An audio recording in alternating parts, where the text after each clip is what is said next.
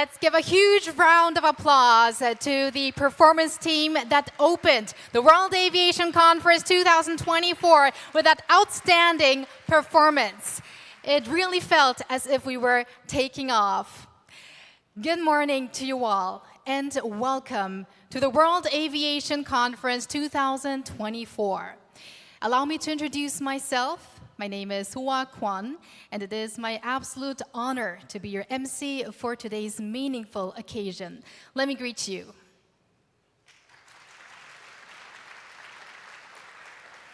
Thank you very much.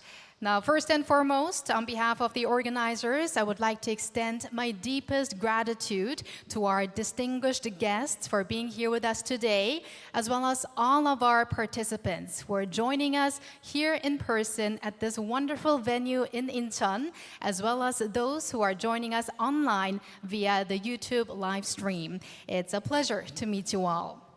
Now, as you saw in the earlier opening performance, our theme for this year's World Aviation Conference is a new way forward, turning uncertainty into opportunity. Today, we are joined by many global opinion leaders and industry professionals from the aviation sector, and I believe everyone here will resonate with the theme. The aviation industry has faced a significant crisis due to the unprecedented COVID-19 pandemic. During these challenging times, many of you have made considerable efforts in your respective positions to navigate the changes our industry faces and to chart a course forward. So we are gathered here today to transform this crisis into an opportunity. This year marks the 7th World Aviation Conference, which will explore the theme, Innovation and Challenges for the Rebound of the Aviation Industry in an Era of Uncertainty. We will examine the evolving post-pandemic industry trends and engage in discussions with aviation experts on fully recovering and surpassing pre-crisis growth levels. Over the next 2 days, this conference will cover 4 key topics: aviation networks, convergence industries, media platforms, and sustainable future in aviation. And we also have a special session featuring travel creator Bunny Bottle, so we encourage everyone to actively participate in our program. Now, without further ado, let us officially begin the World Aviation Conference 2024. I would like to take a few moments to introduce our esteemed guests who are joining us today. So please welcome them with a warm round of applause as I call out their names. 네, 제가 한 분 한 분 호명해 드릴 때마다 여러분 따뜻한 환영의 박수 부탁드리겠습니다. So first, we have Mr. Luis Felipe de Oliveira, the Director General of ACI World. Please give him a big round of applause. Thank you very much. And we have with us His Excellency Eric Teo, Ambassador of the Embassy of the Republic of Singapore.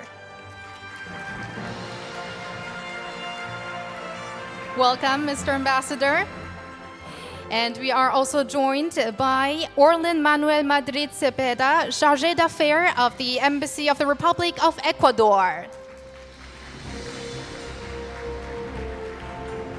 Thank you very much.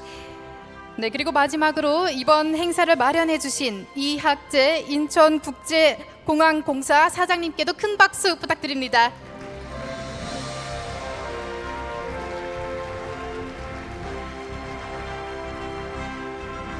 네, 고맙습니다. Thank you very much to all of you for being here with us today. And I have to say there are many guests I would like to call upon, but due to time constraints, we regret that we cannot introduce each and every one, so we kindly ask for your understanding.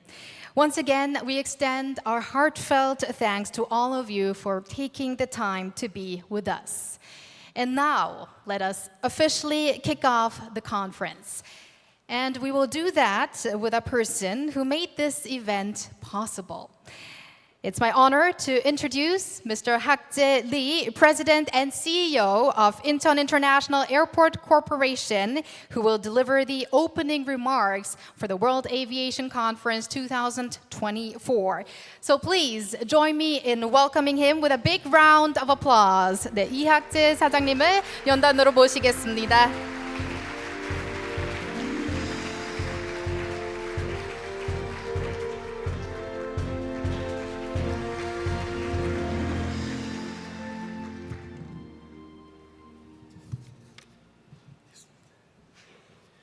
Good morning, ladies and gentlemen. My name is Hak-jae Lee, President and CEO of Incheon International Airport. First of all, with open arms, I'd like to extend to you all a warm and heartfelt welcome. And I'd like to thank my dear friend, Mr. Luis Felipe de Oliveira, Director General of ACI World. We are truly privileged to have Felipe here today. Kindly, Felipe chose the World Aviation Conference as his last official overseas event before his retirement. He has been my friend, inspiration, and excellent companion. I will never forget his achievements and contributions to the airport industry. And I am sure all ACI members will remember Felipe as a truly great DJ. Ladies and gentlemen, please join me in giving my friend Felipe a big round of applause.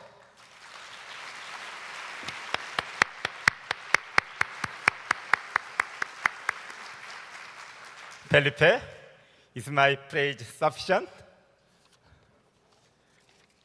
I'd also like to extend my special thanks to the distinguished speakers who have accepted our invitation. I am sure that they will provide us with invaluable insights and ideas throughout the sessions. To all the participants who have traveled from abroad, I am truly grateful for your valuable time. I also appreciate your contributing to our passenger arrival numbers this week. Distinguished guests, we are all delighted to see the strong rebound in air travel demand this year. Incheon Airport is experiencing rapid passenger traffic growth. We expect to welcome over 70 million passengers in 2024, marking a complete victory over the pandemic crisis. I find myself often smiling as I see the terminal bustling with activity, a stark contrast to the emptiness of the airport not that long ago. To overcome the pandemic, we have engaged in continuous cooperative efforts.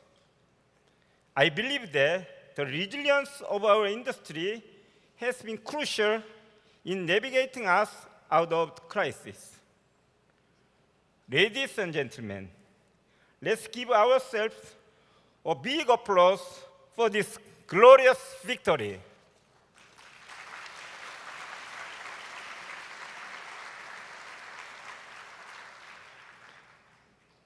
Now we are at a critical turning point, where we restart a new journey based on the regained growth momentum. However, we are also surrounded by uncertainty. Ongoing geopolitical conflicts persist, and economic and regulatory environments are evolving at a rapid pace. To capture opportunities within these uncertainties, we must innovate. In this context, we have established Vision 2040 to guide Incheon Airport through the unpredictability and to adapt to the ever-changing business environment. Our new vision, Beyond an Airport, Changing the World, reflects our ambition to lead industry change through digital transformation and the creation of new value. I am excited to share more details about our vision in the keynote address that will follow this opening. Ladies and gentlemen, and distinguished guests, we are hosting the World Aviation Conference to exchange views and ideas on key issues facing our industry, and more importantly, to build friendship with participants around the world. We are prepared not only informative sessions for you, but also delightful food and drink. I hope this 2024 WAC leaves you all with lasting memories and joy. Thank you. Thank you very much to President Hak Jae-lee for opening up today's event with your warm and insightful remarks. We truly appreciate your efforts in creating this valuable platform for sharing the expertise and insights needed for the recovery and growth of the aviation market. And also, as mentioned before, I hope that today's event will be a milestone in the advancement of our aviation industry. And now we will proceed with the first keynote speech, as President Lee has already hinted. To make this meaningful session even more memorable, we have incorporated graphic recording technology. So throughout the keynote, you will be able to see the content of the speech expressed both in words and illustrations on the screen.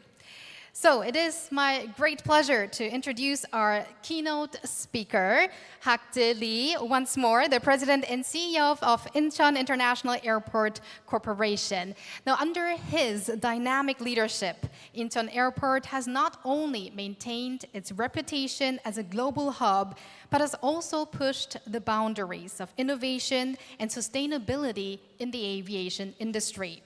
So today, Mr. Lee will present Incheon Airport's Vision 2040, sharing the key plans that will guide the future of the airport. So please, once more, welcome him with a big round of applause. 네, 사장님 무대 위로 모시겠습니다.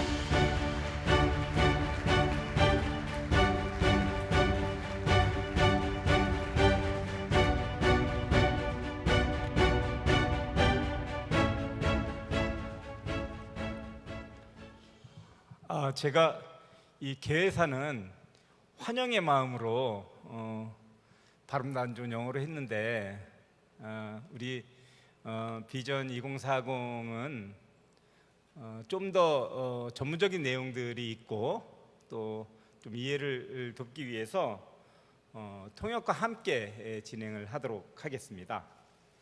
안녕하십니까, 인천국제공항 사장 이학재입니다.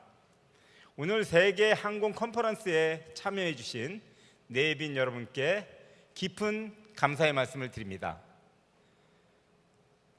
여러분은 인천공항에 대해서 얼마나 알고 계십니까? 인천공항은 바다를 메꾸는 대공사를 시작한 지 불과 8년 5개월 만인 2001년에 연간 여객 3천만 명 규모로 성공적으로 개항하였습니다. 뿐만 아니라 세계 공항 서비스 평가에서 12년 연속 1위를 하는 등 1등 공항이 되었습니다. 이처럼 항공교통 시설로서의 기본에 충실한 공항, 안전하고 신속하고 편리한 공항, 우리는 이를 인천공항 2.0이라고 부르고자 합니다. 그러나 우리는 인천공항 2.0에만 머물지 않았습니다. 인천공항은 보다 여객이 만족하는 공항, 진한 감동이 남는 공항, 문화예술공항, 볼거리, 놀거리, 체험거리가 많은 공항입니다. 예를 들어 공항 구역 내 파라다이스나 이곳, 인스파이어 등 엔터테인먼트 요소를 강화하였고 세계 최초로 ACI 고객 경험 인증제의 5단계 인증을 받고 곧 올해 3연속 5단계 인증 예정입니다. 우리는 이를 인천공항 3.0이라고 부르고자 합니다.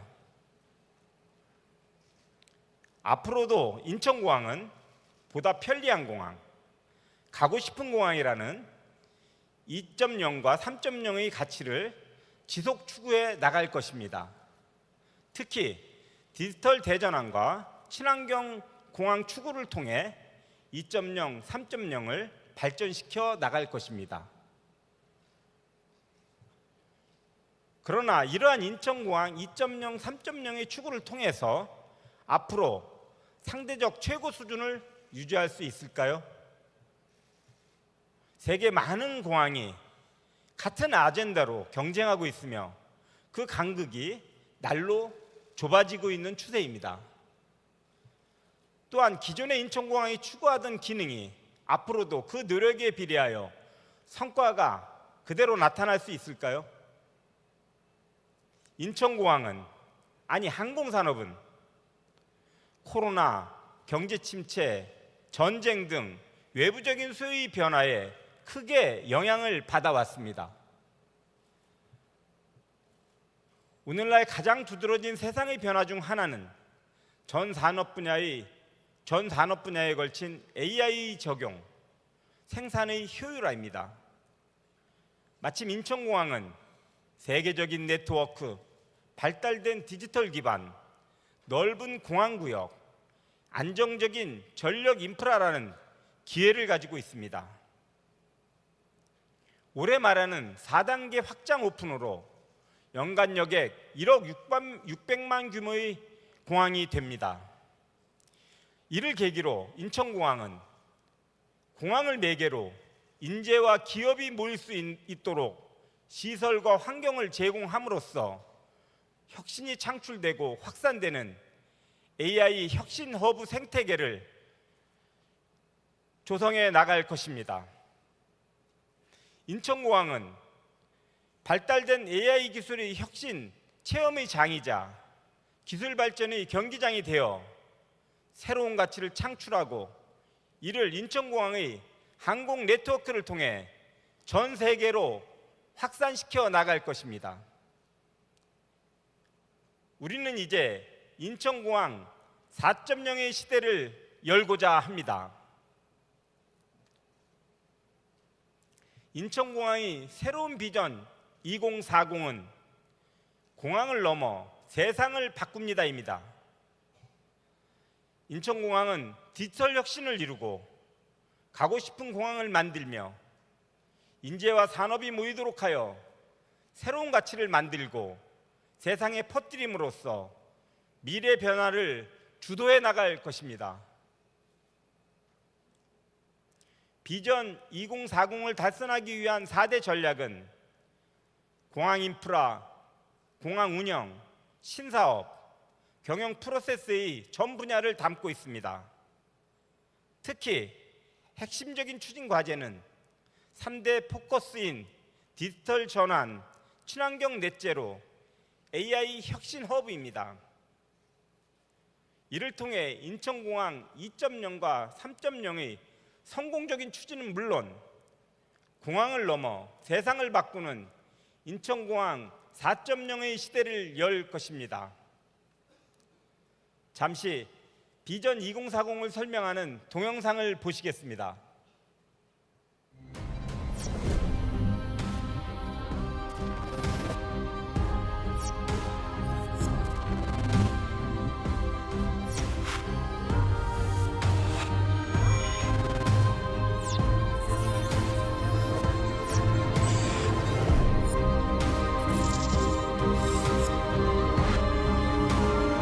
Incheon Airport has been rewriting history, setting new global airport industry standards through continuous innovation.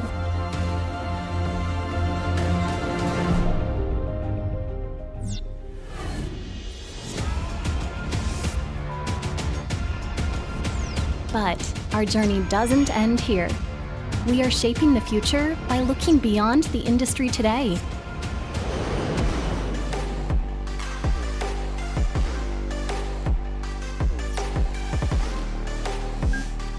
Advancing from a world's top quality customer service provider as a premier air transport infrastructure.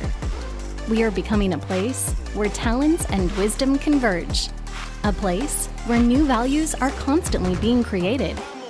Incheon Airport 4.0. Beyond an airport. Changing the world.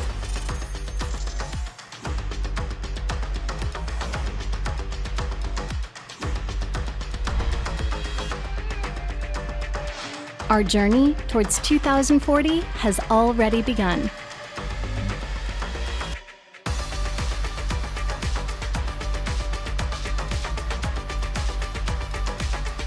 Envisioning the future, we will proudly bring it into reality. Airport is not just a place where airplanes take off. It is now a place where the world takes off.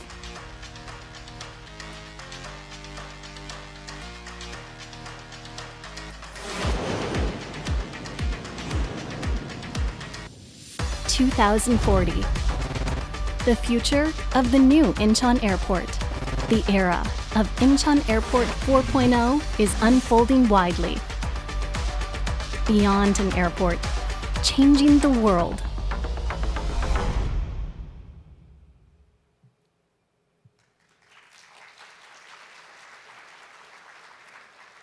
지금까지 이러한 시도는 없었습니다. 이제 우리는 공항을 넘어 세상을 바꾸는 공항이 될 것입니다. 인천공항의 새로운 미래, 관심을 가지고 지켜봐 주시기 바랍니다. 감사합니다. Thank you very much for sharing Incheon Airport's Vision 2040 with us. We indeed look forward to Incheon Airport 4.0 that is going to change the world.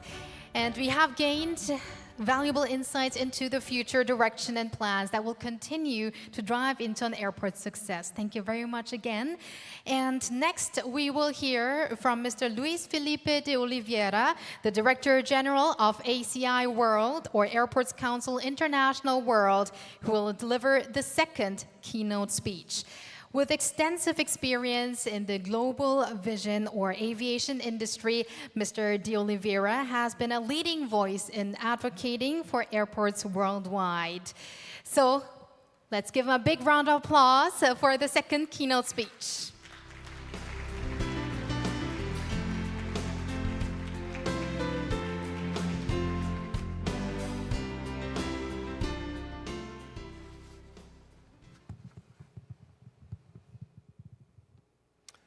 Thank you, and good morning. I really touched me, your speech, Mr. Lee. That's why it was a little bit emotional for me, and I would like to thank you for your words. But let's start to work here a little bit and talk about our sector. And first, I would like to thank you, ladies and gentlemen, for joining us today. Thank you, the whole team of the World Aviation Conference that support this event. I know it's a lot of work behind the scenes, and it's very important to congratulate the work that you are doing. Thank you, Mr. Hang Jan Lee, for your leadership and partnership and friendship all over the years. We are very pleased to partner with you, and despite of my retirement from ACI, I will always feel that I am arriving in Incheon and Korea as my home as well. Well, since 2016, the airport is holding this event, the World Aviation Conference, with a great success. As you see, every year we have an improvement. Every year we are doing better. And it's a great platform as well for us to discuss the aviation sector and bring us together. That is the most important thing. Because for me, being together is the best thing to do as an industry, is the best way to address our issues. It's important as well that we are here in this important hub. That's why arriving in Incheon and working in Incheon I feel like I'm from the world coming to here and talking with you. Well, on behalf of ACI World, that is the voice, the global voice of the aviation sector, I'm honored to be here sharing the state of the industry and showing you how resilient our industry is and how we can support the global economic development. And I have 5 reasons and 5 points that I would like to take for you today, and you understand why. First is my 5th visit to Korea. And every time I come, I'm so happy and so very welcome that I feel really at home here. That's why in this country, I had the opportunity to have friends, to enjoy your food, enjoy your hospitality, and I'm always very happy to be here. That's why it's my 5th time.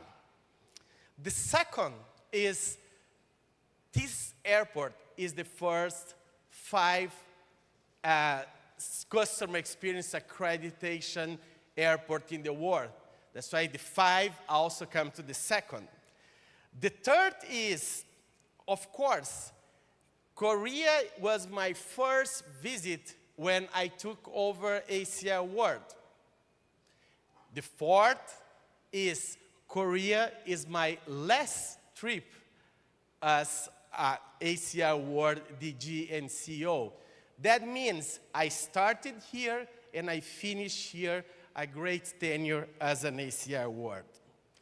That is the 5th one. Aviation is an incredible industry. We, as passionate about this industry, we always had the opportunity to travel the world, visit different places, and of course, we will be able also to interact with the other parts of the aviation ecosystem. This industry is really dynamic. There is no day that there not something different happening. And watching the movie that was very well prepared by the Incheon airport, it's good to see that what we were 4 years ago and what you are seeing now, seeing our resilience in our dynamism, and that is really important. From financial crisis to volcanic ashes, from pandemic to weather conditions and geopolitical events, we are always involved in everything, and you continue to develop and continue to grow. Continue to bring the socio-economic developments for this beautiful world. It's really an incredible industry. Last year, we carried 8.7 billion passengers. And basically, we recovered from 2019 around 94% of our global passengers that we have that year. But as we speak, we already crossed the border of 2019. We already reached the same level of the passengers, and we expect to finalize this year with the 104% of the passengers that we have in 2019. And that is a great opportunity to share that this growth comes from international markets and basically for the reopening of the Asia last year. 2023 was a really year that was really the turning point for the aviation sector. The next one, I would like to tell you that this year, the top 20 airports in the world was announced a couple of weeks ago. Hartsfield-Jackson Atlanta International Airport was the first one in the world with 110 million passengers, followed by Dubai, around 86 million passengers, and Dallas-Fort Worth. For the first time in the history, Dubai International Airport reached the first international hub in the world. And that was a big change from what we see in the different years.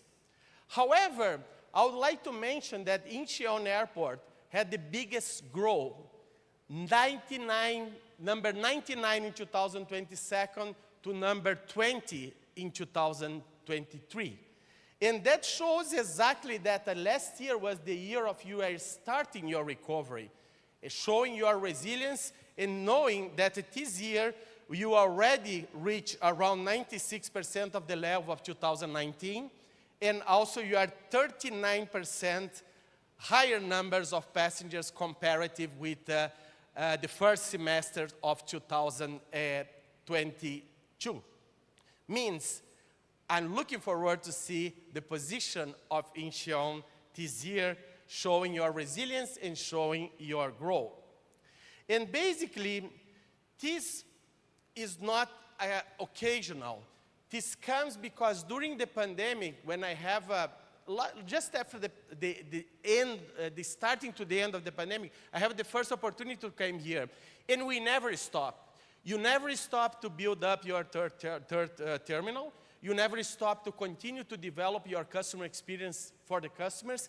And at the end, we are here in a place that didn't exist in 2019. You were built during the whole pandemic. That's why the vision of the future of the aviation to turn the airport as destination is something that is really impressive and very important as well. Well, as I mentioned, the international traffic is shifting. We have the world growing, and we will have in the future 2 times more passengers that we have today. But that comes also in a place that the development markets or the mature markets will grow in a different pace compared with the markets that are developing a little bit faster. And that's important for us that needs to continue to focus on the passenger. The passenger first will be the main reason for us to continue to grow. As you can see here, in 2020, we lost 20 years of the aviation developing in 1 year. 2020 was a tough year for us. We have around 40% of the passengers that we had the year before, 2019. But quickly, in 4 years, we are now fully recovered. And the most important, we will double the size by 2042, and will be 2.5 more in 2052. And that growth will come especially from Asia Pacific and Middle East. That's why this region, this part of the world, will be the big engine for the aviation sector. And to do that, we need to have a lot of investments. $2.4 trillion will be invested in the industry, not only to cope with the development of the infrastructure that we need, but to adapt the sustainable aspects of the industry and also to increase the use of technology. I'm quite sure that the industry will double the size, but we won't double the size of our buildings. That's why technology will play a key role. And of course, this growth, as will be much more effective in this part of the world, probably 60% of these investments will come from here and from this region. It's important to mention the passenger. The passenger is very important for us. With the growth of the passenger, we need to improve the customer service because around 49% of the revenues come from non-aeronautical sources. That's why basically things that are linked with the passenger. In terms of the world, the global average is 40%. That's why this part of the world is more developed on that and more focused on that as well. In Asia Pacific region, the share of the retail concessions also reached 44%, compared with the 26% in the global average. Again, the passenger will be a key opportunity for us to continue to grow, a key opportunity for us to continue to develop the sector. And if you need to see as the whole aviation ecosystem as a part of this development of the aviation sector. There is a lot of focus on net zero carbon emissions. We are the first world organization for the aviation sector that set up an ambition target aspirational target that to have our airports net zero target emissions by 2050. However, the environmental is a part of this process. We need to think about the social and government, social and economic development that our airports brings to our economies. And that means if you are able with the aviation sector that today represents 10% of the global economy, bring people out of the poverty, we will improve the education of the people, and in the relation with that, we will reduce the pollution of the world as well. That's why the ESG that I will mention a little bit later is crucial. To do that, of course, ACI is in their journey with you, a journey with our airports. We have some guidance material that you promote, and of course, helping the airports to build their roadmaps to this journey is very important. It's also very important that you mention and you think about ESG. Today, airports around the world are compared with, because we have a runway, we are compared with a highway. Because we have a station, we are compared with a train station. Because we have a mall inside of our buildings, we are compared with the malls. We need to have a framework that compares airports with the airports, and that brings the opportunity to the airports to look at their own finance, their reach, the green finance that will cope with this $2.4 trillion that we need to invest. New alliances are very important. As I always mention, we need to work together as an industry to cope with the noise complaints, to cope with the sustainable aviation future that includes new sources of energy. We need to work together. And ACI is joining forces with Airbus on this process as well. Finally, technology. $6.8 billion was expected to be invested in technology only this year. 93% of our members believe that we will grow these investments for the future years as well. Technology will play a key role. The technology will play a key role to continue to attract people to work in our buildings, to work with the aviation sector. However, we also replace some professions that the people don't expect to do in the future. To improve the seamless process, to improve the ability to move passengers in the same building with more efficiency. That's why efficiency, investments, and technology will play a hand-to-hand approach in the future. We are an industry of people. That's why people first, from our employees to our customers. If we want to double the customers, we need to have these customers satisfied. And I think we have a great example here in Incheon about how we can do that. We need to continue to focus on customer excellence because the passengers will be the key ones that will deliver what you expect for the future. ACI is looking for the continuity of our ASQ program, that is Airport Service Equality. For the first time in the history, we reached 420 airports in the program, and in addition, we have more than 100 airports in the accreditation program as well. And now, as we are coming to the end, I would like to tell you that during my tenure, in my last 4.5 years, ACI had a great expansion. We reach now 2,110 airports in the world. We are in 169 countries, and basically, we represent 96% of the global traffic.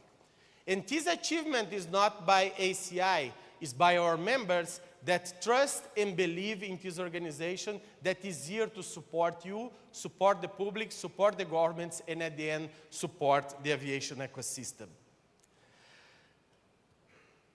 Aviation is a fantastic business. Aviation is a great opportunity for us to continue to develop the sector, to continue to develop the economies. That's why I would like to thank you for your time, and let's continue to focus and let's continue to work in this fantastic industry. Kosohamida.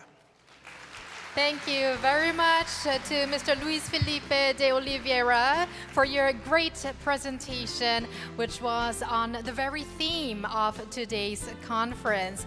And we could catch not only a glimpse of Incheon Airport's new vision, but the global efforts to revitalize the aviation industry and overcome its challenges.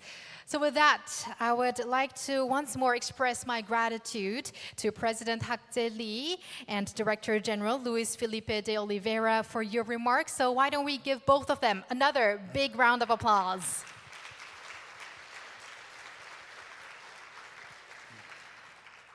And now to wrap up the opening ceremony, we would like to take a group photo to commemorate this special moment. 네, 개회식의 마지막 순서로 이 자리를 기념하는 사진 촬영이 있겠습니다. So first, I would like to ask President Hak Jae Lee and Director General Luis Felipe de Oliveira to please come up to the stage. 네, 먼저 이학재 사장님과 그리고 루이스 필리페 데 올리비에라님과 함께 두 분께서 사진 촬영을 먼저 진행하도록 하겠습니다. So please get to the center of the stage for the commemorative photo and smile big into the cameras in front of you. All right, 1, 2, 3, smile. And to make this moment more special, why don't we all give them a big round of applause?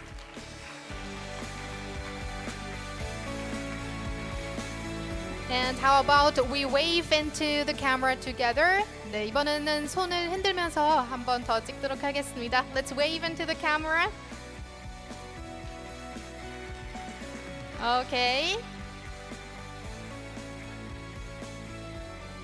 Okay, thank you very much. And please stay on the stage. 네, 무대 위에 계셔주시길 바라겠습니다. I would now like to kindly ask our guests seated in the front row and also our speakers to all come up onto the stage for the next photo. 네, 이번에는 저희 주요 외빈 여러분 그리고 연사분들께서 잠시 무대 위로 올라와 주시면 감사하겠습니다. 앞줄에 계신 분들 이제 함께 촬영하도록 하겠습니다. 네, 무대 위로 올라와 주시기 바랍니다. Please come forward for our commemorative photo with our distinguished guests and also all of our speakers for today's conference.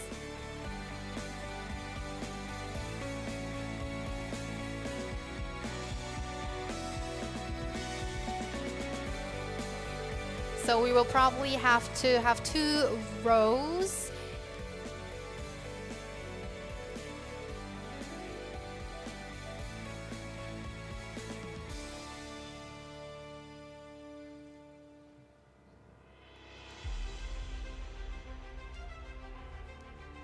네, 저희 계단 하나 내려오시고요. 네, 2줄 아마 지금 많은 외분분들께서 함께하고 계셔서 3줄로 찍어야 될 것 같습니다. So we're going to have 3 rows and please make sure that your face is seen in the front. And we have our official camera person in the center. So please follow his directions.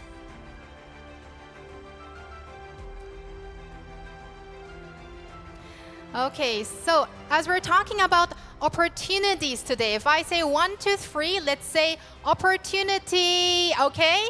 1, 2, 3, opportunity. Okay, please join them with a big hand. 네, 여러분 박수와 함께 이 소중한 순간을 함께 해주시면 감사하겠습니다. Now wave into the camera together. 네, 그리고 마지막으로 다 함께 박수와 함께 마지막 사진 촬영을 하도록 하겠습니다. Please applaud together for the last photo.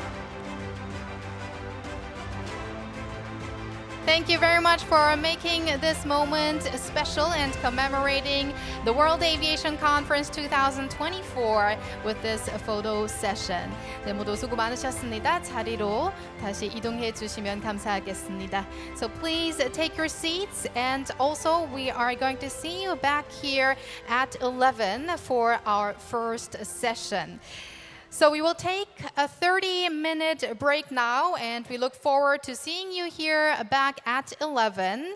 And for your information, if you take the escalator to the second floor, you can witness Aurora Road with its magnificent LED pillars. So feel free to go up and enjoy the beautiful LED road with the branding of the World Aviation Conference 2024. It is a great photo spot. And also additionally in the lobby, there is an exhibition wall showcasing the 4 business areas of Incheon Airport, along with a popular photo booth where you can take an aviation shot. You'll know what I mean once you get there. So please enjoy the features during your break. 네, 휴식 시간 동안 로비 에스컬레이터를 이용하셔서 2층으로 올라가시면 멋진 LED 기둥으로 이루어진 오로라 로드를 보실 수 있습니다. 네, 관심 있으신 분들은 올라가셔서 기념사진 촬영을 하셔도 좋을 것 같습니다. 네, 또한 로비에 인천공항의 4개 사업 분야를 기록해 놓은 전시월, 그리고 요즘 유행하고 있는 항공샷을 찍을 수 있는 인생 4컷 부스와 포토존이 마련되어 있으니 네, 여러분 많은 이용 부탁드리겠습니다. 네, 모두 천천히 이동해 주시길 바라겠습니다. We will see you again at 11 a.m. for the first session. 그럼 11시에 다시 첫 번째 세션에서 뵙겠습니다. 감사합니다.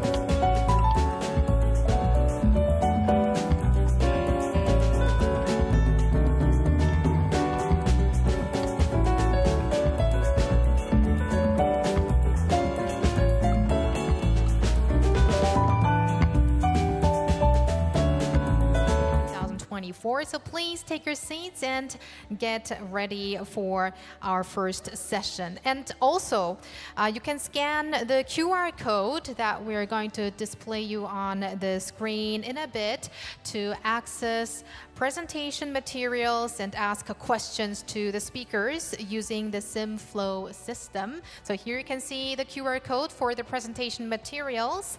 And also questions will be collected through the SimFlow app. So please engage with a lot of questions to our speakers and also the following discussion.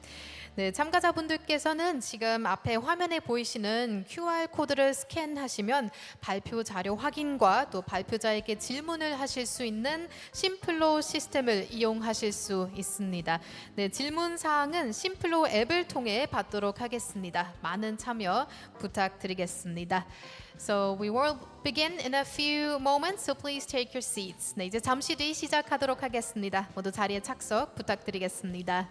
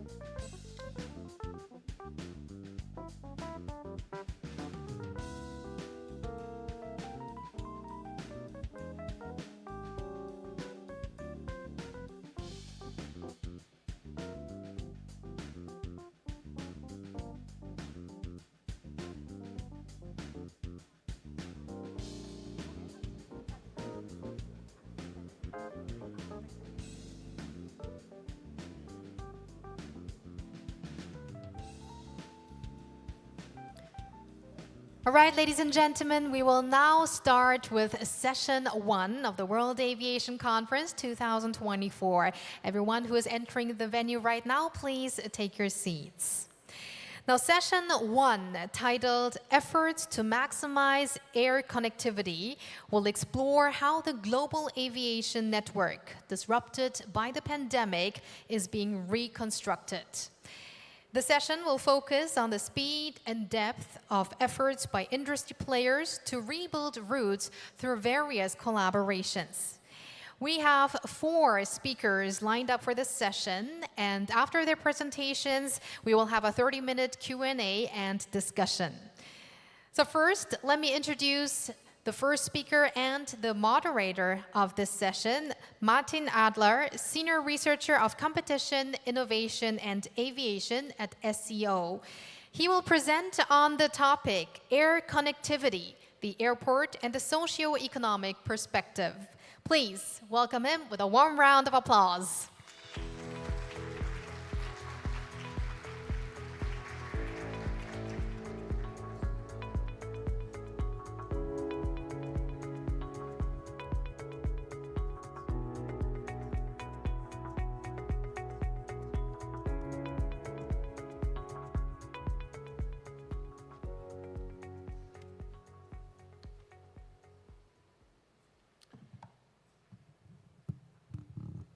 Ladies and gentlemen, it's a great pleasure to be here with you. It's a big thanks to Incheon Airport for inviting me today to talk to you about air connectivity, a topic which is very important to all of us.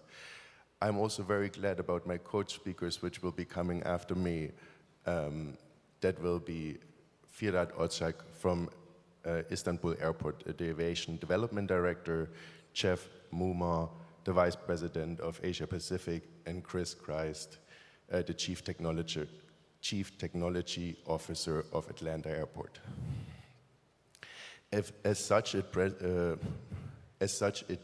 offers itself to be going to be a very interesting discussion, which is going to cover the entire breadth of what connectivity means, well beyond just air connectivity. I will give the introductory presentation, and I will cover what connectivity is in terms of air connectivity. I will therefore lay the foundation of what's going to come afterwards, and I will present furthermore the introduction into what is the socio-economic perspective on air connectivity. Why me? Yeah, I am a researcher, senior researcher at SAO Amsterdam Economics in the Netherlands. We do a lot of studies which deal with connectivity, but also with the socio-economic importance. So, without further ado, let me drop into what is the agenda of my talk. I will first define the types of connectivity, which most of you will be very familiar with. I will then talk about the developments of connectivity, which I abbreviate here with CNU. It's the measurement matrix of connectivity. I will talk about this at Asian hubs or in the Asia-Pacific region. Then I will talk about the relevance of connectivity from multiple perspectives, spanning from airport, airlines, and the socio-economic perspective. And then I will talk about more composite connectivity measures or advanced connectivity measures, and I will talk about their relevance and how you should understand them with respect to the more basic measure. Starting, direct connectivity. Direct connectivity is also the most straightforward measure of connectivity. It is essentially a direct measure of the productivity or the supply function of an airport itself, and hence for one of the more important metrics. It also almost one-on-one corresponds with the number of departing flights from an airport. You can see I give here the example of Incheon Airport, the red dot, and you can see practically with the connecting lines on where this is connecting to. Indirect connectivity is the number of onward travel destinations from the next destination you can reach. So it practically means to what extent your own airport connects you to the world. Indirect connectivity together with the direct connectivity, so the sum of the two, is usually called airport connectivity. I won't go further into this just as a definition question. And then lastly, it's hub connectivity. Hub connectivity is very different from the other two, as it presents practically the hub function of an airport, or it actually measures the hub function of an airport. Not all airports, or the minority of global airports, will be considered hub airports, Incheon being one of them. Hub connectivity therefore measures the onward travel ability at the airport in question. Please keep in mind that not all connections will present an onward travel opportunity. For example, consider the case of low-cost airlines. Low-cost airlines will not provide the ability to foster onward travel. Similarly, airlines which are not in a code-sharing agreement or are not within an alliance will not usually allow the onward travel to another airport. So therefore, when you're calculating indirect connectivity, when you're calculating hub connectivity, you're mostly focused on possible alternatives within a time frame which is reasonable as a transfer passenger. Here I show you, and please excuse, I can imagine the numbers are relatively small in the back. Here I show you the connectivity outcomes in line. I'll get to indirect and hub connectivity in a second. The connectivity outcomes of some of the major Asian hubs in comparison.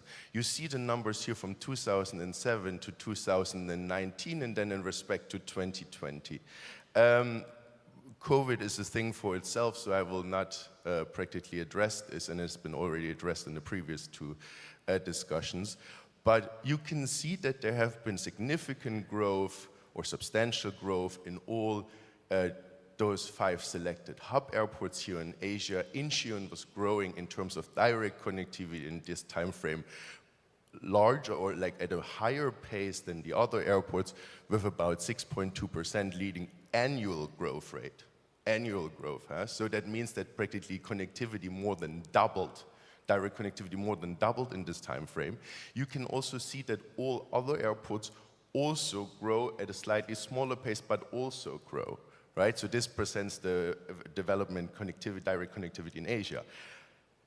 If you compare this with what I show below, which is not a direct connectivity measurement, the number of destinations, you can see that that connectivity grows at a larger pace than the number of destinations. This makes sense because to try out a new destination is much more risky from an airline perspective than it is to fly well-established routes, right? I want to show this only the number of destinations because I always consider that other metrics which are attributing to CNU are also very interesting to look at. For example, you could show the same thing for the number of international destinations which are reachable and the development over time, which is also very instructive. So CNU should be often seen with key other performance indicators or key other connectivity measures in conjointly. Now to indirect connectivity on the top and hub connectivity below. You see that indirect connectivity is always going to be a multitude of the direct connectivity. You can see that it's also growing. It will be growing in a correlated pattern with direct connectivity, but it's not a perfect correlated pattern. As you can see in the case of Japan, Narita Airport, while it has growth also in the direct connectivity, does not have the same growth pattern in indirect connectivity, which means that the quality of connection over the time frame is practically deteriorating. And that also tells you that you can influence both patterns through different measures. So they do not need to move in lockstep, but they usually do move in lockstep. Hub connectivity, one of the main airports here, you can see is also very large, Incheon being one of the larger hub airports here within the region. Take into account that hub connectivity is the least correlated with the rest and also is driven by other parameters. I come from a place, I practically resident of the Netherlands, come from an area where nowadays the hub connectivity of an airport is being questioned. I know that this in Asia Pacific is not the case, but it is often nowadays asked, why do we provide hub connectivity? And the answer is actually relatively clear. It's by practically allowing for more direct connectivity. All right. This already foreshadowed some of the discussion which I'm going to present now, which is on the relevance of CNU. To me, the relevance CNU is always from the perspective of who is asking. You can ask from the airport side, and I'm very happy that Firat will talk about this in a few minutes. From an airport side, it's the supply side measure. It's practically what you do and how you're providing practically connectivity to the world. It's the most direct measure of such a thing, right? It is really helpful to compare CNU in terms of other key performance indicators. How does this compare to my cost? How does this compare to my revenue pattern? How does this compare to my profitability? And here maybe it's also the best point to say, so since I'm talking about a session which is addressing the efforts to maximize CNU. From an economist point of view, it is less about maximization and it's more about optimization. Different CNU patterns will go hand in hand with different revenue and cost patterns. So for example, we know that practically a runway is an indivisible supply side practically asset. So building a new runway will then have to be used, right? And a runway is an input to a connectivity outcome. Therefore, you should practically think about in terms of the inputs which you're using to achieve a certain output. That is the economist point of view. From an airline, the airline cares about, or like, from what I understand, the airline would care about the CNU because it measures the relevance of its own holdings at a certain airport. You can imagine that a home carrier will always hold a dominant share or almost dominant share of CNU at a certain airport. Next to that, it is in combination with its alliance partners and code-sharing partners that it will be offering CNU across the globe. So practically it's the quality also of the alliance which is practically portrayed in the indirect connectivity. Lastly, socioeconomics. From a regulator's point of view or from a policymaker's point of view, CNU is an interesting metric because it practically measures the functioning of the airport, which you will probably be partially shareholder of, right?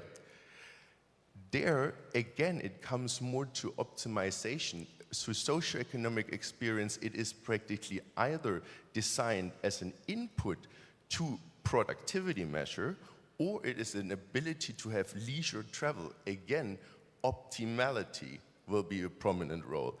And I'll highlight this in the next slide. You will here see an output of one of the upcoming reports of ACI Europe, which addresses the impact of aviation in Europe. This is only a small figure there, and you can see over the last 15 years, what were the developments in GDP, passenger numbers, CNU, and cargo.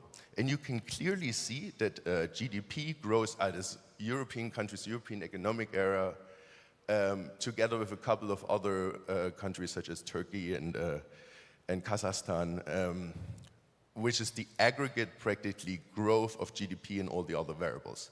And you can see they all grow. GDP grows by more than 65%, passengers grow by 63%, CNU grows by 24%, and cargo, I don't know, 22%. They all grow at the same, they are highly correlated, but what is noticeable is that PAX grows at the same pace as GDP. This has something to do because passengers is practically an attribute as a reverse of productivity. It is that we're getting richer, that we're having higher utility in our lives from increased GDP, that we're able to travel. This will be the direction of causation. CNU is a supply side measure, therefore it will actually be the other way around. We create connectivity to increase GDP. Right? So all of those measures are connected, but the question of causation has been in ongoing discussions for at least the last 40 years within the scientific framework. And then what you can also see is the disentanglement, or lately the disentanglement between CNU and passengers. And this is a sign of how much more efficient we have become in transporting passengers. We have practically more passengers per plane. We have seat configuration which allow more people to travel, and we're traveling with planes which are much more efficient, much in line with the previous speaker, especially Mr. Oliveira, at the question of sustainability, of practically providing the same value outputs or higher value outputs, while at the same time acknowledging practically finite resources will become more and more important. And you can see that things are going in the direction, but further efforts are clearly needed, right? I'll skip the cargo, and I move to my last slide. So,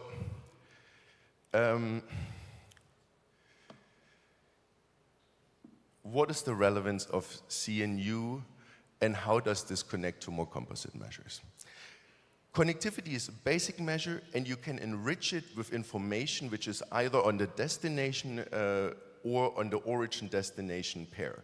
The most easy example, and it's not so simple after all, is if you connect it with some sort of economic attribute of the destination region. Let's say GDP, employment, population. This has been done for at least 30 years. However, there's a warning. If you do this, you're practically combining two things which are moving both over time. So, especially in Asia, where we have seen substantial amount of growth in terms of GDP, right, and in terms of employment, changes in employment, when you combine CNU measures and GDP measures into one measure, you will be left wondering to yourself, which am I observing the change over? Right? So you could have a growth rate of 3% of a composite measure, but you're wondering to yourself, did one grow and the other shrink? Did both move relatively in lockstep?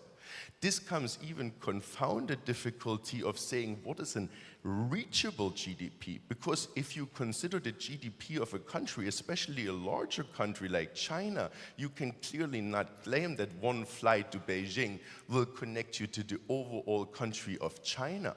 So then it becomes a question on what area of GDP are you talking about? And this will differ between airports, this will differ between time periods. And you see, therefore, my words of caution versus using these kind of composite metrics. These composite metrics are complicated, and the definition of them answers very specific questions, whereas connectivity answers a broader question and should never be ignored. It is the connectivity measure practically which gives the basis to our understanding. I'll show you here on the left side, and I think it's not there for understanding, it's just on showing on how complicated it gets. There is two-sided measures. We developed one for ACI Europe lately, which is called the Power City Index Connectivity Measure. It measures the sectoral linkages between industry stakeholders. We know that connectivity is used for multinational corporations to travel back and forth and thereby link those partners. And Chris will later talk about also a little bit on how this relates to practically the wider connectivity discussion. And you can see that practically if you showcase those connectivity linkages, which are also represented within those multinational corporations which are housed there, you get a very interesting CNU practically output, a new measure. But at the same time, it no longer tells you anything about the consumer value. It tells you no longer anything about the leisure value. It is then only about sectoral linkages. And I will stop there and say that practically pure CNU measures, basic connectivity measures should always be the basis for understanding. They are highly relevant for all the stakeholders. And therefore, I'm really glad and very much looking forward to hearing more in-depth comments by our next speakers. I think next will be Firat. It will be very good to hear from you. Thank you very much. Thank you very much, Mr. Adler, and thank you for introducing us to the various types of connectivity, and your presentation made us look even more forward to the discussion later on that you're going to lead. All right, let's give him another big hand. And I would now like to introduce our next speaker, Firat Okek, Aviation Development Director at Istanbul Airport, with a presentation titled Istanbul Airport as a New Gateway to the World. Let's welcome him to the stage with a big round of applause.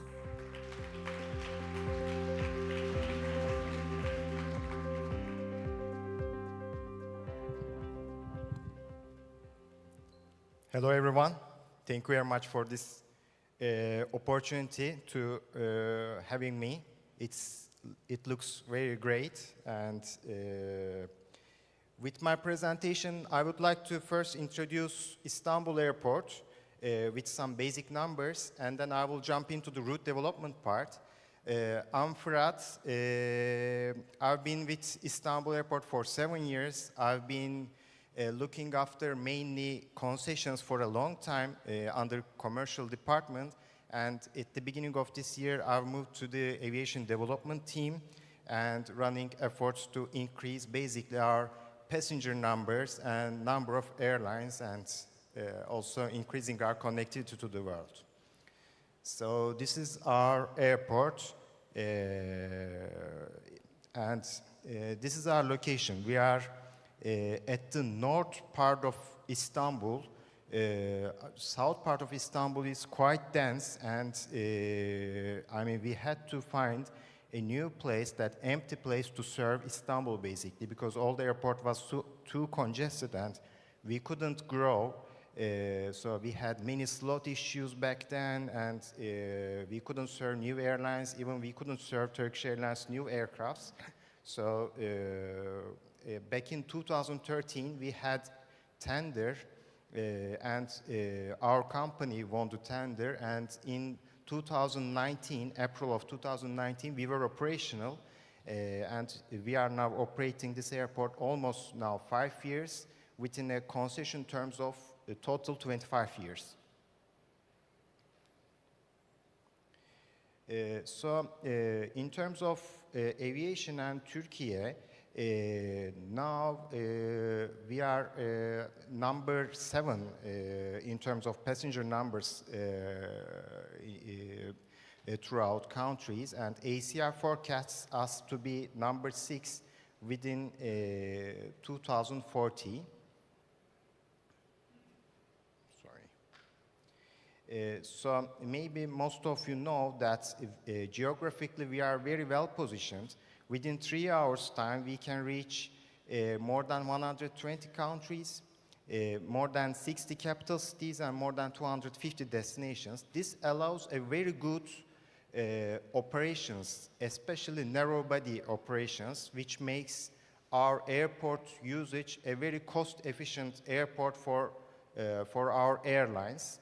I mean, within a narrow body range, we may cover all the Europe, most of the Africa, and many of the Asian cities.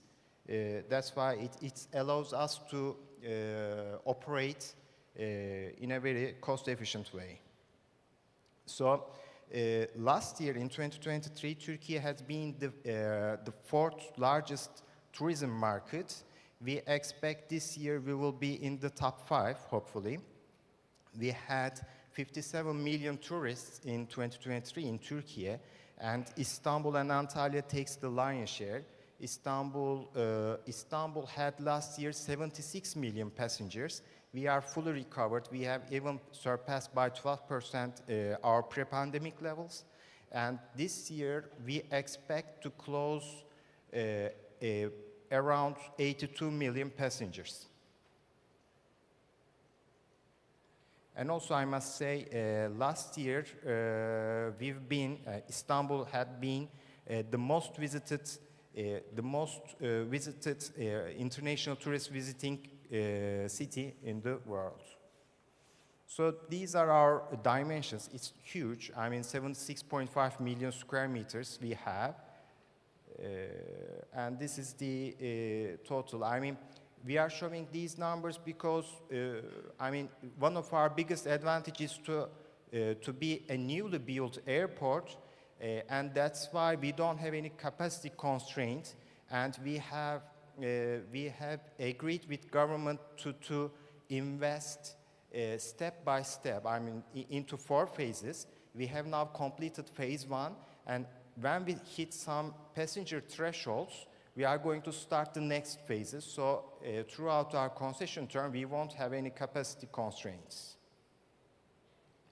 So these are some of our figures from our commercial area. As Luis Felipe said in the morning, now we are also comparing airports to shopping malls, and we do the same actually. I mean, we do have 55,000 square meters of duty-free area. I mean, this is bigger than most of the malls actually. We have all the brands, from the very luxurious brands to the very affordable brands as well, to serve all kinds of tastes, basically.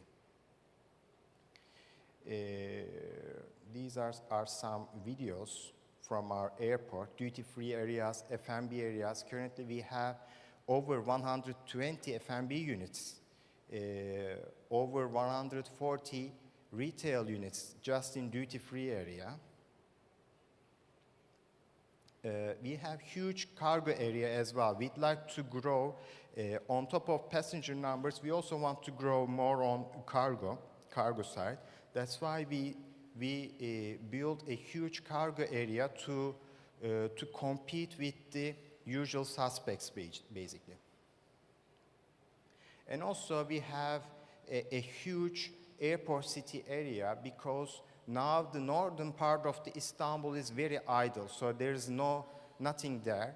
But in the coming years, we believe that the city will grow together with the Istanbul airport's growth. The city will grow as well, so that we reserve some airport city areas that will be free trade zones there, commercial zones, hotels, shopping malls, etc., so that we reserve these airport city area as well. And you can see the master plan of our airport here. Currently, we have the big terminal building and 3 independent parallel runways currently operating. Also, sustainability is also a very, very important aspect of Istanbul Airport. Since we are newly built, of course, from sustainability perspective, we are very advantageous, because we used all the new materials, all the lighting with LEDs, etc. So our terminal is the biggest building that's certified by LEED Gold. So we are benefiting from these as well. Now I want to jump to the airport aviation development department. This is my team, lovely ones, so maybe you know them. Currently, we serve 129 airlines, and out of this number, 107 is scheduled airlines. We are very proud of this number, because this number is this number makes us one of the highest number of airlines serving airports. We do have 316 destinations thanks to Turkish Airlines' extensive network.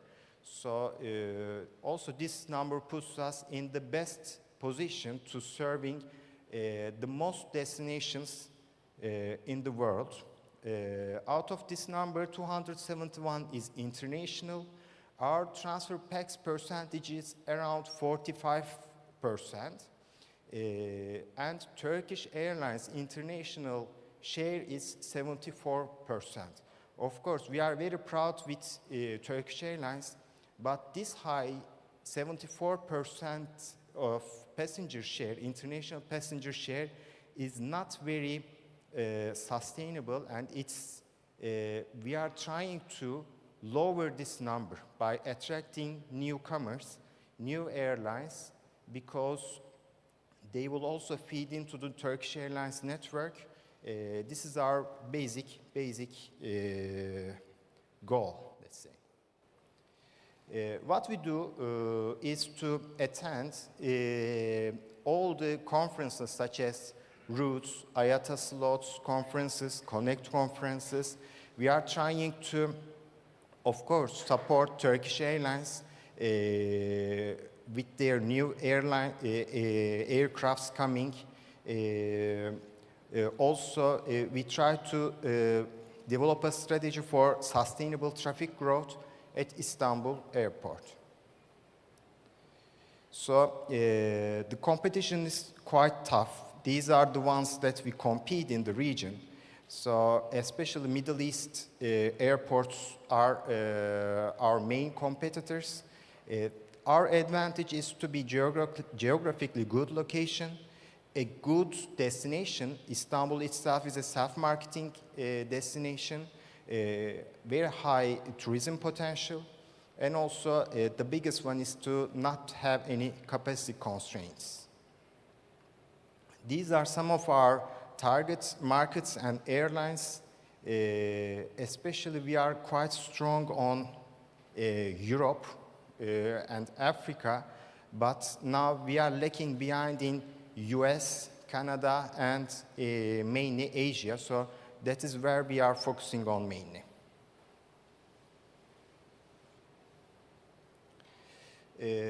When we go to the airlines, we are proudly showing this slide to them. So even though we are a newly built airport, we are quite cost effective, and we are quite a cheap airport in terms of aviation fees. So these are some benchmarks compared to our competitors. We are trying to be offering the lowest fees to them so that we would attract them to start operations in Istanbul Airport. That was for narrow body, and this is for wide body charges. So I want to show you some examples, some projects led by our team, what we do with this leading efforts of route development and aviation development. So what we do is, what we did back in 2022 was to regional airport workshop. And what this achieved is to bring, for example, when we go to the routes events, IATA slot events, or Connect events, what we get from airports, small regional airports, they want to be in touch with Turkish Airlines because they have so extensive network in Europe mostly. They want to get access to them, and they want to bring Turkish Airlines to their airport as well. But they don't have that much time, and Turkish Airlines representatives don't have much time. So what we did was to gather all those regional airport executives in Istanbul, and we took Turkish Airlines executives to Istanbul as well, and we made the small routes just for the regional airports as well. So this was very nice event, and they were very happy about that. And Turkish Airlines started started operations to some of these regional airports. Of course, we are participating to routes in all routes events, and we hosted 2023 World Routes in Istanbul. It was a very good event. It was the biggest delegation event in the routes history, and all the participants were very happy about this. Also, we do care about our relationships with our sister airports. Currently, we have 8 sister airports, and Incheon is one of them. And especially in Asia, the relationships is quite important. That's why in each year, we, together with our Chief Executive Officer, we try to make a Asia roadshow. And this year, hopefully, we will do the same. These are some of the ceremony signing events in our sister airports. Also, China market is quite important for us, like all of the other airports. That's why we executed the plan showing that we are a Chinese-friendly airport, because when we look at our tourism numbers, we see huge growth in China, Chinese tourists coming into Turkey. So what we did was to make our airport a Chinese-friendly airport. What we did is basically we also put some Chinese-speaking people to help them out basically throughout their journey in our airport. We know that the hot water dispensers are quite important for them. We put some hot water dispensers and cold water dispensers free of charge for them to use, like all other users as well. And also, we introduced Chinese signage throughout our airport. These are some of the gift ceremonies that we do serve for the first flights and first passengers. And also our last product that we have introduced was the IWC. This is a partnership with Trip.com. And what we do is when a passenger buys a ticket from Trip.com and makes a transfer in our airport, for example, a Chinese passenger bought a ticket from Shanghai to, let's say, Amsterdam, and making a transfer in Istanbul airport. So they are offered a QR code in our airport, even though there is no JV or interline agreement between his two airlines. What we do is they are offered by Trip.com a QR code. So what they do is they come, land at Istanbul airport, they go through a fast track point with this QR code, he gets his baggage, go to the upper floor, departure floor for his next destination. He is using a dedicated specific check-in for through that QR code, and then he is using again our fast track. So it's a smoother process. I mean, like self-transfer process. Even though there's no interline or JV agreement between his two airlines, he can make self-transfer much easier in our airport. And thank you very much for listening to me. I will be gladly answering your questions. Thank you very much for your thorough presentation that gave us a great overview of the achievements as well as the plans of Istanbul Airport as a new gateway to the world. Let's give him another big round of applause.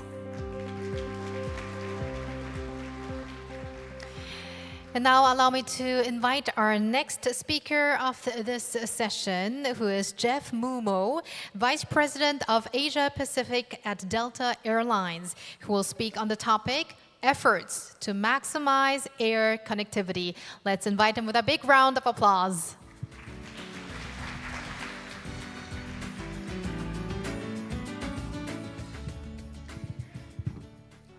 Well, thank you.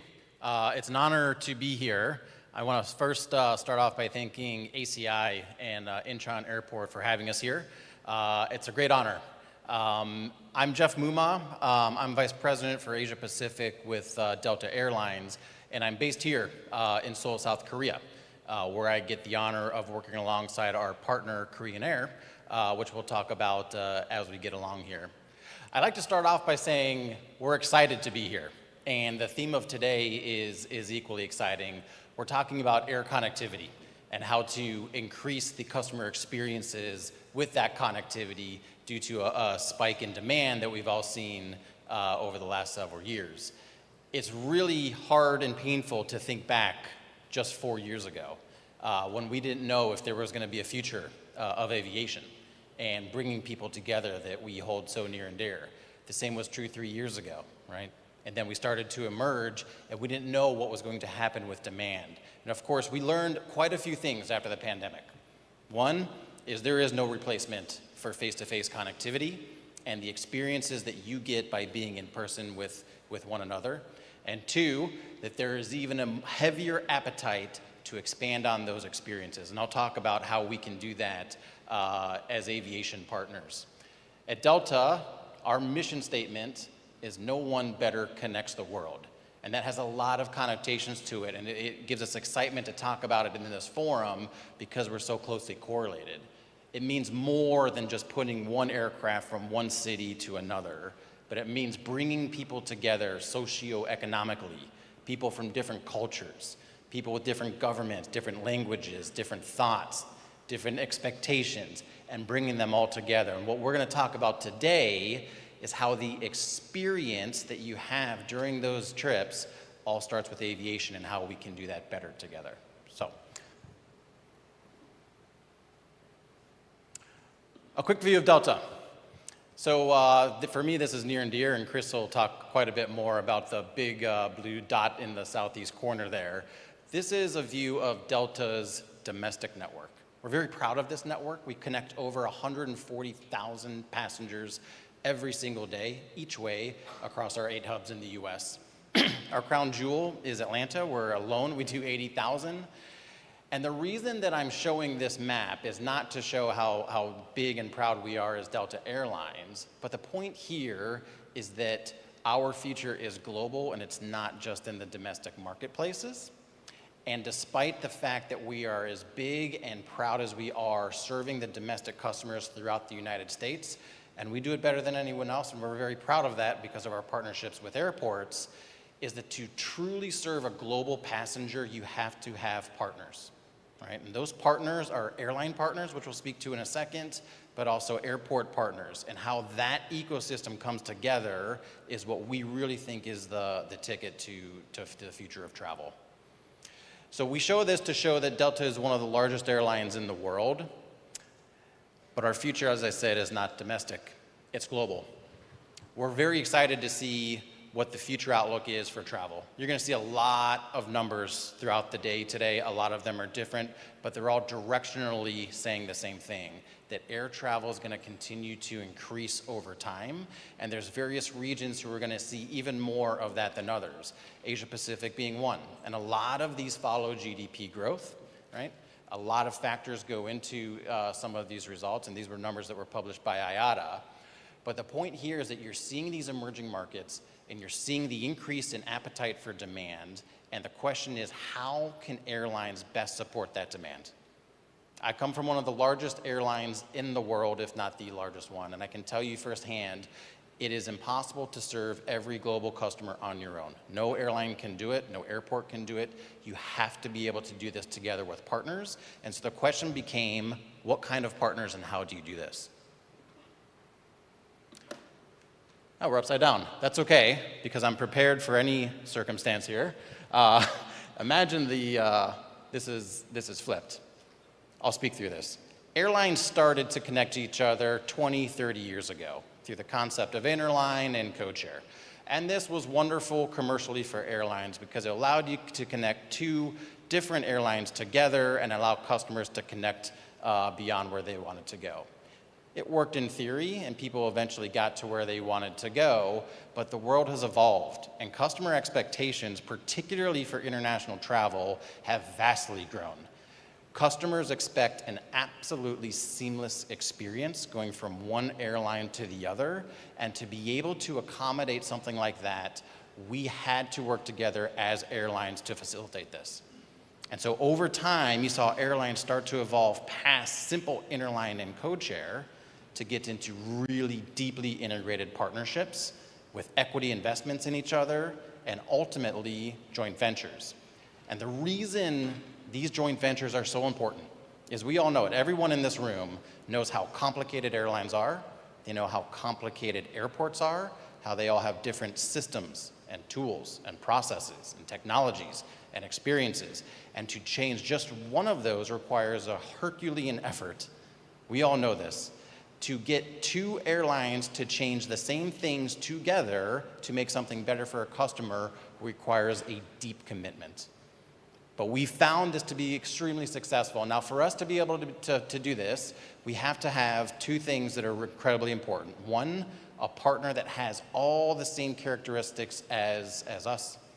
Customer first, employees first, safety as a culture, incredible customer experience, but then equally important, an incredible connecting facility. And we've got that right here with Incheon Airport and Korean Air, and I can talk about how this materializes. So we started off to think, how do we improve these customer experiences? Because I can't even tell you how many times we would have customers book a ticket on one airline, go to an airport, and wait for the airline to push back because that's not who they bought a ticket on. They didn't even know they were flying on someone else. To go from that to a world in which in any app, you can check in for either airline's flight. You can buy, sell tickets on each other, right? You have loyalty, reciprocity. When it comes to the airport, we're able to facilitate service desks behind the scenes, manned by both Delta and Korean Air employees who can monitor every flight coming in. And if there's any sort of a delay like that, they can hold flights to ensure connectivity. And only does all of that work through one of these partnerships that brings us closer together, not just as airlines, but also working with airports.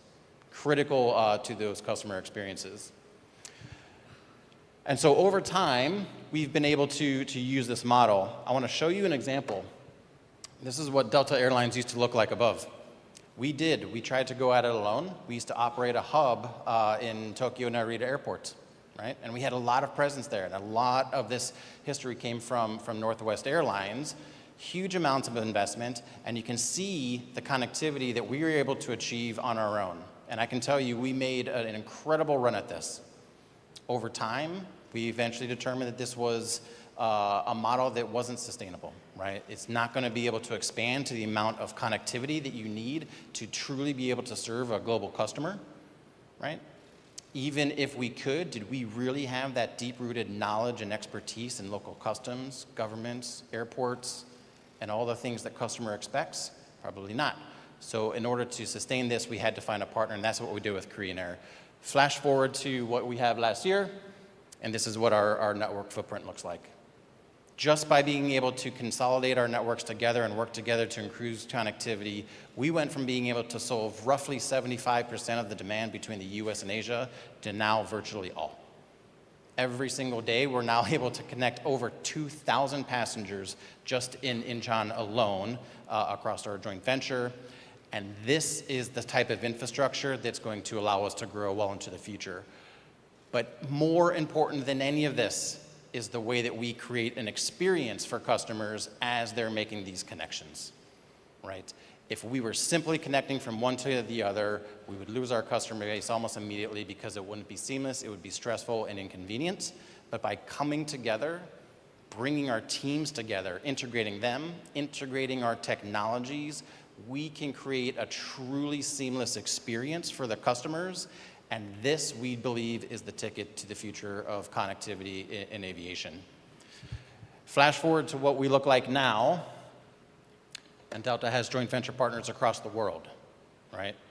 By combining our efforts with LATAM in South America, with Aeromexico in Mexico, and with Air France, KLM, and Virgin Atlantic in Europe, that rounds out this portfolio that we have, where we have this exact same philosophy of working together with the airports together with our partners who are in those host countries, to create this seamless amount of connectivity together.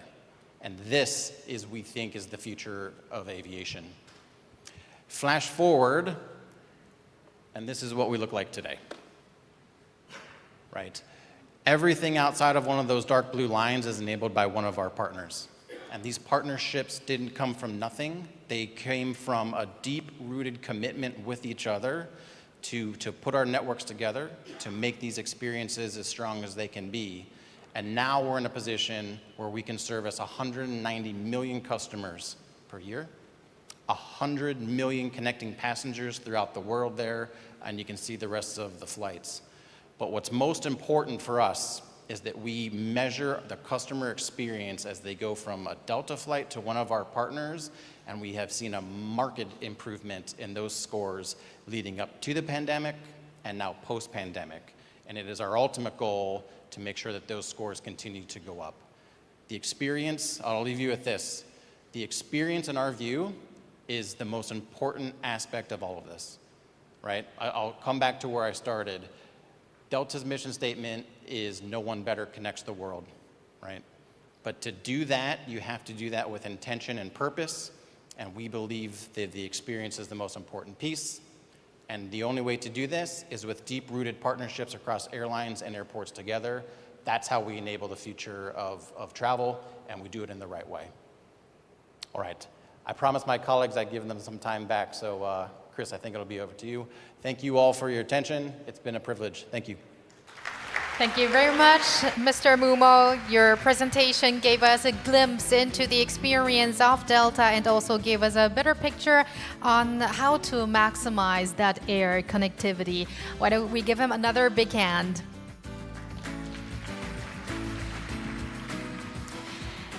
And now, before the discussion, the final speaker is Chris Christ, Senior Deputy General Manager and CTO of Atlanta Airport, who will speak on a technology perspective on connectivity. Please welcome him with a big round of applause. Next. Perfect, thank you. So hello, everyone. Appreciate the time today. My name is Chris Christ. I am the Chief Information and Technology Officer at Hartsfield-Jackson Atlanta International Airport. It is the busiest airport in the world. And so what I'm going to be talking to today, of course, we have a theme. It's around connectivity. That's what we're talking about. So I'm going to talk a little bit about how we contribute to that connectivity. And then I'm going to talk from another perspective of technology. Right, looking at connectivity from a technology perspective, and look forward to discussing what we're doing when it comes to that. So our mission at Hartsfield-Jackson is to be one team, delivering excellence while connecting our community to the world. And I believe that this representation here demonstrates that mission. Right? We connect to 79 international destinations across 45 different countries. And we do quite a bit more than that. There's a bit of data on this slide, but I'm going to go over the highlights today. In just one day, our organization sees roughly 300,000 passengers in just one day. A plane takes off or lands every 40 seconds at our airport. But we do more than just ensure that passengers get from A to B. We also deliver cargo, right, and a significant amount of it. We handle about 1,708 metric tons of cargo every single day.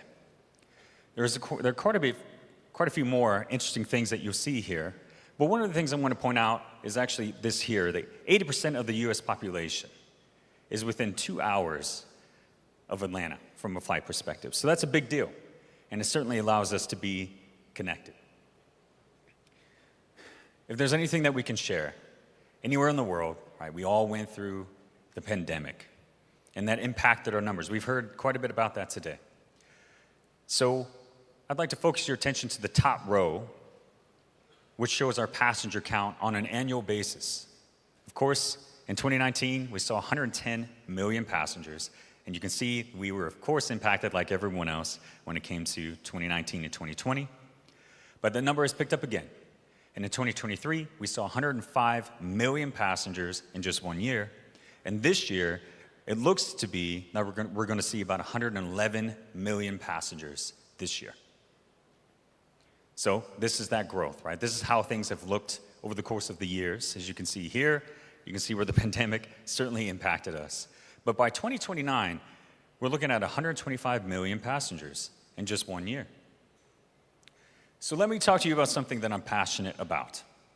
In 2024, we rely, as I'm sure most of you understand, significantly on technology. A lot of what you heard today could not happen to the same level of efficiency without the use of technology, without innovation in that space.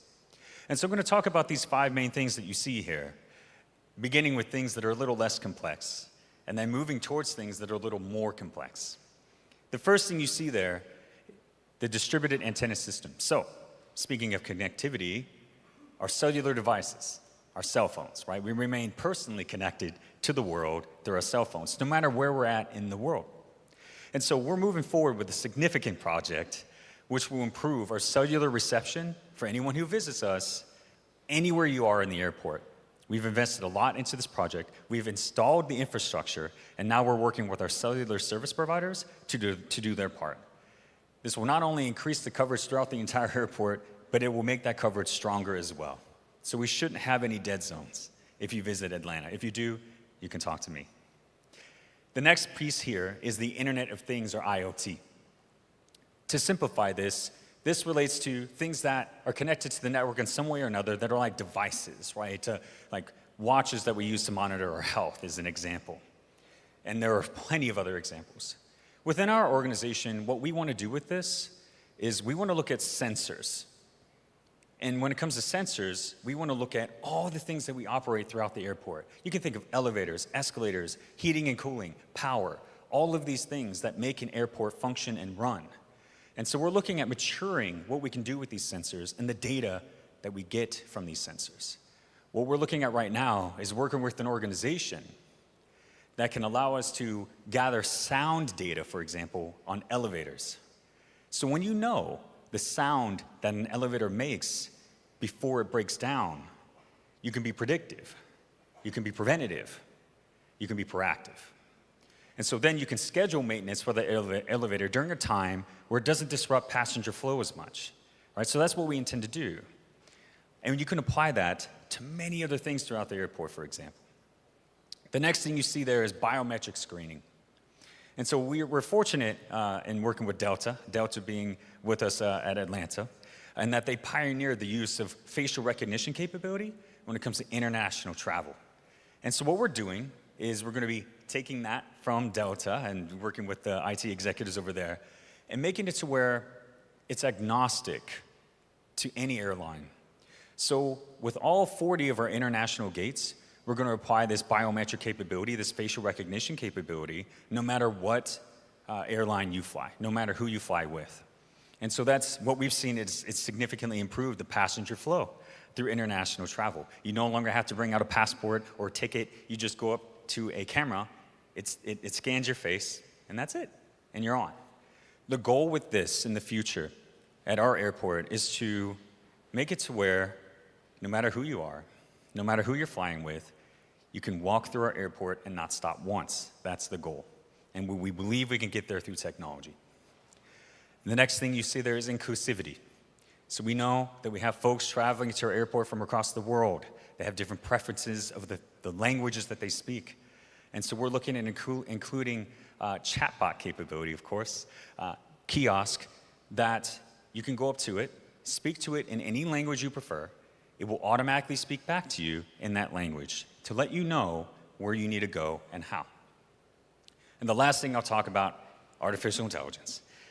Some of the things I mentioned today is AI related. And I could talk about hundreds of examples of the things we're digging into to get after the artificial intelligence capability. But I'll provide one example today. When you go through our airport, you'll see camera infrastructure almost everywhere, cameras everywhere. We invest a lot into those cameras from a security perspective. What we want to do is we want to apply what's called computer vision to those cameras. Computer vision is what allows computers to recognize objects on video and images and beyond. And so what we want to do with that, just one basic example, is we want to recognize when someone may leave baggage unattended. And for example, if maybe they left it there for 5 minutes or 10 minutes, we can send an automatic notification to a security professional who would then look into the issue. This ensures that we're all safer. We all feel more secure when we're going through our airport, right? Because again, we want to remain connected to the world, but we want to be safe when we're doing that. I could provide many examples of AI, but that's just a basic example for you that we're working on. And so the last thing I'm going to show you today, this is a map of our airport. It looks very small, but it certainly is not. This is a very large surface area. And the colors that you see here actually represents our network infrastructure. So this represents more specifically our fiber. So you can think of fiber as connecting networks together, right? That's how you get connectivity. Everything that we talked about today, and any technology you see in an airport, it relies on network infrastructure. And so in our organization, we are 24/7 operations. We want for our technology to be operating all the time. And so this is an exciting project that we call the Fiber Loop. What you see in green is what we've done so far. We've installed fiber, and we've installed what are called vaults along the way. What you see in orange is what we intend to do. That's in the future, and we're working on that now. You can see vaults along the way. But basically, the idea of this is when this is done, it'll be one of a kind from an aviation perspective, in that if we have an issue, for example, between this vault over here and maybe a vault up there, if there's a physical issue up there, we can continue to operate our network. It will continue to run. It'll be resilient, in other words, or redundant. We're really excited about this. We're investing a lot in this. But that's how important 24/7 operations is to our organization. We have to be up and running all of the time. And so we're investing quite a bit into this project. So that's primarily what I wanted to discuss with you today. We're really excited about where things are going in the future. And we're excited about seeing how technology will continue to connect us to the world. So thank you very much. I appreciate it. Thank you very much, Mr. Christ, for giving us the technological perspective on connectivity through the various projects you laid out. And you may remain on the stage, but before that, I think you deserve also another big hand. Please remain on the stage. We're going to continue with the discussion now. All right, so you will find your name tag there, and I would also like to invite our other speakers, our previous speakers, Mr. Martin Adler, Mr. Firat Okek, and also Mr. Jeff Mumo, to please join us on the stage for the discussion. And I'd also like to remind our participants that you are encouraged to submit your questions via the SimFlow system if you haven't yet. And we are going to have our Martin Adler to moderate this panel discussion as well as the following Q&A session. So if everyone is all set and ready, I would like to toss the microphone over to Mr. Martin Adler. Thank you all for joining us in this very interesting session. Thanks a lot for the speakers. This was fascinating, very well presented. Great pleasure to be on the stage with you guys. I'm going to jump, as many of you have sent questions in. I think it's good to start with the questions of the audience, which had to hold so long back. My first question, I will give the questions in order of practically also the speaker. So Firat, the first question is for you. The question there is, how do you maintain a collaborative relationship with your national carrier? Well, I mean, as I said, Turkish Airlines has a big dominance in our airport. 74% of international traffic, and including the domestic traffic, it would come to, over 84-85%. So it is quite difficult in some ways to deal with them because they are quite strong. Well, what we do is to we are maintaining the relationships. Department by department, I must say. So regarding the route development team, we are dealing with their partnership team. So we are trying to convince them to increase. And by the way, I mean, they were too stiff. I mean, compared to 5 years ago, now they are quite collaborative with us because they also understood that, as Jeff mentioned, I mean, it is important to increase the. It is important to grow through partnerships because they cannot serve. I mean, of course, they are the biggest destination serving airline in the world. But I mean, if they want a sustainable growth, they have to grow together with their partnerships. So day by day, it used to be more difficult to deal with Turkish Airlines, but now it is getting more and more easier, I must say. Thank you for your. Maybe let me ask there also a question which I had in that regard directly to you during the presentation. Would you say that there is a, I don't want to say conflicting interest, but wouldn't you say that the relationship with the national carrier is both at the same, a good relationship with the national carrier is both of the high interest to the airport and to the wider region, but at the same time might not maximize connectivity, and that's maybe also your approach towards inviting other airports or invite other airlines to provide connectivity in trying to actually get higher connectivity levels than would be from the national carrier perspective alone? Well, the thing is, I mean, as Istanbul Airport, we have currently invested 7.5 billion euros in our airport, and it will be a total investment amount. I mean, until phase 4, it will be over 10 billion euros. And each year of our concession period of 25 years, we are paying more than 1 billion euros of rent to the government. So, okay, I mean, Turkish Airlines relations is quite important. I mean, they are our biggest stakeholder, I must say, and their growth is quite vital for us to generate revenue, basically. But also, other airlines are very, very vital as well. For example, low-cost carriers. Having this much of flag carrier dominance in one airport is not so healthy.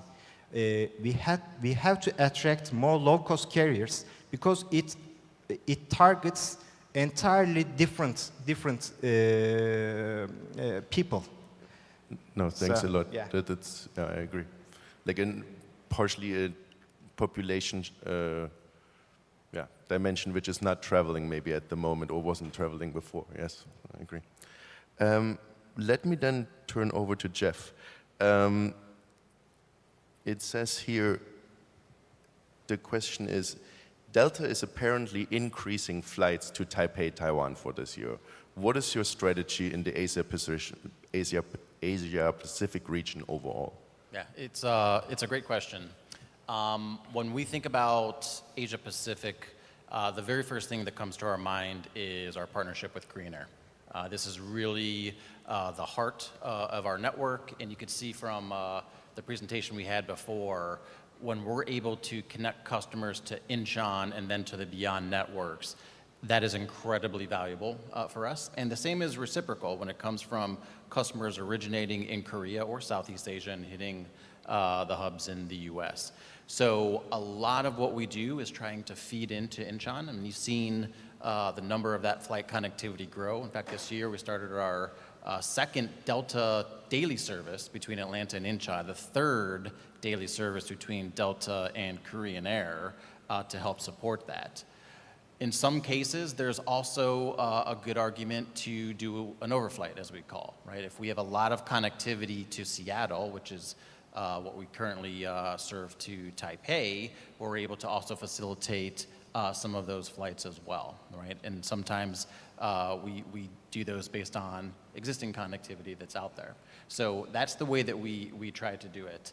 The other thing that I want to mention too is when it comes to travelers flying internationally, these are our most valuable customers, right? In fact, we did a study on this just before the pandemic, and the results haven't really changed since. which showed what a traditional domestic traveler was on Delta and the annual contribution, and then compared that to those who fly internationally, and then who fly internationally and connect to our partner. And far and away, the most valuable customers are those who connect to the customer, or connect to the partner. And at the time, this goes back several years, they also had the worst experience. And so this is why we've really tried to change that equation to make it the best experience in those connecting facilities for those high-value customers. Yeah. Thanks, Jeff. Great answer. And I love that you're talking a lot about experiences. I think this is really the relevant metric here also. Chris, the audience would love to know more about the introduction of AI and some maybe successful examples you could give in that respect. I agree with that. Okay, yes, of course. Yes, I can certainly provide quite a few other examples. So one of the other things that we're looking at as we look at computer vision, primarily going to discuss computer vision when it comes to our camera infrastructure, because we've been focusing so much on how we can take advantage of those cameras. And so something that we've been looking at right now, I think a lot of organizations try to understand the passenger experience through intuition or through maybe surveys or things like that. So what we want to be able to do is to actually have objective, factual data when it comes to that passenger experience. How long does it actually take a passenger to get from the doors of our facility all the way through to when they finally get on their plane? How long factually does it take? And we believe we can do that through computer vision, because we can recognize, how do I explain this? So we can, through recognizing objects, we can recognize a passenger and know what their experience is. How long are they at a certain security checkpoint? How long are they at certain kiosks? Do we even need the kiosks there anymore? How long do they stay at Starbucks or another concession area? We can finally get the factual data on this. And being the world's busiest airport, we have a significant amount of data, as you can imagine, on passenger throughput. So we can get a lot of relevant information very fast on the passenger experience. So that's one of those things that we're really excited about, is finally getting objective data on what the passenger experience actually looks like within our airports. Thanks, Chris. Maybe I follow up with that, because you know my personal pressing question is, what do we learn from this wider understanding of connectivity which you bring into this round? What can we gain there as direct points for us to learn, which we're mostly dealing with air connectivity, both on the airport airline side, also for me as a researcher's perspective? What do you think you took already away, or what we should practically keep in mind? And maybe in that regard also, as what you seem to hint, as alluded to already, how can this sort of data which you generate at the airport actually help us shape then better connectivity, especially if you're thinking about developing new markets and these sort of things, or new interesting destinations? Oh, that's a really good perspective. I think I'm going to generalize it for you, because you're a lot smarter than me when it comes to the economical impact of connectivity and all those things, and why you make decisions. I think everyone on this panel is smarter than me on that. But I can say from a technology perspective, from a data perspective, so in our organization, right now, we're actually putting together an entire team dedicated to data. I'm hiring a chief data officer, which will oversee a data team.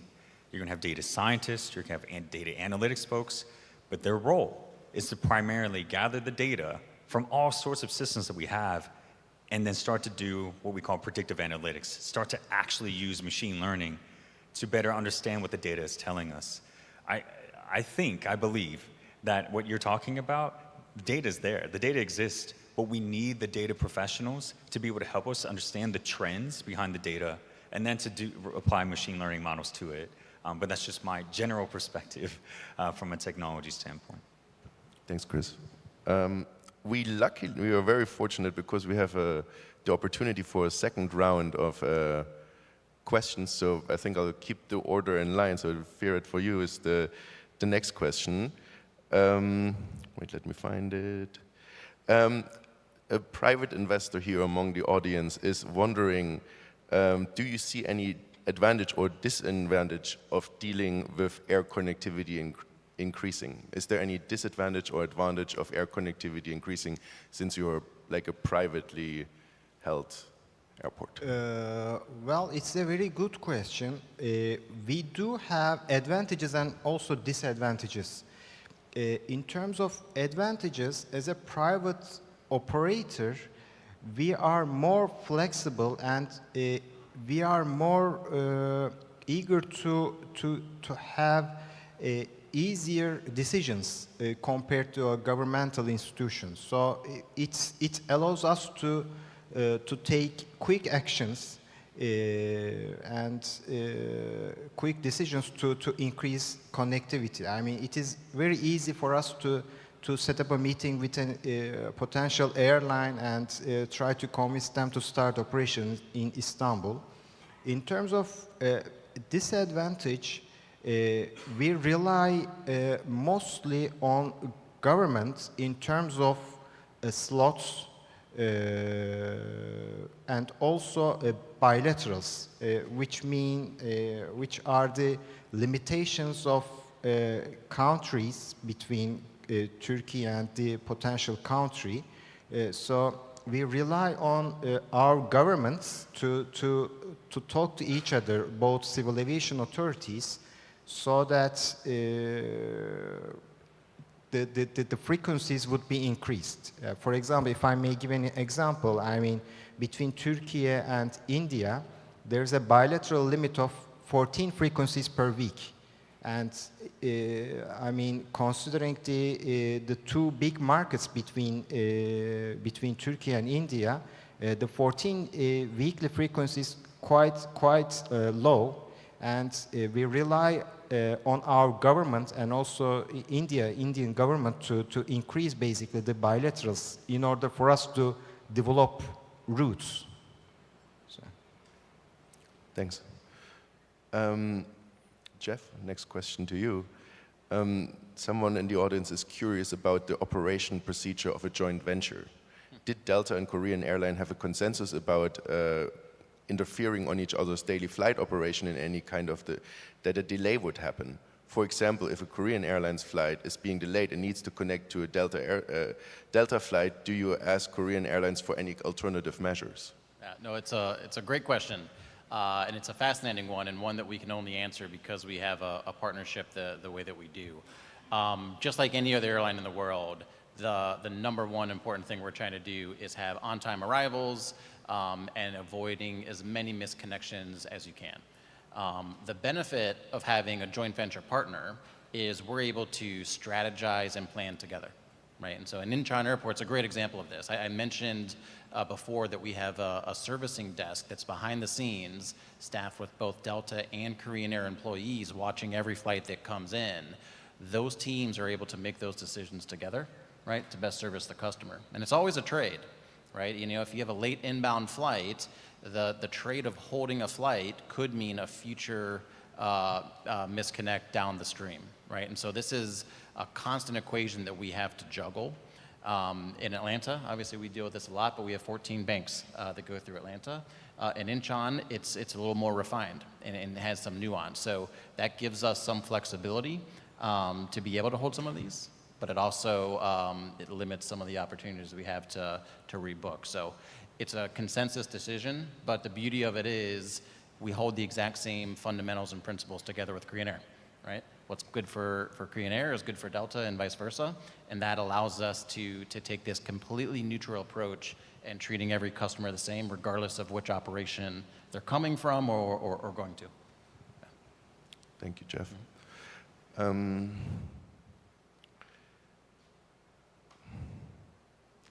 I got a question to myself, maybe before I turn to you, I'll answer this. Someone in the audience asked me what I thought was the key element to increase connectivity of an airport. And I think that's why I use it now this time to interrupt, because I think that the combination out of the airline discussion and the airport discussion is exactly this critical intersection about improving the connectivity. We know that the hub airports will have multiple layers of landing and takeoffs. There can be, I think, up to 4, where there will be increased flight activity over the time of the day. Those will be usually providing most of the onward connectivity. So it's practically increasing the quality of those waves of arrivals and departure, which practically deliver onward connectivity.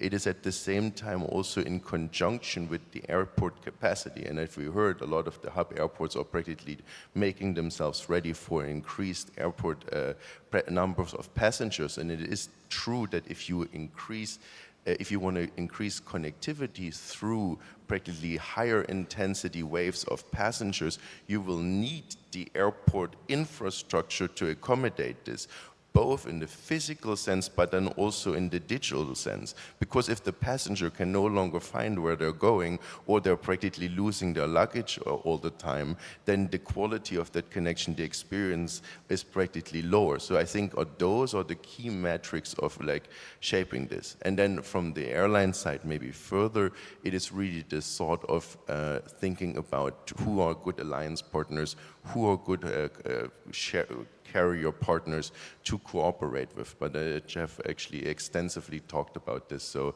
I think this is the point. Then, one second.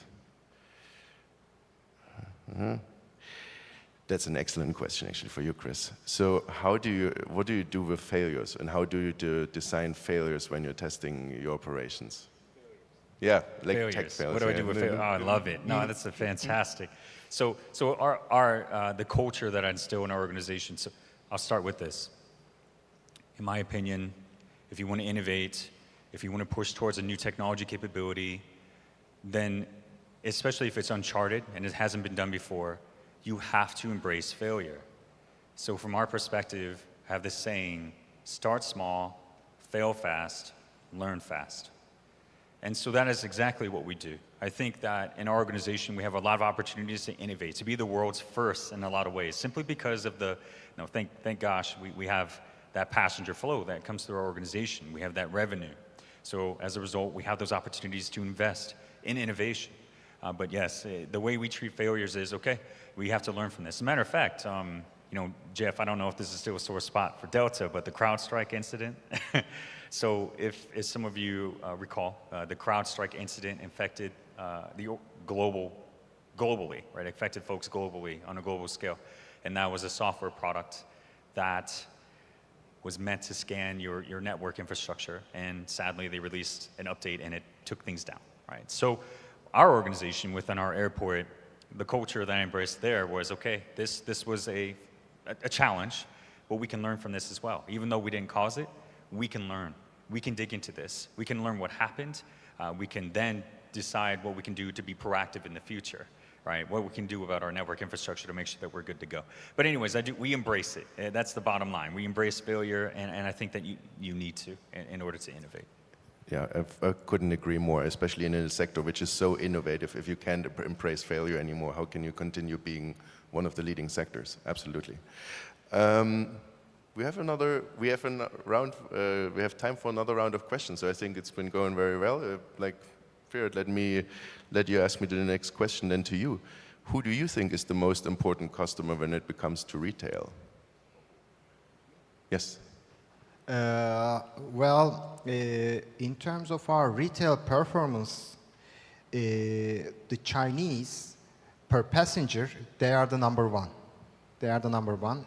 Although we see a decline in 2024, but I believe this extends to all world. I mean, Chinese tend to spend less compared to post-pandemic levels. So we see a drop there. And also, who are the best spenders? Russians, the CIS region, and also one of the best performers are the Middle Easterns, especially Kuwait. They are the good spenders. But if I may say one, they are the Chinese. Thank you, Firat. Then Jeff, the next question is for you. Wait, I'll just, from the point of view in 2024, we're looking back at the pandemic feels like a long, long time ago. I agree with that statement, actually. However, it has not so been long since airline business came back on track. How do you think Delta has overcome adversity during the pandemic? Now, it's a great question, and we could spend 2 hours answering this one. I'll try to keep it brief here. We learned a lot during the pandemic. As I said before, one of the biggest concerns that we had in the heart of it was whether or not aviation would continue to exist, right? And going into the pandemic, Delta had invested a considerable amount in airport infrastructure throughout the US, right? In Los Angeles and New York and some other stations. And instead of simply sitting idly by and seeing what was going to happen, we used that opportunity to accelerate those projects, right? Customers weren't in the airports, right? And it is what it was.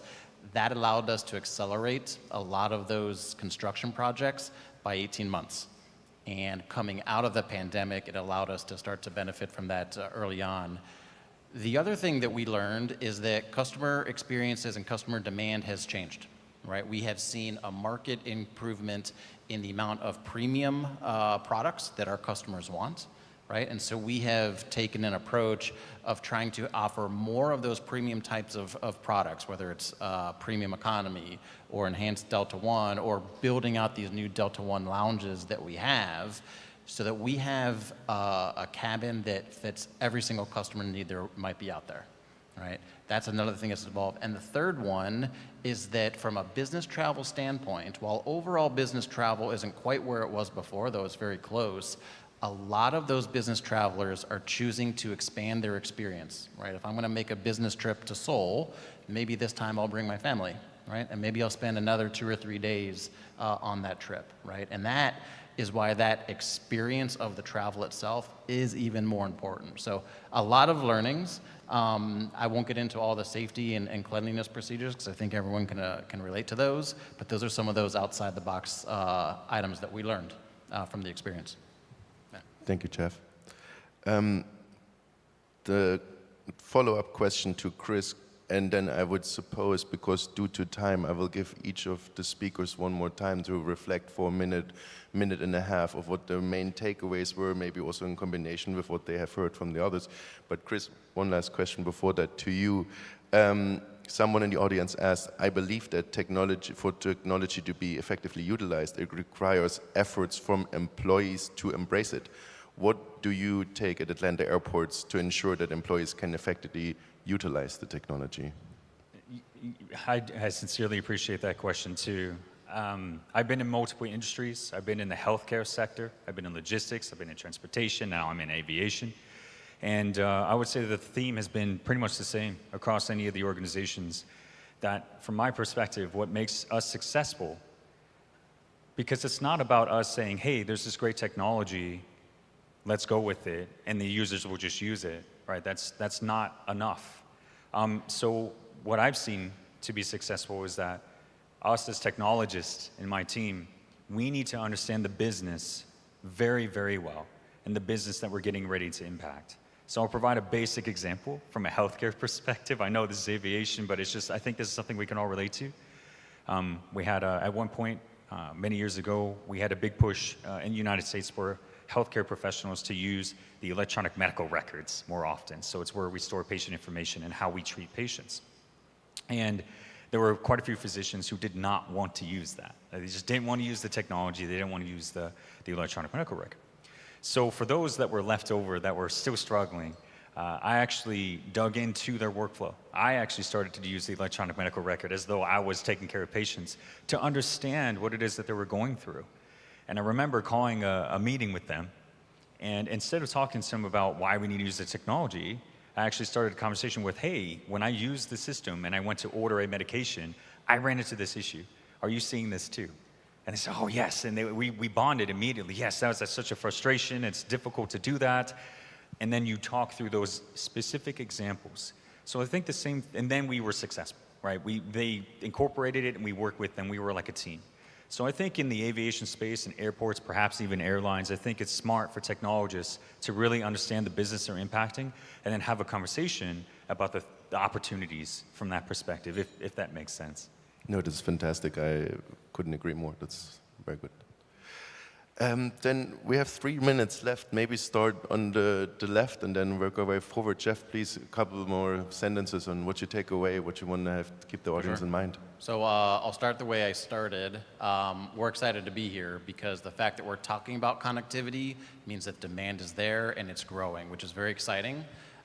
We are passionate that the experience is going to be the driving force of aviation long into the future. And the best way to accommodate that is through partnerships, not just airline to airline, but airline to airport together. And to be able to do joint investments together, working together with governments, this is the path to success. And the airports and the airlines that do this the best are going to be the ones who are going to have the best experience, and they're going to have the most returning customers. So that's where our minds are. And we think it's going to be an exciting future. Thank you, Jeff. Firat? Well, I want to thank again for this beautiful host. It was very meaningful. Thank you very much.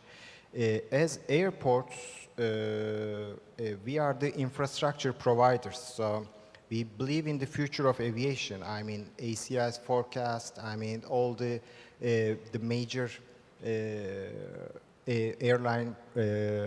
aircraft producers' forecasts. We believe in the future. There will be a huge growth in the coming years. And as infrastructure providers, we should be ready to facilitate this growth, basically. So there are a lot of, we are running a complex system. There's governmental part, there's airline part, there's passenger part. So it is important as infrastructure providers to gather all those needs from different entities, different stakeholders, and make the most out of it. Thank you. Thank you, Firat. Chris? Yeah, this is great. So I'm actually going to speak to what I've learned from the panel today. I've learned a lot. I've learned a lot of great information. Jeff, good information. And of course, you had a wealth of knowledge in the beginning there. I think that what I would want to take away from this is certainly the importance of everyone finding a way for us to work together to improve the passenger experience. I think a lot of times, maybe in the past, it was about, okay, they come to our airport, and then once they're off, that's someone else's issue. But I think we have opportunities to ensure that that passenger experience continues to be great as we work together with other airports across the world. And I think of the standards. So from a technology perspective, we talk a lot about standards and technology, which can help in so many ways, efficiency, but also cybersecurity, right? I could go a whole nother route on cybersecurity. I think we have opportunities as we continue to work with other airports and other airlines on coming up with those standards that hopefully will improve the passenger experience across the board, no matter where you fly. Well, no matter where you fly. I don't know if this is something that's heard here, but back in the United States, there's this saying, if you've seen one airport, you've seen one airport, meaning that they're all so very different. And I think that they can make it for a confusing experience for passengers that are flying from one airport to another. So somehow finding standards, I think, would be great. But that's my perspective. Thank you, Chris. This was an excellent session. Thank you again to the speakers. It's been a lot of knowledge has been gained from my side. Thank you again to Incheon Airport for inviting me. Thank you to the audience for being such good listeners and providing excellent questions. My last point of summary is rather a word of what is connectivity meant to be, and it's meant to connect people with their goals in life. And when it is crucial that practically connectivity provides access to people to travel to their loved ones, to practically people they want to cooperate with. And in order to this, we have seen massive increases over the last 50 years, which have brought a lot of productivity gains, a lot of utility to each and every one of us. And I think we should be cautious to not gamble away those benefits in the near future when you see that practically people are raising barriers, when people are trying to disconnect themselves with the rest of the world, because I think there's a large danger not only to connectivity itself, but also to the utility of every one of us. Yeah, and I think that's practically that we should keep in mind why we're practically staying connected and use it to the betterment of everybody, including innovation. So that would be my last words. Thank you very much. Thank you very much for that discussion. Thanks for expanding your insights from your previous presentations and also for answering the questions with sincerity. So let's give another resounding round of applause to our four speakers here for their panel discussions and presentations. Thank you very much, and you may return to your seats. Thank you. All right, ladies and gentlemen, this concludes the first session, and the second session will begin at 2 p.m. after lunch. So let me give you some information about lunchtime. Lunch is being served in the next room. So after you exit this session hall, please proceed to the Inspire Ballroom located to the right of the registration desk to enjoy your meal. And for safety, we kindly ask that you follow the staff's instruction and enter the dining area in an orderly manner. If you have any dietary restrictions, please inform the staff at the entrance so they can assist you in finding appropriate seating. 네, 여러분 잠시 안내 말씀드리겠습니다. 점심 식사는 우측 인스파이어 볼룸에서 준비되고 있습니다. 참가자분들께서는 본 세션장에서 나가신 후에 등록 데스크 오른쪽에 있는 인스파이어 볼룸 5찬장으로 입장하셔서 식사를 즐겨주시면 되겠습니다. 네, 안전사고를 대비해서 스텝의 안내에 따라 차례차례 입장을 꼭 부탁드리겠습니다. 네, 또는 사전에 특이 식성을 알려주신 분들께서는 입구에 있는 스텝에게 반드시 알려주시고 안내에 따라 착석하실 수 있도록 부탁드립니다. Meanwhile, we are collecting questions for the open talk with Pani Bottle that will start at 4 p.m. So we will select a few questions to be addressed to the travel influencer. So if you have any questions or messages to Pani Bottle, please write them down on a post-it note and attach it to the board in the lobby.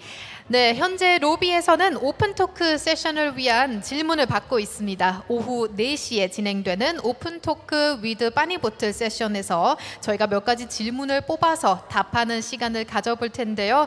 네, 유튜버이자 여행 인플루언서인 빠니보틀님에게 궁금하신 점 또는 하고 싶은 이야기 있으시면 포스트잇에 내용을 적으신 뒤 네, 로비에 붙여주시면 되겠습니다. 많은 참여 부탁드립니다. 그럼 저희는 2시에 두 번째 세션에서 다시 뵙겠습니다. So we look forward to seeing you again at session 2 right here at 2 p.m. Thank you very much and enjoy your meal.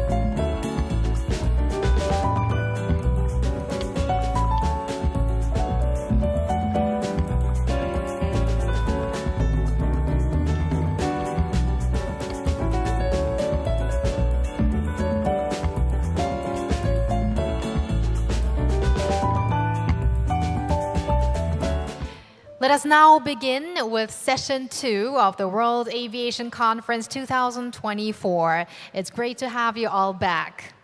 In this session, we will discuss the expansion of airport functions and their development into hubs of integrated industries, along with relevant case studies. So let's begin session 2, which is titled Airport Cluster Boosting Local Economy. For our first presentation, we have Mr. Chen Xi, President of Inspire Entertainment Resort, who will speak on contributing to Incheon's airport economy through Korea's next generation entertainment resort. So please give him a warm round of applause.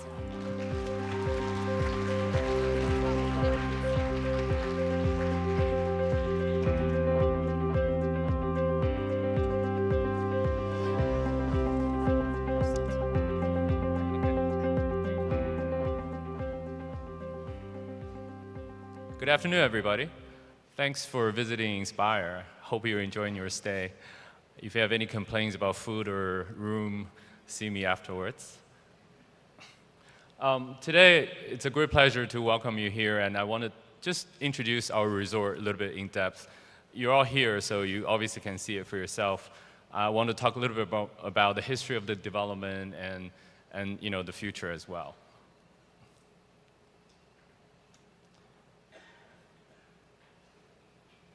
So the owner of this project is a Mohegan tribe, which is based in Connecticut, United States. We're a Native American tribe, a sovereign nation, and we have been running casinos in the United States for 30 years. And as we expand our business, we thought coming to Asia, this is in 2015, when Incheon Airport, as part of the overall airport initiative, hosted an RFP for an integrated resort. And we responded to the bid among many other bidders, and we won that bid in 2016. And really tried to bring our brand of hospitality, casino operations know-how, and also arena entertainment know-how to Korea. We're known for running our arena business in Connecticut. We actually have the busiest arena venue in the United States. We're running over 150 shows a year. And we thought that's a great combination with the K-pop and K-culture in Korea from a content perspective. You know where we are, but I guess the key for us is, obviously gaming is a big part of our resort. We are actually closer to most of China than Macau, right? Any city north of Shanghai is closer to Incheon than Macau, and certainly much closer than Singapore. And Philippines, which is the other two key gaming destinations. We're obviously extremely close to Japan, and Korea has traditionally been a very strong market for Japanese tourists and casino customers alike. So geographically, we're located in a very strategic position for our business. And the overall development, on the left side, you'll see we actually have close to 1,000 acres of land, given by the Incheon Airport, our landlord. And the purple area, the phase 1A, we call it, that's the building you're sitting in right now, which is the picture on the right side. So that's a very small part of the overall development footprint.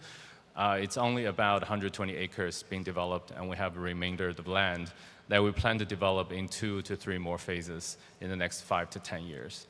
Phase 1A cost 2 trillion Korean won, which is about 1.6 billion US dollars. And I'll show you and it really started, as I mentioned, in 2016 through a long process of finding partners and going through financing approvals.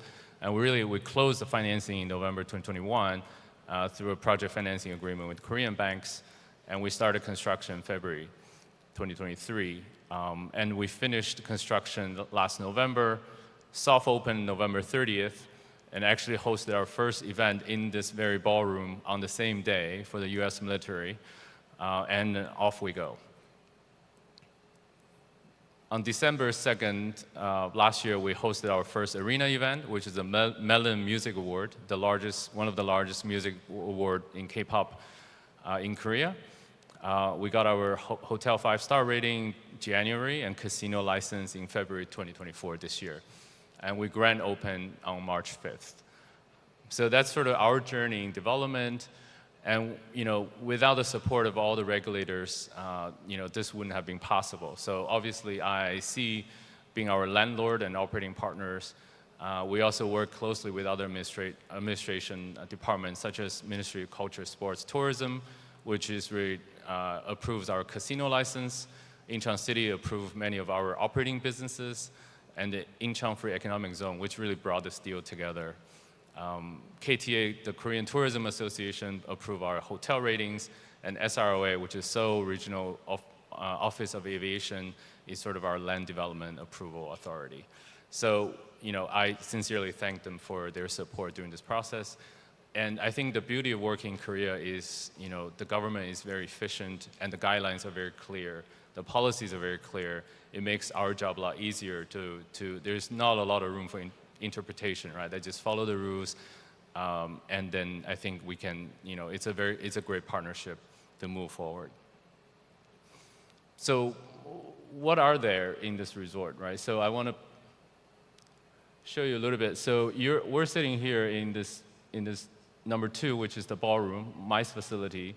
We have 3 hotel towers of 1,275 rooms, suites, and villas.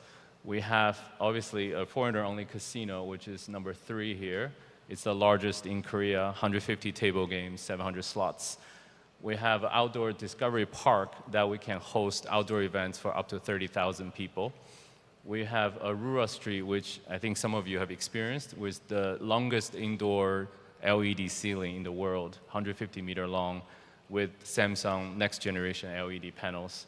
And obviously our crown jewel, which is this 15,000-seat arena with state-of-art sound system and really designed specifically for live entertainment and music. We have the Splash Bay, which is an indoor, all-year-round indoor water park that's perfect for families, and it has proven to be extremely popular with our Korean staycation guests. And we have a shopping mall with about 50 shops. So, as you can see, there's a variety of amenities for our guests, and that's really the motto, right? Integrated, meaning you stay here, we're trying to capture your entire wallet, right? We're trying to have you not leave this building and give us all your spending. And I want to show you a little bit of video of sort of what the experience looks like.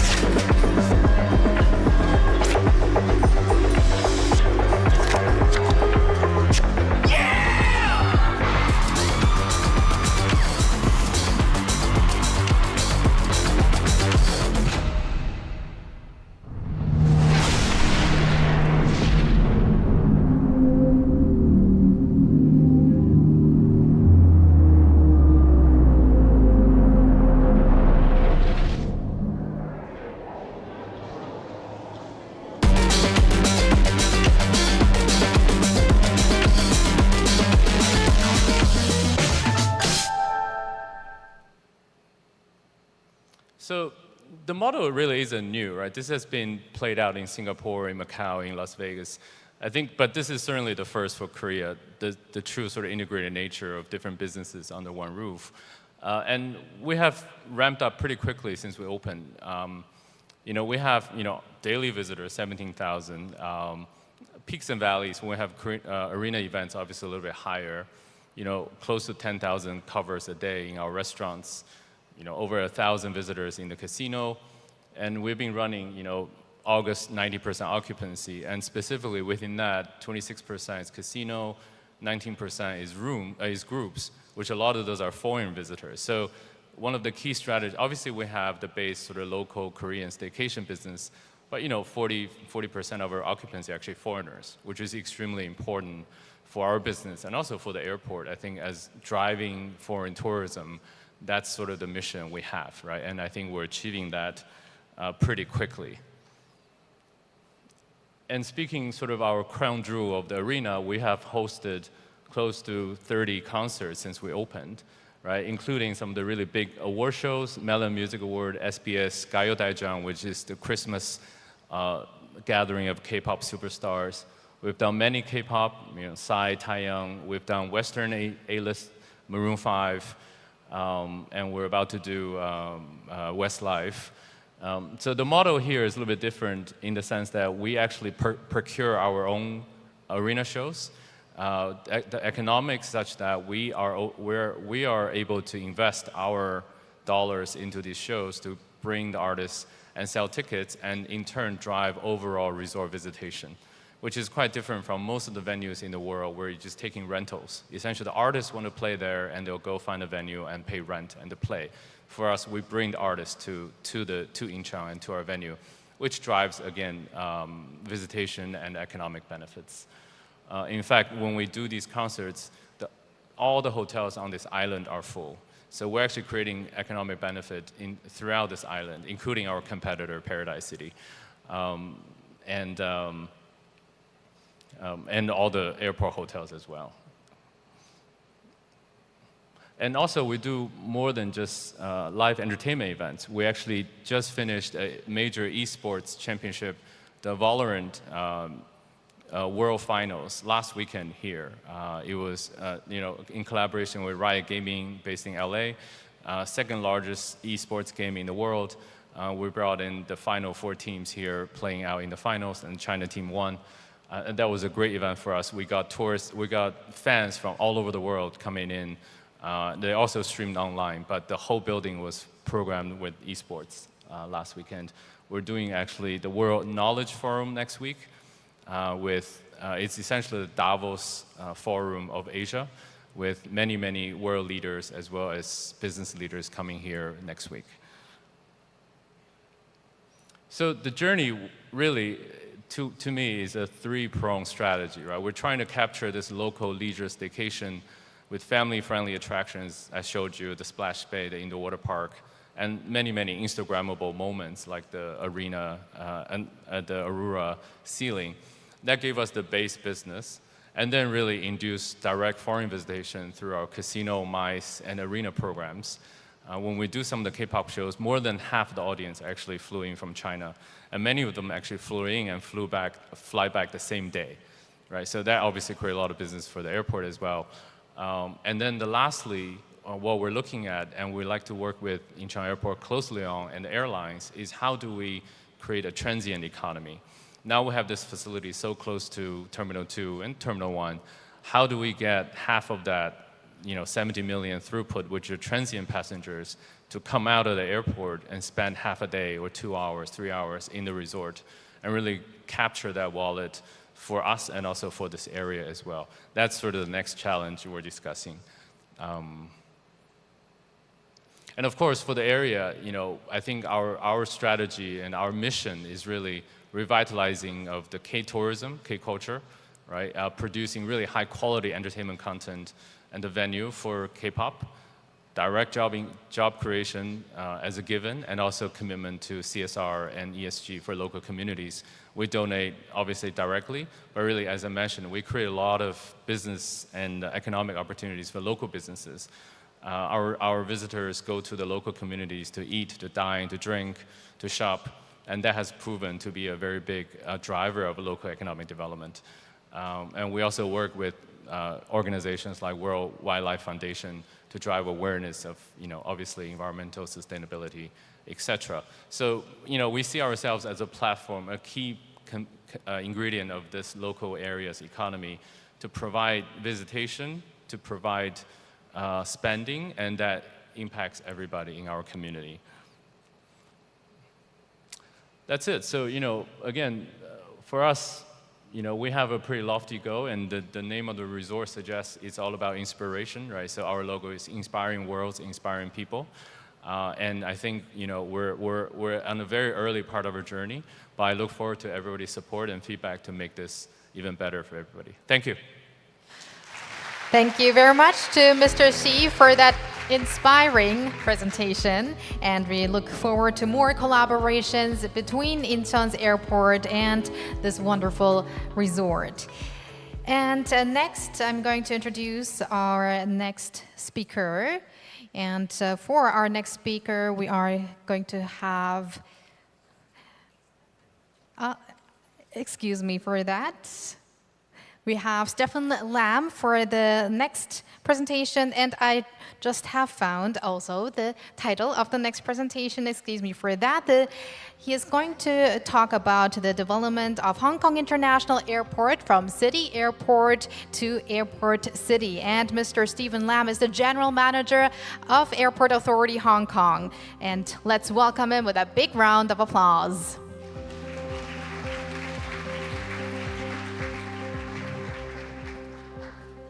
Thank you very much. Excuse my voice.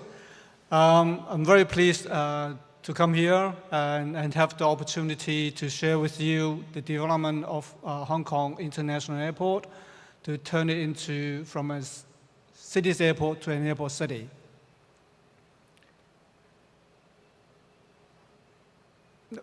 Hong Kong International Airport is one of the aviation hubs in this region.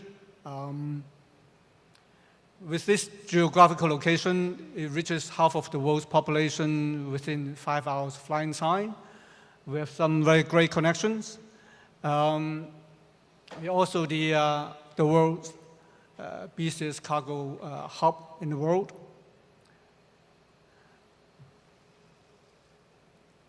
Unlike many of your airports, after COVID, the traffic is 100% back. We are not yet there, but almost there. We are now reaching 80% of our traffic pre-COVID. Hopefully by end of the year or early next year, we'll be back 100%. So this is the focus of my discussion presentation, airport city development, how we turn the airport to city's airport to an airport city. As an aviation hub, the airport provides significant impetus to the growth in Hong Kong. When we have this airport city blueprint, it will transform the airport into a new landmark and promoting commercial developments in the region or in Hong Kong, and also as an innovation center, as an international cargo hub, and thereby enhancing the airport's role in driving the economy in Hong Kong. So let me share with you some of the key components of the airport city development. Let's start with the airport expansion project, what we call the three-runway system project. In 2018, the airport reached capacity already. So before that, we started expanding the airport. We used to have 2 runways. So the airport expansion project involved building a new runway. So up the top, that is the new north runway, and also a new terminal concourse and a new processing terminal.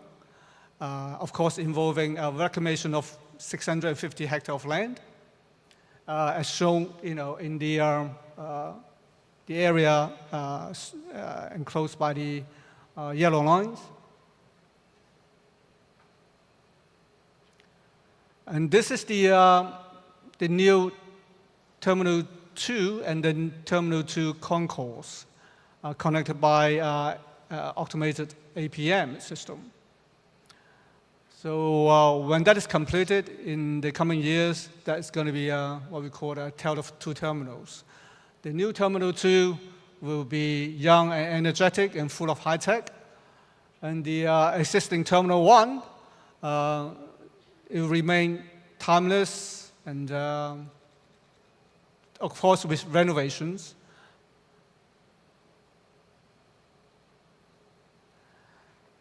We started the project the three-runway system project, the actual works in 2011, some major milestone achieved in 2016. We completed the reclamation. And in 2022, we finished the new runway and got it commissioned. Once that was commissioned, we closed the old north runway, i.e. the center runway, for modification works to add wraparound taxiways at both ends of the runways. We target to finish the modification works end of this year. So by end of this year, all three runways will be in full operations.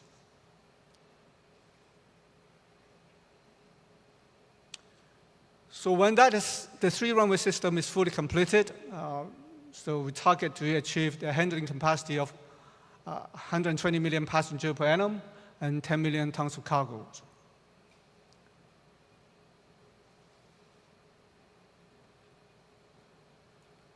Now, Hong Kong as the we are the busiest international cargo airport. So we continue to enhance our cargo handling capacity, including e-commerce facilities. So these are some of the recent developments. On the top left corner, that is a newly developed logistics center, high-tech logistics center by China. It's an arm of Alibaba that is put in operation last year. On the top right-hand corner, DHL increased its handling capacity by 50% to 1 million tons of cargo, also put in operation early this year. And also UPS and Transit Mail Center. Sky City development is a key component of our airport city development. You see the development is on the piece of land just opposite the passenger terminal, as surrounded by the white lines. So it's an integrated mega commercial development, including dining, shopping, entertainment facilities, hotels, convention center, marina, and so on and so forth. 11 Skies development is the center of a Sky City development. It's basically retail, dining, entertainment facilities with 3.8 million square feet of GFA. It houses some 800 shops with 120 dining facilities and with a significant floor base for entertainment facilities as well. So this will be gradually open in phases in the coming years. Not only that, we also have a convention center, the Asia World Expo. We are expanding the Asia World Expo to have an arena. When it is completed, it will have 20,000 seats. It's not as big as yours, but it's quite sizable in Hong Kong. It's the biggest arena. It will become the biggest arena in Hong Kong. So we can then welcome more Korean K-pop stars to come to Hong Kong to do the performance.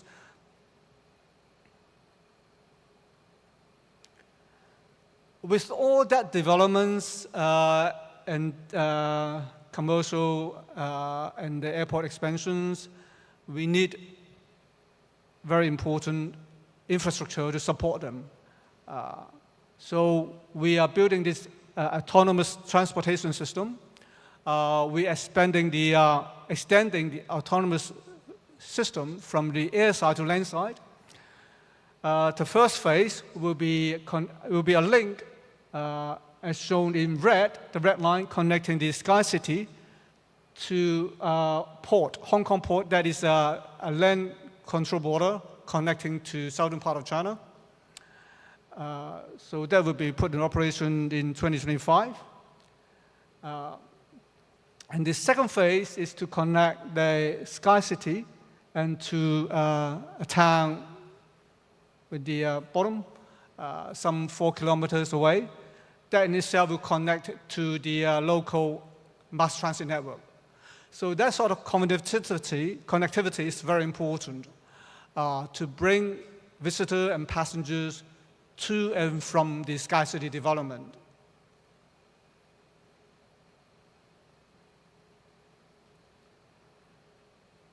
With all that development, it's not just for Hong Kong, but also to serve what we call the Greater Bay Area, that is the southern part of China. Hong Kong has a population of 7 million people. Our catchment is actually not just Hong Kong, but the Greater Bay Area with a population of 86 million people. So we are put in place facilities and services to better connect our airport to our catchment. And here are some of the facility and services that is in place and also are being put in place, including city terminals. At the moment, we have some 19 city terminals in the Greater Bay Area, like those orange dots you can see all over the place. These are the city terminals where passengers can check in and do the backdrops, and then we get the transport to the airport, to our airport. And we expand that to 30, from 90 to 30 next year. And we provide ferries connection from my airport to 9 ports in the area. And we also run an extensive network of coaches and buses, and also what we call bonded buses. Bonded buses that is for passengers who check in one of the city terminals. They can get on this bonded bus and then come all the way to the airport airside and board the aeroplanes. Yeah. So that in a way to facilitate the passengers' travel, to remove their hassles in the journey. Yeah, and we also have some connection to the high-speed rail as well. That will obviously to enable us to reach further beyond our catchment. So these are some of the important transport infrastructure that we are putting in place to help to serve our passengers in our catchment. And these are just basically a summary of the important infrastructure that we have in place on the airport. Oops. With all that development, we need people, all right? So we set up this Aviation Academy to develop talents, to get new blood to serve our industry. So with that, I have, before I finish my presentation, I have a small video of about 2 minutes. Basically, it summarized my presentation a lot better. So please bear with me.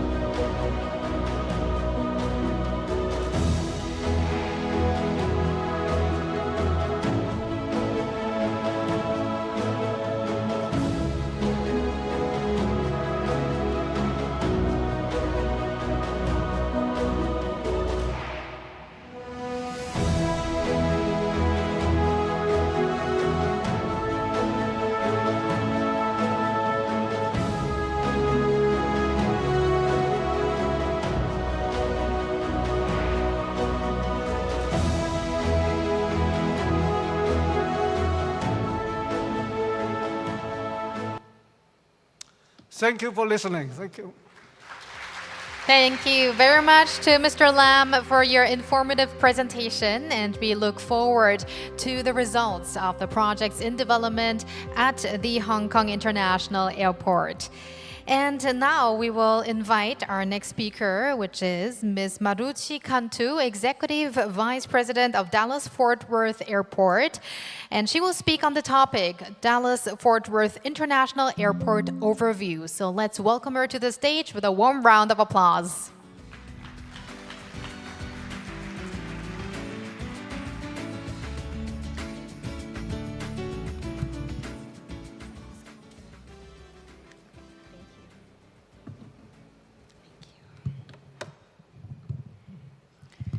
Good afternoon. Well, I am so delighted to be here. Thank you so very much for the opportunity. My name is Maruchi Kantu. I have been with DFW Airport for just over 2.5 years. And I am so honored and privileged to be able to be here with you today to share with you a little bit about our history and the economic impact that DFW has had on our region. This year, DFW is celebrating our 50th anniversary of operations. It began on January 13th of 1974 when DFW, what was then Regional Airport, opened for operations. I think we'd all agree a lot has happened in the last 5 decades. Give a little bit of context for you for DFW Airport. I'm going to just walk you through a little of our history, and then I'll take you to some of where we're going now for our next journey as an airport. To begin with, the history of DFW is really the history of the North Texas region. There are 2 cities that came together to create DFW, both Dallas and Fort Worth. The founders envisioned what would be a grand airport that would connect the North Texas region to the world. The plan for DFW was then to create the largest, most ambitious airport in U.S. history.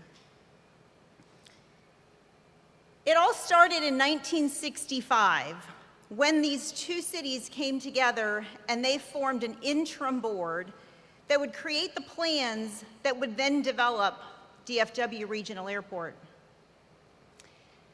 The DFW region is one of the largest regions in the world that has no access to navigable waters. Visionary leaders recognized that. In order to grow, they needed to use what was available to them in the way of transport. As transport grew, DFW found its way to overcome the lack of water, accessing our area as a central cargo hub as well. DFW Airport, at its region center, North Texas entered a new era, with air freight accounting for a significant part of the share of total activity. With more than 17,000 acres of land, DFW is located in the center of Dallas-Fort Worth area, having 2,500 miles to propel in its growth. The founders' vision was to become the economic engine of the area, bringing prosperity to all. When DFW Airport opened for business, it had its first commercial flight at $700 million that year. At the time, it in fact was the biggest airport in the world. It had 4 terminals, 3 runways, and 66 contact gates. It also had the traditional facilities. It had a hotel with 600 rooms. It had its own post office. Dallas-Fort Worth is its own city. It also had shops and restaurants, your traditional airport structure. Back in 1974, the airport had a total payroll of about $188 million, with just over about 13,500 people.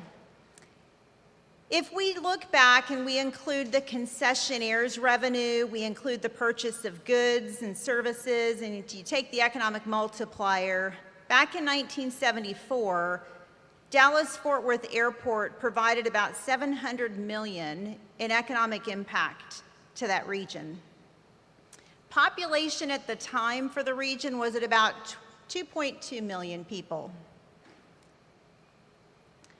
Let me share with you a little bit of a compare and contrast to what DFW Regional Airport was at its time. We now know, of course, it's DFW International Airport. In the 1970s, Dallas-Fort Worth Regional, as I mentioned, was in fact the largest airport by landmass. Today, Saudi Arabia and Denver International have surpassed. We opened with 4 terminals, and we now currently have 5, with the 6th, you'll see in a moment, under construction soon. Runway expansion, we had 3 at the time we opened. We're currently sitting with 7, making us relatively unique in the world with so many runways. Our airport partners, of course, airline partners, of course, have had to expand. We started with 9. Today it says 27. We actually have 2 new airport partners, or airline partners, so we're sitting at 29. And like all of us, we've seen significant growth in the industry. The passenger volume was 6.8 million. We closed last year with just north of 81 million, and we are on track to close with, again, record-breaking year this year above the 81 number. As I mentioned, there's cargo. Cargo was part of the vision of the airport. It has grown significantly while it is still largely in its early stages for us. We started with 75,000 tons, and we're now sitting at 791,000 tons. And as I mentioned, we're growing. After 50 years, DFW became not only an economic driver for the region, but it is a central part of North Texas. The airport has grown to be one of the busiest, most connected airports in the world.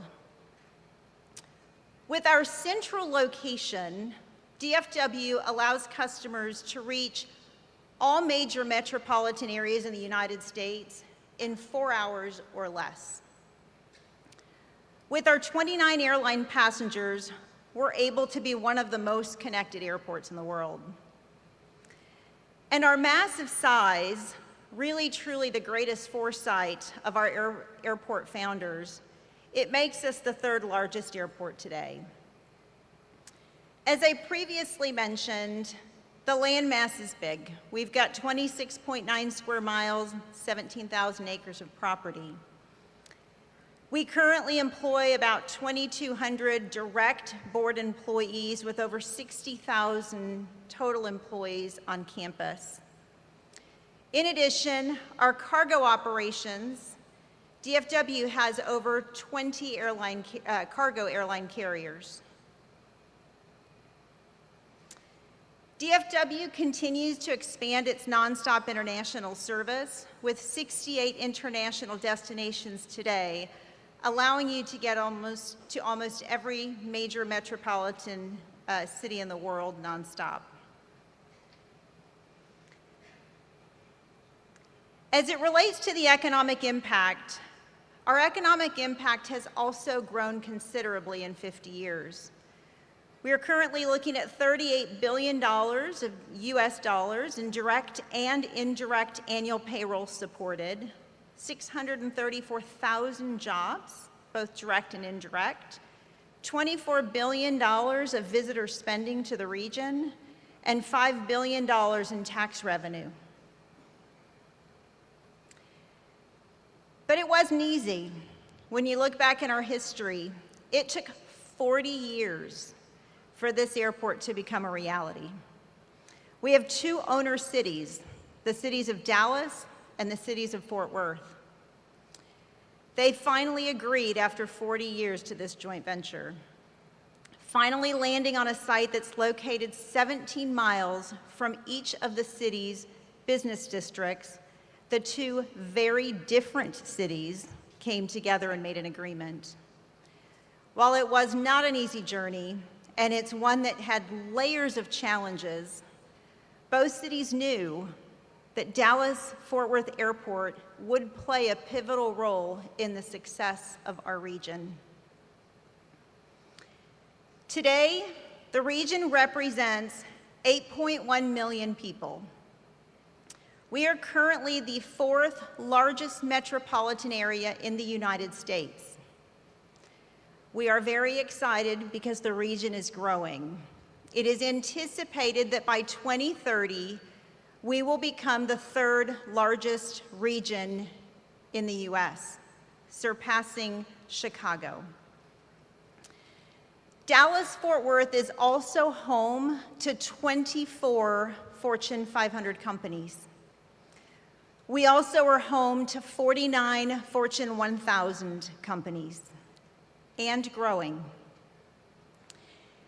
Given the travel conveniences that Dallas-Fort Worth area offers, it is often cited by individuals and by companies to be one of the main reasons that people are relocating to our region.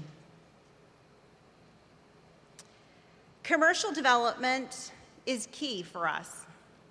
With DFW's premier location, it is also uniquely positioned at the center of a major transportation hub.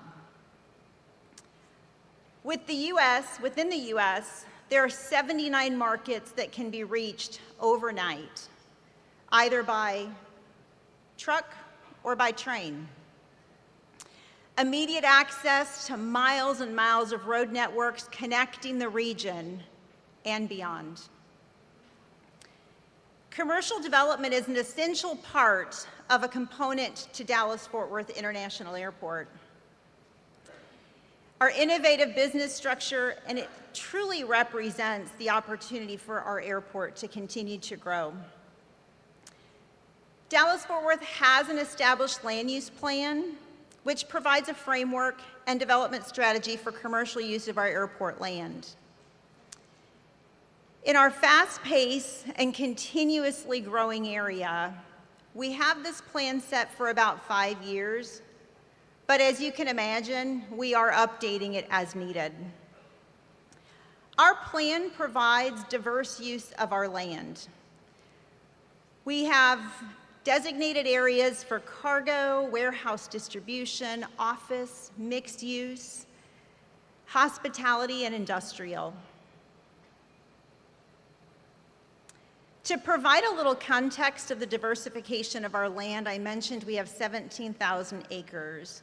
6,000 of those acres we have designated for commercial use. While we do partner with our community to be essentially multi-use within our airport as their landlord, we also are a little bit unique in that we've designated a very separate entity of our organization where we invest in our own properties.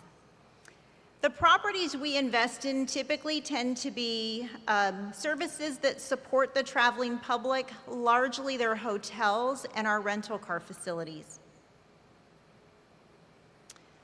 Our central United States position, it's the nexus for connecting cargo between Latin America and Asia. It is also an ideal hub for e-commerce. The region is known for its business-friendly climate, which directly impacts the movement of goods. Our cargo team is incredibly proud of what we've accomplished. A few of the stats, and again, cargo is still growing. We currently have $20.8 billion in cargo-related economic impact. We have 70 operations each day for cargo. As I mentioned, the cargo tonnage today is just a little bit north of 791,000 tons. 60% of that tonnage is domestic, and 40% of the tonnage is international. And we currently service 36 unique hubs. But it isn't all about the operations of our airport. DFW recognizes that we play a critical role as an asset to the region, and we truly strive to be a good community neighbor.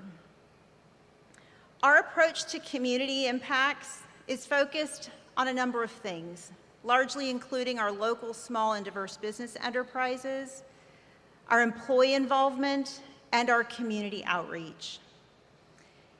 In addition, we partner with the community to ensure that we do our part in meeting the needs of this very fast-growing region. Maintaining a sustainable environment is also at the forefront of everything that we do.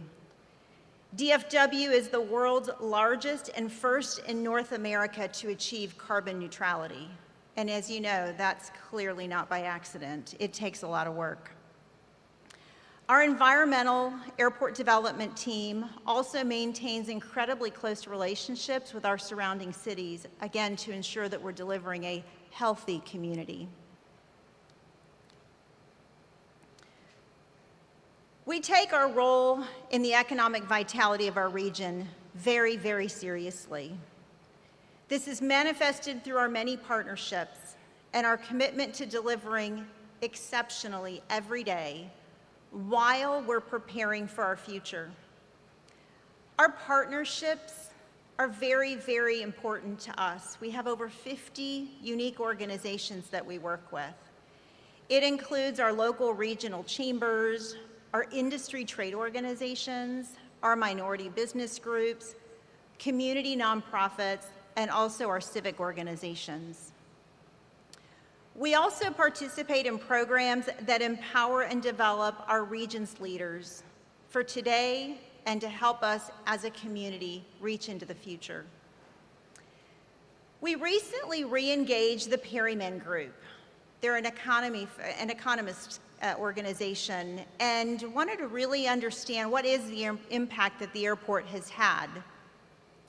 In this study, we found that the airport contributed $3.3 billion in gross product and created 39,000, just north of 39,000 jobs every year in the North Texas region between 2016 and 2020.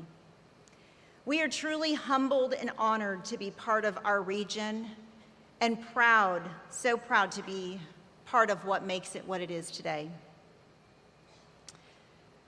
So I started by sharing with you that this year marks our 50th anniversary. It's an incredibly important and somewhat of a reflective period for us. I gave you some insights of our history and how we became who we are, and a little bit about who we are right now. But I'm going to share with you this video that we put together that really is the framework for where we're going to support the region's growth and to support the volume that's coming into our airport.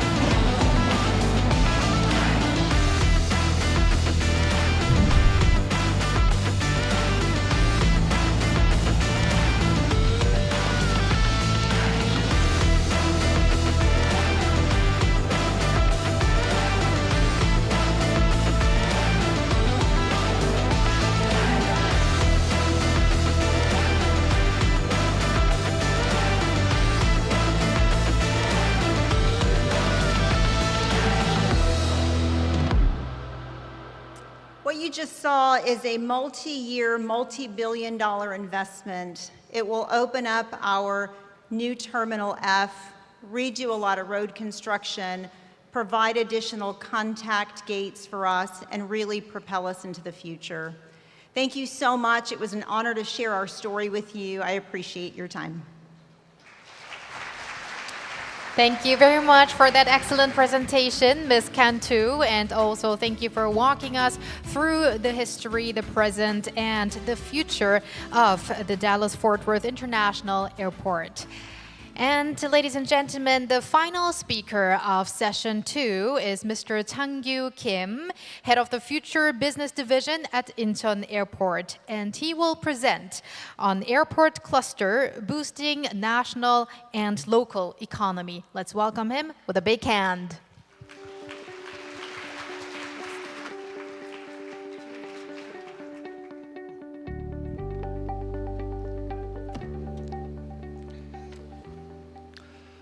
네, 방금 소개받은 인천국제공항의 그 미래사업본부를 맡고 있는 김창규입니다.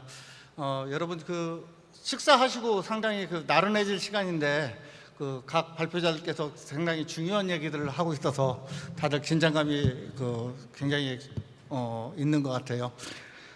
저는 오늘 발표에서 그 현재까지 인천공항이 추진해 왔던 공항 정제권 전략을 소개하고 앞으로 어떻게 추진해야 될 것인가에 대해서 얘기하려고 합니다. 발표에 앞서 저를 간략하게 소개해드리면 사실 저는 그 92년도부터 그 공항에서 근무했고 94년도에 인천국제공항이라는 그 건설 사업 때부터 참여를 해왔습니다. 그래서 지금까지 함께 있어서 너무나 그 부분이 너무나 감격스럽고 저한테는 상당히 영광이라고 생각합니다. 먼저 그 인천공항이 어떻게 건설되었고 항공교통의 허브로서 어떻게 발전해 왔는지 간략하게 살펴보도록 하겠습니다. 인천공항은 92년도에 첫 사업을 뜬 뒤에 4단계에 걸쳐서 공항 확장 사업을 건설했습니다. 맨 보이는 사진 제일 그 왼쪽 상단에 보면 그것은 그 아직 공항이 건설되기 이전 단계의 공항 전경 부지를 보여주고 있습니다. 저 지역에서 공항이 들어서는 지역은 바로 섬과 섬 사이에 있는 바로 그 바다에 인천공항이 들어서게 됩니다. 그 옆에 있는 사진은 제 1단계 사진으로서 92년도에 부지 조성 공사를 시작해서 2001년 3월에 개항을 하게 됩니다. 활주로 2개와 여객 터미널 1개를 갖추고 연간 여객 3천만 명을 처리할 수 있는 규모로 시작을 하게 됩니다. 그 옆에 있는 단계는 활주로 1개와 탑승동을 건설해서 여객 5,400만까지 그 증가되는 2단계 건설 사진을 나타내고 있고요.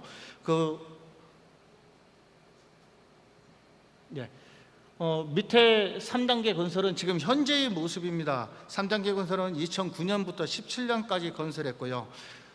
공항 부지 북쪽에 제2 여객 터미널을 건설하고 여객은 7,700만 명, 화물은 500만 톤까지 처리할 수 있는 규모로 성장하게 됩니다. 현재 4단계 공사가 진행 중에 있습니다. 4단계 공사는 올해 말이면 완료가 돼서 오픈을 할 예정인데요.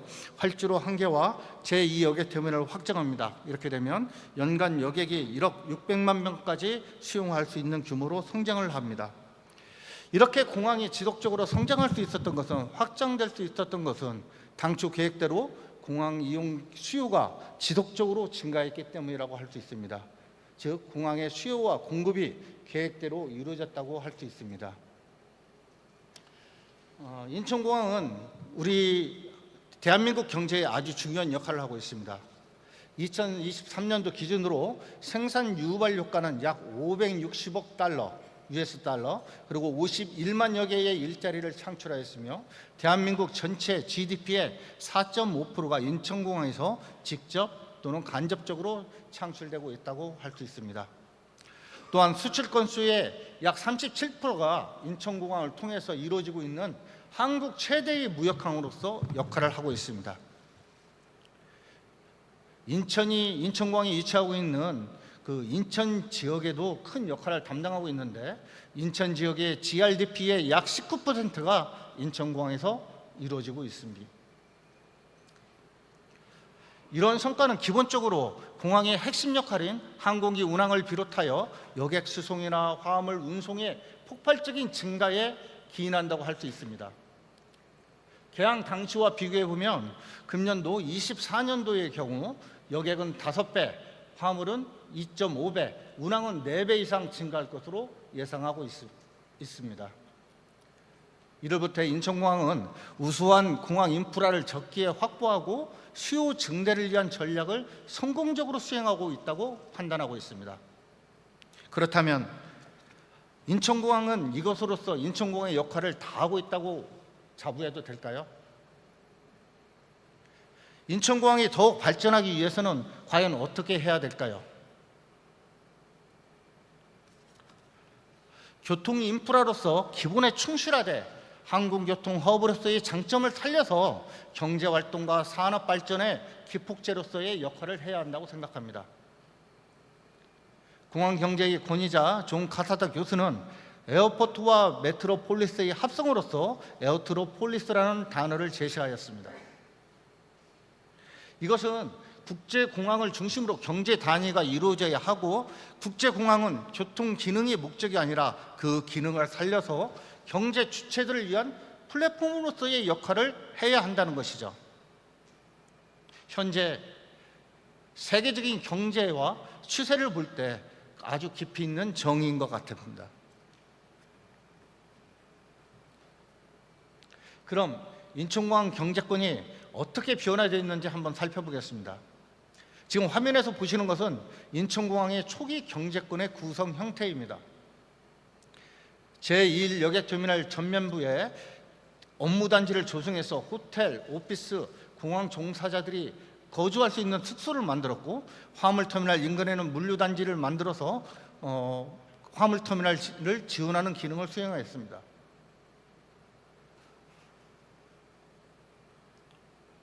그러나 이러한 경제권은 산업 활동을 위한 경제권이 아닙니다. 이것은 여객터미널과 화물터미널의 기능을 지원하기 위해서 만들어진 것이기 때문입니다. 인천공항이 개항한 지 수년이 지나서 공항 경제권의 검토가 이루어지게 됩니다. 이는 인천공항의 발전을 위해 공항 경제권의 개념을 적용했다는 데 큰 의미가 있다고 할 수 있습니다. 기본 개념으로는 동측에 물류 지원 기능을 강화하여서 글로벌 물류 허브로 육성하고 남측과 서측 지역은 자연 환경과 연계하여 여객 수요를 견인할 수 있는 관광 지역으로 개발하는 것입니다. 그러나 이는 공항의 여객과 화물 수요를 증대를 위한 것이라 아직은 진짜 실질적인 공항 경제권의 개념과는 다소 차이가 있어 보입니다. 현재 인천공항에서 추진 중인 공항 경제권의 개념입니다. 미래 인천공항의 경쟁력 강화를 위해서 필수적인 기능을 추가하였습니다.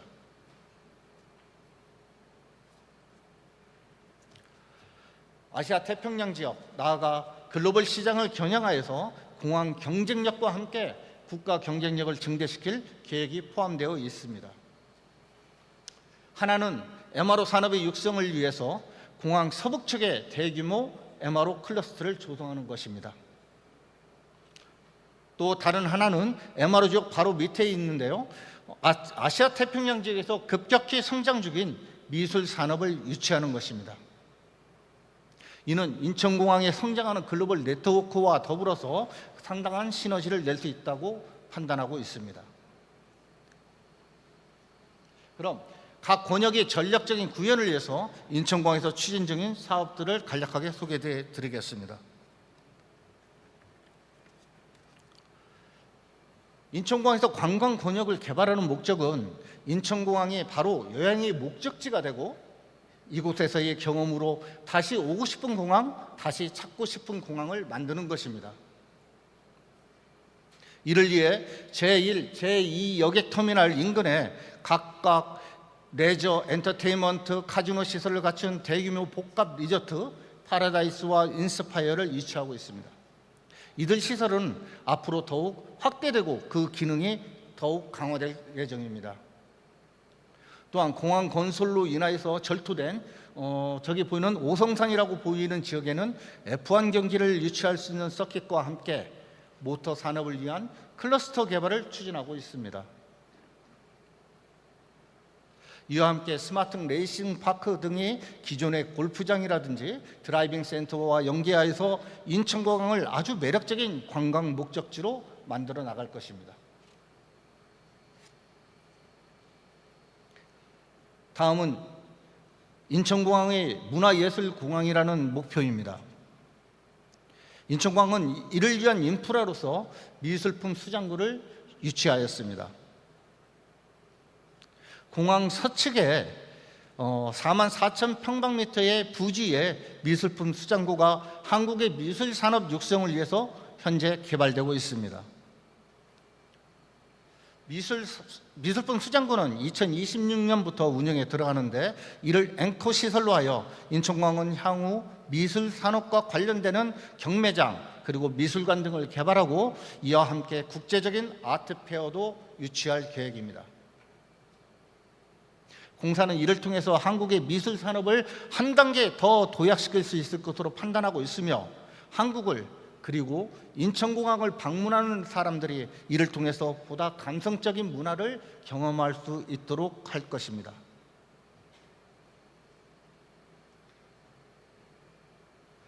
다음으로는 최첨단의 기술력과 파급력이 높은 MRO 클러스터 육성입니다.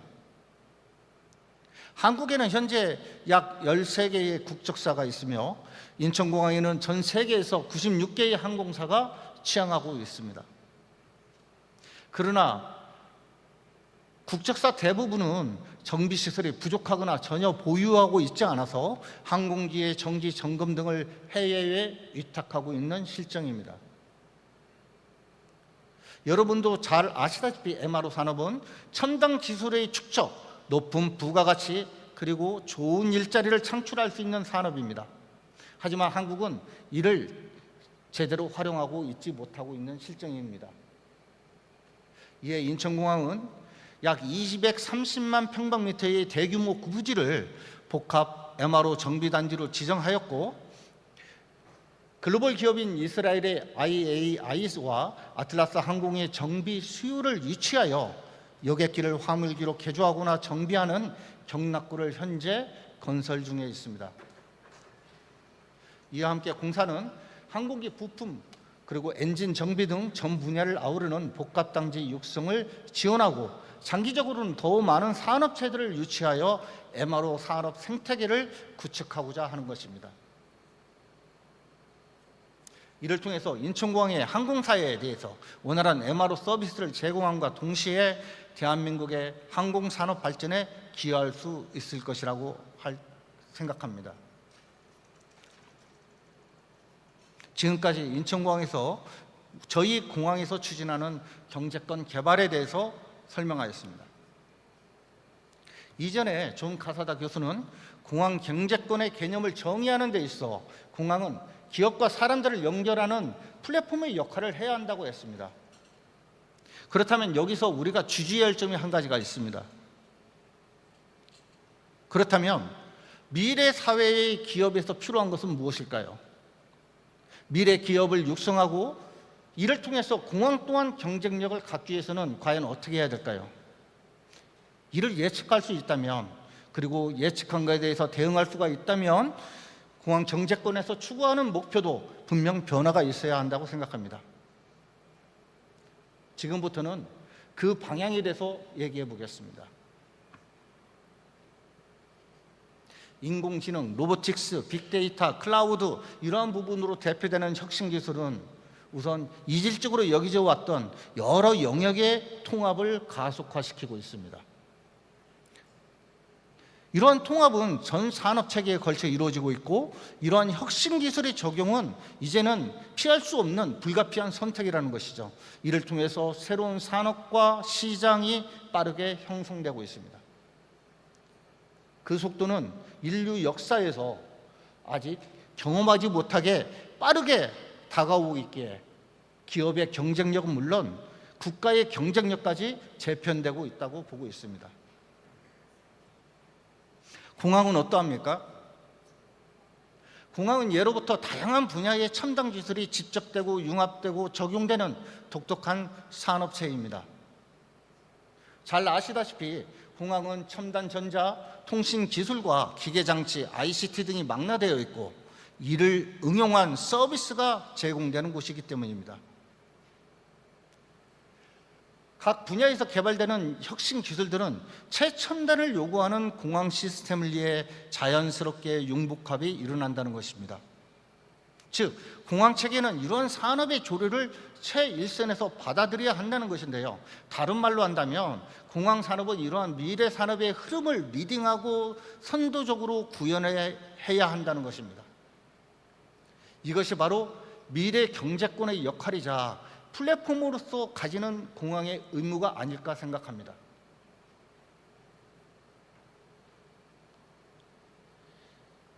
역사적으로도 공항은 다양한 문화와 산업이 교류하는 네트워크의 정점이었습니다.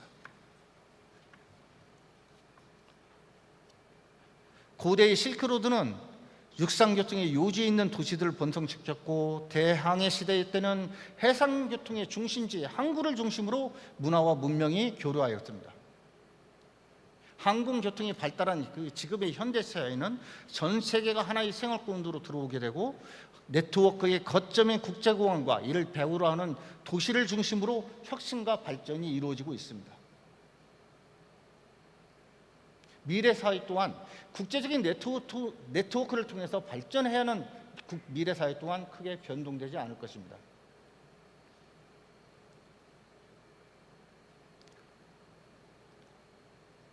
돌아가서 미래 첨단 산업의 융복합이 공항에서 이루어지기 용이하다면 그리고 이를 육성하는 것이 새로운 공항 경제권의 지향점이 되어야 합니다. 첨단 융복합 기술을 공항에서 연구 개발하고 그것을 공항에서 테스트하고 이를 활용한 새로운 비즈니스가 공항을 중심으로 나타나고 이를 지원하는 것, 이것이 바로 새로운 공항 경제권의 방향이라고 생각합니다. 물론 그 과정에서 공항도 새로운 융복합 기술로 혁신되어 가는, 그리고 그로 인해서 더 서비스가 개선되고 더 발전돼가는 선순환이 이루어질 것이라고 생각합니다. 바로 공항이 테스트 베드가 되는 리빙랩이라고 볼 수가 있습니다. 실리콘밸리 발전한다고 사람들이 말씀하는 민행공의 렉 캠퍼스, 지리공항의 서클 같은 혁신단지들은 R&D, 테스트베드, 스타트업 육성 등이 하나의 공간으로 이루어졌습니다. 앞으로 새로운 공항 경제권의 구성은 이런 방향에서 검토되고 추진되어야 된다고 생각합니다. 인천공항은 이를 위해서 데이터 센터와 같은 AI 인프라와 함께 전 세계 인재들이 연구하고 교류할 수 있는 연구 공간을 제공할 것이고 그 연구물이 적용될 수 있도록 공항을 테스트베드로 지원할 것입니다. 오른쪽 그림은 이러한 인프라 시설과 연구기관, 스타트업 등이 활동할 수 있도록 인천공항에서 지금 준비하고 있는 지역입니다. 지금까지 설명드렸듯이 공항은 공항의 본질적인 기능을 바탕으로 미래 산업을 육성하는 거점으로 발전되어야 한다고 생각합니다. 공항을 중심으로 한 산업 생태계는 다양한 경제활동의 플랫폼이 되어서 공항을 넘어서 사회 전 영역으로 뻗쳐가는 산업 허브가 될 수가 있습니다. 결론적으로 리빙랩으로서의 미래 공항, 세상을 바꾸는 공항, 그것이 우리 공항 경제권의 비전입니다. 오랜 시간 경청해 주셔서 감사합니다. 감사합니다. Thank you very much for the comprehensive presentation, Mr. Kim, and laying out the tasks ahead for airport clusters to bolster the local economy. Please remain on the stage. 네, 본부장님께서는 패널 토의를 위해 무대 위 준비된 자리에 착석해 주시면 되겠고요. And we also invite the previous speakers, Mr. Chen Shi, Mr. Stephen Lam, and Ms. Maruchi Kantu to join us on the stage for the discussion. Now, this session has given us valuable insights into airports evolving beyond mere transportation hubs into multifaceted spaces encompassing commerce, culture, and business. And now that we have our panel members on the stage, I would like to remind our participants that you can submit questions via the SimFlow link. And now I would like to turn over the microphone to Mr. Chen Shi, who is going to lead the discussion and Q&A session. Hello again. I was told we have to finish the session by 3:30, so I think really we probably have room for about one question each panelist. Maruchi, ladies first, if you don't mind. I thought there's a really good question asked by the audience that you mentioned how DFW became the first airport in the United States to be truly carbon neutral. The question is, how were you able to do that, as the first? And are there any methods, learnings along the way that you would recommend for other airports to think about? Yeah, it's a great question. Certainly, it takes an incredible amount of commitment at the top. Our executive leadership team has been fully committed to ensuring that we're creating a sustainable organization and a community. So we have an incredible leader who is leading our sustainability efforts. He recently finished his PhD, and he's come a long way in really making the commitment to make the investments financially supported by our executive team to do what's required to get the implementation of activities as well as the dollars behind it. But we purchase all of our power off of wind, and it's wind generated in Texas. That's a huge part of the plan to get us to that point. So again, it's a significant investment. It's the commitment of the executive team, and there's a lot of initiatives that have gone behind getting us to that point. I see.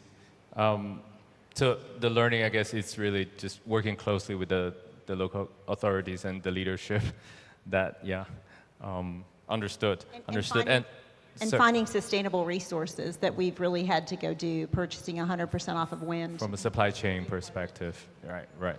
And just similarly, Mr. Kim, on a similar note, there was a question from an audience that in your presentation, you laid out a great vision for the Incheon Airport's future, but sustainability was not really mentioned.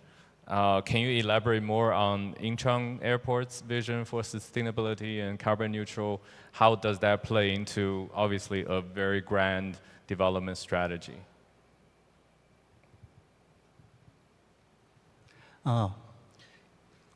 인천공항은 기본적으로 2040년까지 넷제로 공항을 지향하고 있습니다. 이를 위해서 친환경 유를 활용하는 데 있어서 항공사와 협력을 하고 있는 협정을 체결하였고요.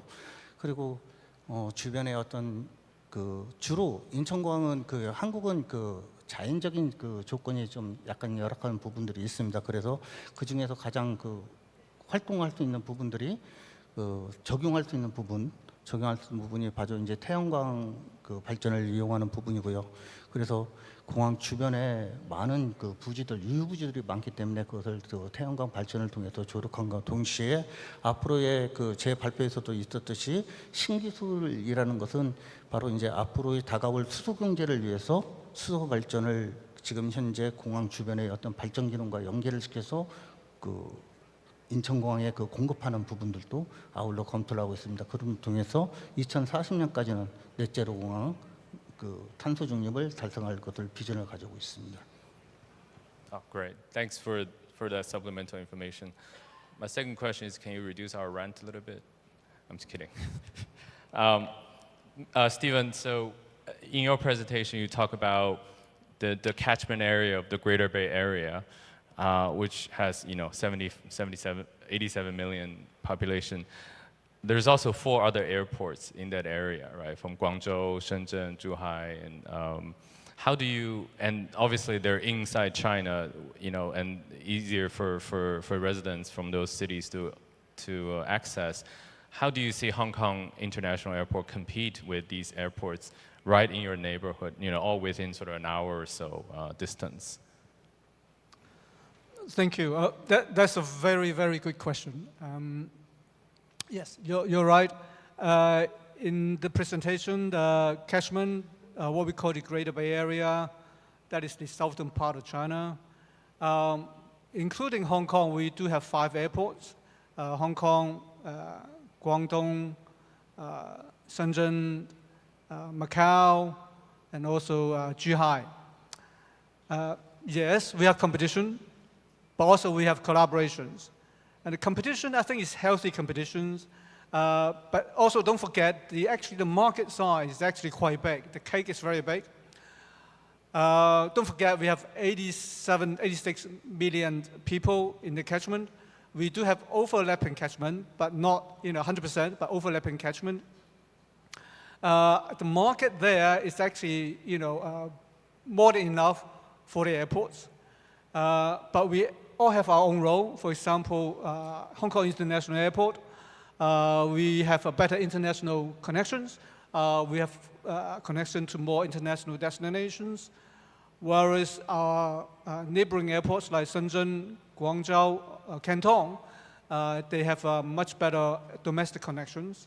Even though in Hong Kong we do have 50 destinations in China, but definitely Shenzhen and Guangzhou, Canton, they have better domestic connections in mainland China. As for the other airport, 2 airports, for example, Zhuhai Airport is mainly a domestic airport. Actually, we manage Zhuhai Airport, so we are actually working something with Zhuhai Airports, how we could better connect Hong Kong Airport and Zhuhai Airport to serve the domestic market in mainland China. As for Macau, I guess you probably know better. It's basically served the Macau with a slightly a lot smaller populations. I think competition, yes, but we all have our own roles. The cake is big enough. Actually, the competition is not bad. It's good competition. With competition, we all improve better. All right. I think that helps drive improvements, innovations. And we also have collaborations. Actually, all the 5 airports, we sit regularly together, what we call the A5. A5 is the airport, A5 forum.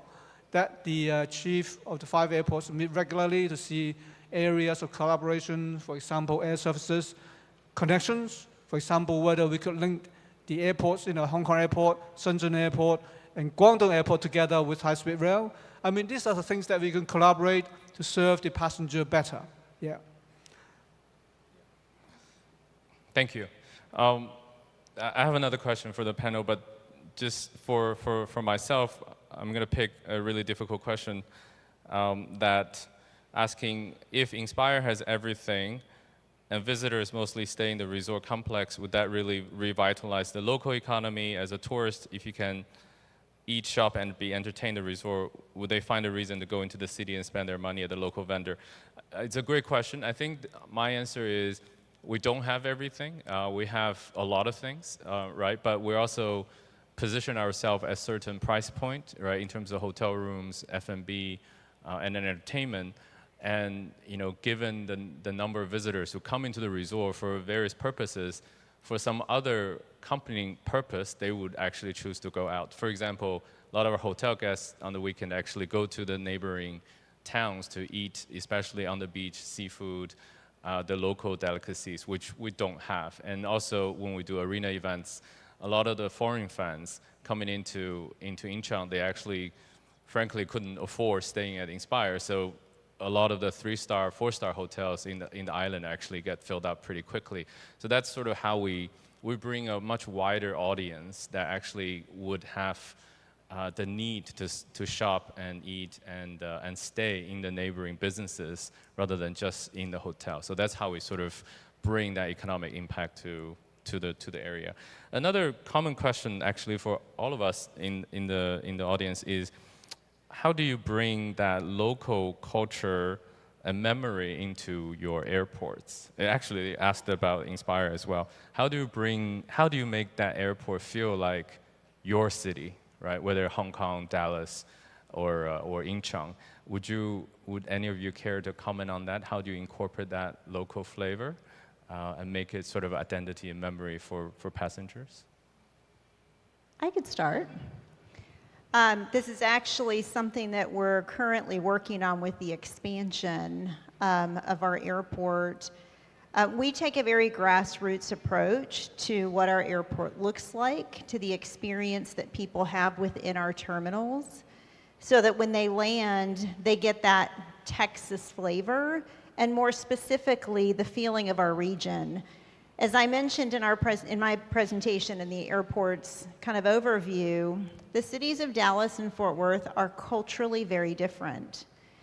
And so what we try to do is in the arts, what people see when they land as they're walking through the terminal, that they're getting Texas hospitality, but they're also visually seeing art from our region. They're getting the local concessions. I mentioned we partner with local businesses, small local businesses, so really bringing the flavor from a taste, a feel, a look to what our local area is. And it's very important. Every last detail we take under consideration to bring the local feeling and look and feel and taste to life. It's great. I haven't been to DFW for a long time. I need to go back and check it out. Mr. Kim or Stephen, would you care to comment?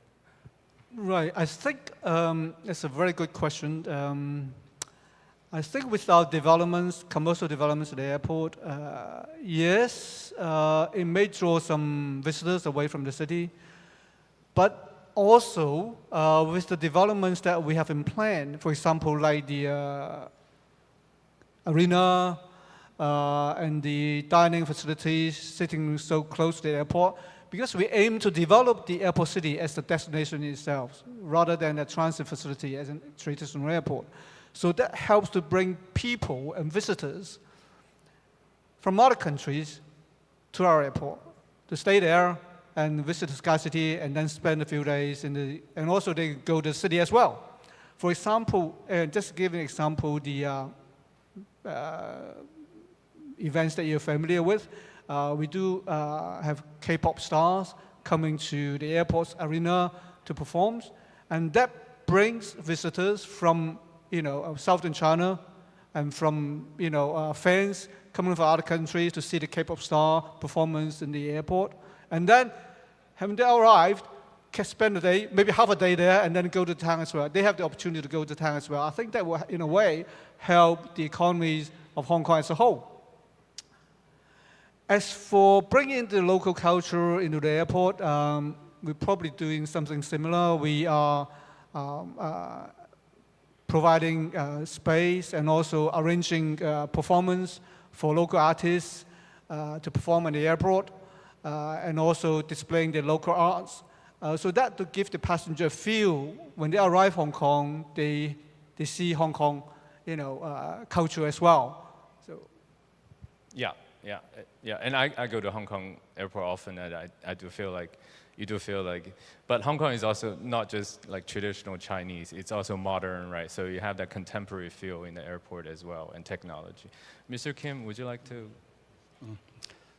일반적으로 그 여객들은 이제 한 공항을 방문하는 여객들은 이중적인 스타일을 가지고 있다고 볼 수가 있습니다. 그러니까 그 공항을 방문했을 때 전혀 불편하지 않기를 바라면서도 또한 그 나라, 그 방문하는 지역의 어떤 문화라든지 특색 있는 부분을 또 경험하기를 원한다는 거죠. 그런데 그래서 그 여객들에 대한 시설들을 나타낼 때는 그 부분이 크게 드러나지 않게 그 안에서 자연스럽게 녹아 있어야 된다는 겁니다. 그래서 저희 인천공항 같은 경우에는 그래서 그 들어왔을 때부터 이것이 일반적으로 그 미국이나 유럽이나 그런 공항과의 어떤 전체적인 시스템적 부분에서는 그 유사한 거의 비슷한 그 동선을 가지고 있지만 시설을 가지고 있지만 그 안에서 보여지는 경치라든지 조경 하나의 그 건축물의 어떤 특성 같은 경우는 한국적인 부분들을 상당히 그 많이 넣고 있습니다. 그리고 공항 주변에서 또한 그 방문할 수 있는 그 여기 인스파이어 호텔에도 향후에는 그 옆에 그 한류 콘텐츠를 보여줄 수 있는 역시 시설물들이 지금 계획하고 있던 걸로 알고 있는데요. 이제 이런 부분처럼 역시 그 다른 곳에서도 그 일반적으로 방문하는 곳에서 내가 느낄 수 있는 한국적인 부분들, 그런 요소들, 그런 부분들을 가미를 해서 관광객들이 그 바로 아까 얘기했던 그 이중적인 부분들을 동시에 만족시킬 수 있는 그런 부분들이 그 가미되고 있다, 그렇게 말씀드릴 수 있습니다. Thank you for the pitch for Inspire. I think the answer is yes, come to Inspire to experience culture. But that question for us, I think really, we thought long and hard about how to incorporate Korean culture. And to us, it's not just the traditional architecture or food or the hanbok, although we do host the annual hanbok competition, which is the largest in Korea here. It's also showcasing the contemporary Korean technology and performance and art. That's why our arena is so programmed for so many K-pop events. Our technology is really a collaboration with Samsung and Hyundai to showcase the best of their technologies. So those are the elements that we incorporate that showcase the contemporary Korean culture, which is also something to experience as well. I think time is up, so thank you everybody for participating today. I think we all learned a lot. Thank you. If you have any other questions, please find us after the panel. Thank you very much to your insightful presentations, engaging panel discussion, and thoughtful responses during the Q&A. So let's give another huge round of applause to our 4 speakers.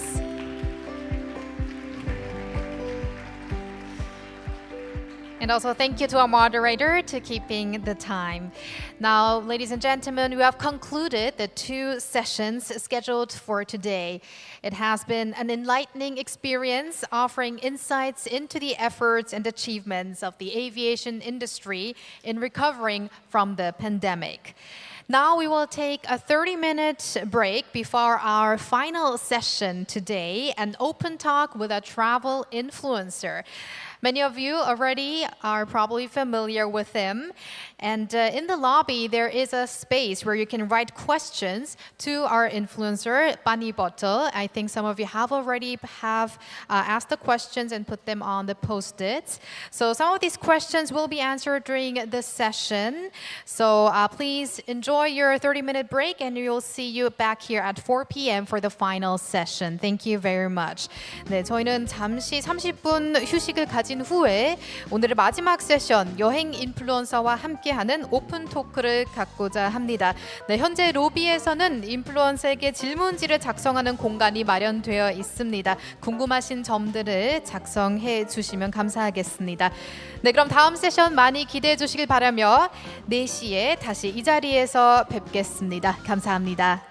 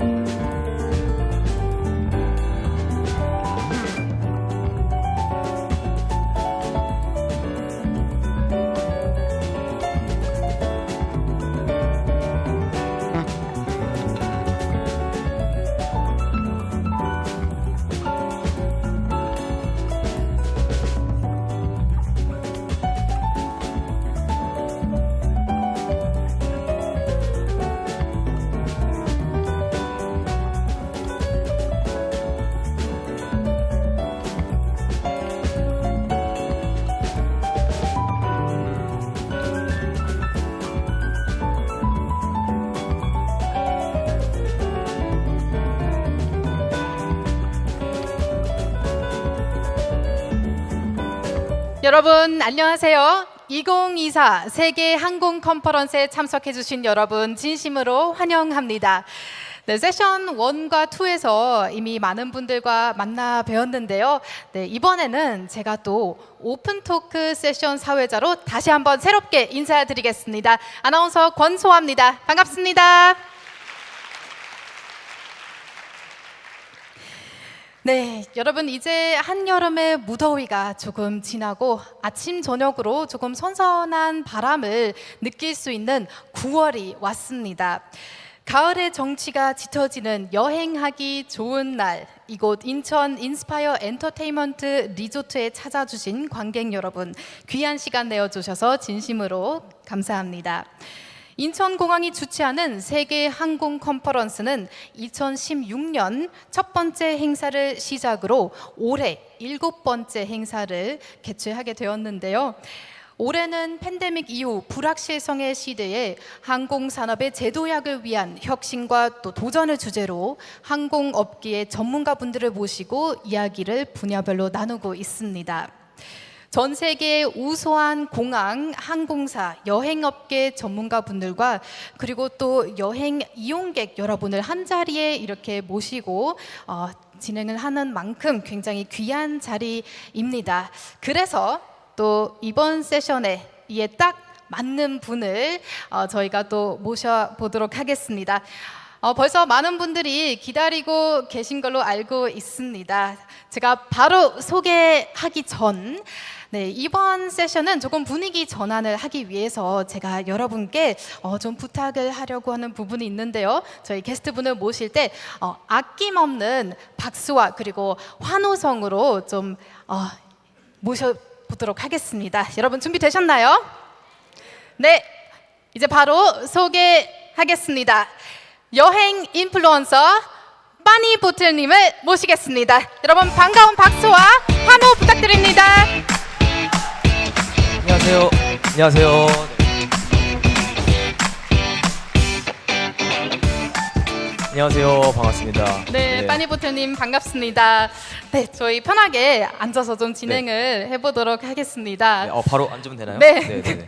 편한 자리에서 이렇게 또 진행하면 또 좋을 것 같아가지고 바로 이렇게 착석 또 부탁드리겠습니다. 자, 빠니보틀님 이제 거의 모든 분들이 알고 계시지만 한번 자기소개 한 번 더 부탁드리겠습니다. 네, 안녕하십니까. 저는 빠니보틀이라는 이름으로 그 유튜브에서 여행을 테마로 올해가 5년 차예요. 예, 유튜브를 계속 해오고 있고 너무 감사하게도 많은 분들이 사랑해 주셔가지고 방송도 하고 오늘도 여행 갔다 왔습니다.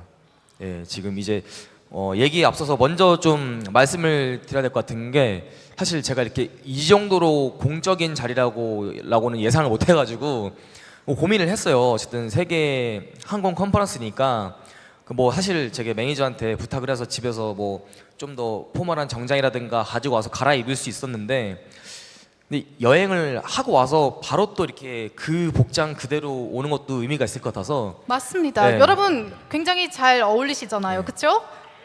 네. 심지어 이 오키나와 갔다 왔는데 아, 오키나와 가셨군요. 뭐 먹다가 바지에 국물을 흘렸는데 심지어 그것마저도 그대로 왔습니다. 아, 잘하셨습니다. 예. 저 조금 TMI인데요. 저는 오늘 행사장 오다가 재킷에 이 단추가 빠져버렸어요. 그래서 네네네. 저도 한층 더 캐주얼해졌고 그리고 점심 때 갈비탕을 먹었는데 여기 또 묻었어요. 그래서 거의 쌤쌤입니다 지금. 그래도 그 강아지를 이길 수 없기 때문에 네. 다음에 좀 더 이기셨습니다. 분발해 주시기를. 네. 자, 그러면 세계 항공 컨퍼런스는 이번에 처음 참석하시는 건가요? 뭐 솔직히 말씀드리면 이번에 처음 알았고 제가 뭐 사실 고민을 많이 했어요. 원래 강연 같은 거 아니면은 뭐 토크 콘서트 다 웬만하면 사양을 하고 있고 이유가 뭐 지금도 그렇지만 보통은 앞에 계신 분들 다 뭐 이런 항공이나 이런 어떤 분야에서 전문적인 지식을 가지고 있는 분들한테 저는 단지 그냥 여행을 많이 다닌 거 외에는 사실 저 전문적이지 않습니다. 그런 분들 앞에서 얘기를 한다는 것도 굉장히 부담스럽고 해서 이렇게 좀 사양을 많이 하는 편인데 제가 이번에 좀 곽튜브랑 같이 인천공항 홍보대사도 이제 하게 됐고 여러모로 의미도 있을 것 같고 너무 이제 저한테 연락 오신 분께서도 그렇게 부담 가질 필요 없이 그냥 뭐 경험한 거 위주로 얘기를 하면 된다고 말씀해 주셔가지고 네, 이렇게 왔는데 좀 긴장이 많이 되네요. 혹시라도 정확하지 않은 정보라든가 제가 잘못 알고 있는 게 있을까봐 최대한 저는 뭐 어떻다라고 말하기보다는 제 경험을 그냥 저는 이렇게 느꼈다 위주로 말씀을 드리는 게 제일 좋지 않을까 싶습니다. 감히 제가 말씀드리자면요. 여행을 굉장히 많이 하셨잖아요. 제가 알기로 한 70개국 넘게 여행을 하셨는데 그러면 전문가시죠. 누구보다 전문가시라고 저는 생각을 하는데요. 네네.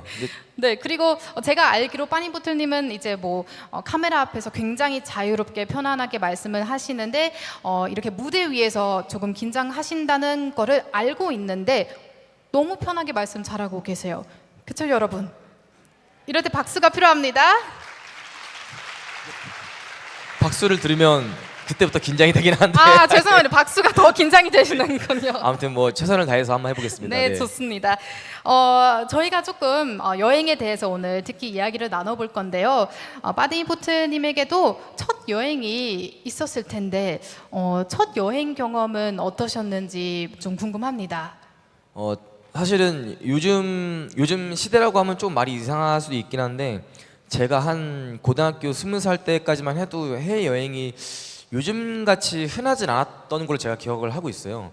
그래서 사실 중학교 때 이제 수학여행을 학교에서 중국으로 갔는데 제가 그 수학여행비 60만 원이 없어가지고 집에 그 여행을 못 가는 거죠. 첫 해외 여행을. 그래서 그 너무 아쉬워서 그때 해외 여행에 대한 한을 품고 첫 여행은 사실 비행기를 타진 않았습니다.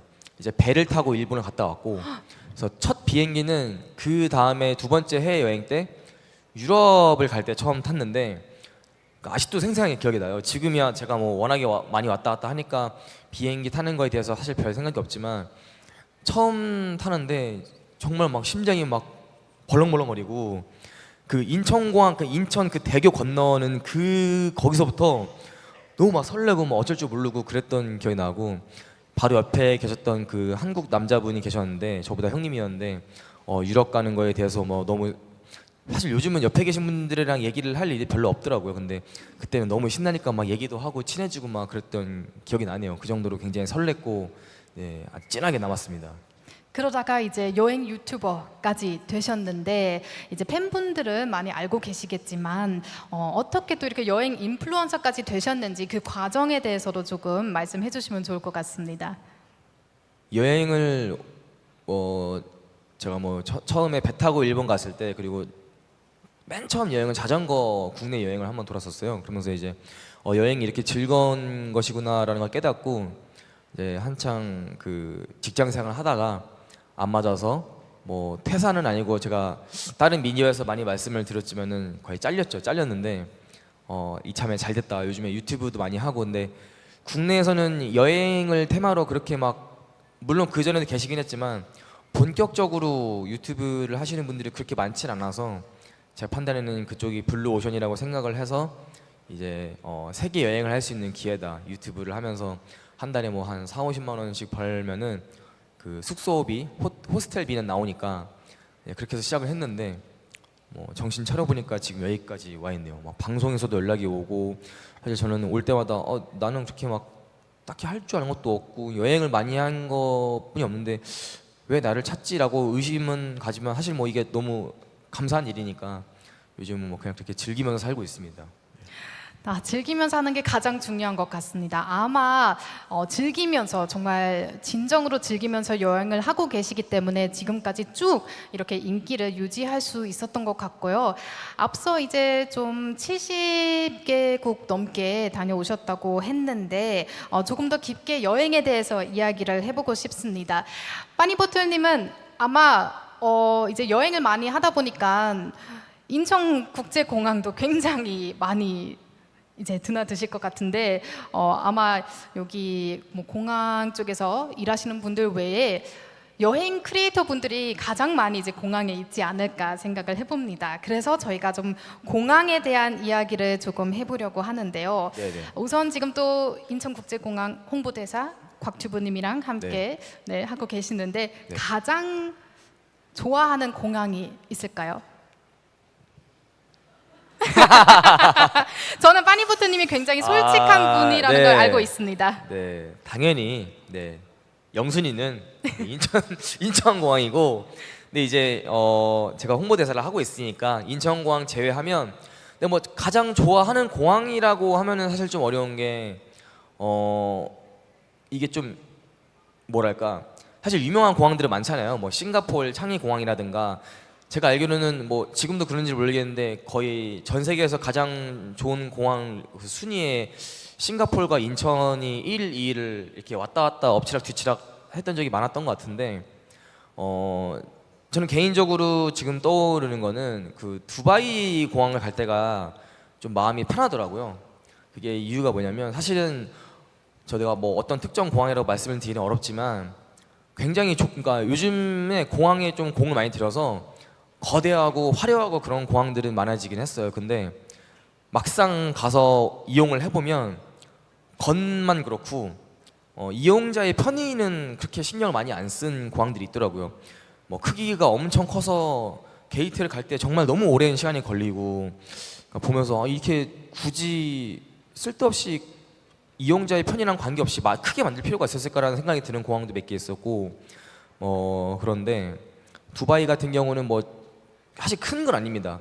거기 보면은 의자, 그냥 평범한 의자도 있고 약간 이렇게 누워서 쉴 수 있는 의자가 좀 두바이 공항이 있어요. 물론 다른 공항에도 있는 공항도 있긴 하지만 제가 두바이 공항을 좀 많이 들리다 보니까 생각이 나는데, 그런 사실 별거 아닌 것 같지만 배려가 화려하고 막 금빛으로 치장하고 거대하고 그런 것보다 더 이제 편하고 기억에 남고, 환승을 할 때만 해도 이 공항은 좀 맞아 쉬기 편한 곳이 있었지, 다행이다라는 마음이 드는 공항이 저는 좀 두바이 공항이더라고요. 그래서 그런 쪽에 좀 방점을 둬야 될 것 같아요. 이게 사용자들한테, 그러니까 어쨌든 공항이라는 게 어떤 나라를 대표하는, 처음에 내렸을 때 첫인상이니까 그런 거를 보여주려고 좀 제가 느끼기에는 과시를 하려고 하는 공항들이 몇 개 있는데, 물론 그것도 당연히 중요한 부분이긴 하지만 그것보다는 그 공항에 있을 때 최대한 사용자들이 좀 편하다, 이 공항 좀 있고 싶다, 더 이런 느낌이 드는 게 더 중요하지 않나라는 생각이 들어서 저는 지금은 두바이 공항이 좀 생각이 났습니다. 네. 그러면 혹시 공항이 너무 좋아서 그 나라로 또 여행을 하신 적도 있으신가요? 근데 제가 직업이 이거 솔직히 말씀드리면은 네. 직업이 아무래도 이제 좀 제 여행을 많은 분들한테 보여드려야 되는 직업이다 보니까 같은 곳을 또 가는 경우가 있긴 하지만 그게 공항이어서 그런 적은 사실 없는 것 같긴 한데, 비슷한 사례를 들자면 제가 이제 지구마블이라는 프로그램을 할 때 주사위를 던져가지고 싱가포르이 나왔어요. 근데 싱가포르 창의공항이 좋은 것뿐만 아니라 공항 안에서도 좀 즐길 수 있는 그런 즐길 거리가 좀 많고 식당도 많고 해서 이제 제작진분들한테 나는 나가는 거 위주보다는 좀 그 유명한 창의공항을 좀 중심으로 둘러보겠다라고 해서 공항 탐방을 좀 한 적이 있는데, 실제로 굉장히 화려하고 볼 거 많고 심지어 즐길 거리도 많아서 뭐 개인적으로는 굉장히 재밌었습니다. 제가 알기로는 그 창의공항에서 노숙도 하신 걸로 알고 있는데요. 그 경험에 네. 대해서도 좀 말씀해 주실 수 있을까요? 그 사실 공항에서 노숙하는 거에 대해서 잘 모르겠어요. 그 공항 직원분들이 그런 거를 이렇게 막 신경 쓰실 것 같진 않은데, 여행객 입장에서는 막 그런 사이트도 있어요. 노숙하기 좋은 공항 막 리스트업 돼가지고 그 공항에는 어떤 것 때문에 노숙하기 좋은지 체크리스트도 있고 그런 사이트가 있는데, 저도 이제 지금은 너무 감사하게 많은 분들이 찾아주셔가지고 경제적으로 조금 나은 여행을 하고 있지만, 이전에는 없는 돈 털어서 여행을 할 때는 공항 노숙을 하면 굉장히 이제 유리한 점이 숙박비도 아끼고 잠도 자고 뭐 편하게 좀 쉴 수 있는 그런 거다 보니까 노숙 위주로 좀 공항을 찾은 적이 많은데, 질문이 뭐였죠? 제가 얘기하다 보면 길어져가지고. 창의공항 말씀하셔가지고 네. 거기서 또 네. 특별한 에피소드가 또 노숙인 걸로 제가 알고 있어가지고. 에피소드는 아니고 네. 노숙할 때 굉장히 편했습니다. 일단은 그런 거에 대해서 이렇게 터치를 좀 안 한 것도 있고, 제가 물론 이제 다른 분들 방해 안 되게 구석에서 잠을 자긴 했지만 터치도 없었고 온도도 너무 좋았고 깔끔하고 거의 뭐 모든 것이 노숙하기 너무 완벽한 공항이어서 사실 그게 저는 너무 좋았는데, 방송으로는 놀림을 많이 받았죠.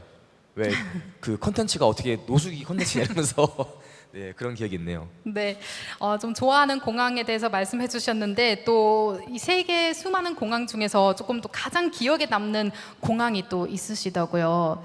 좀 특별한 에피소드가 있을까요?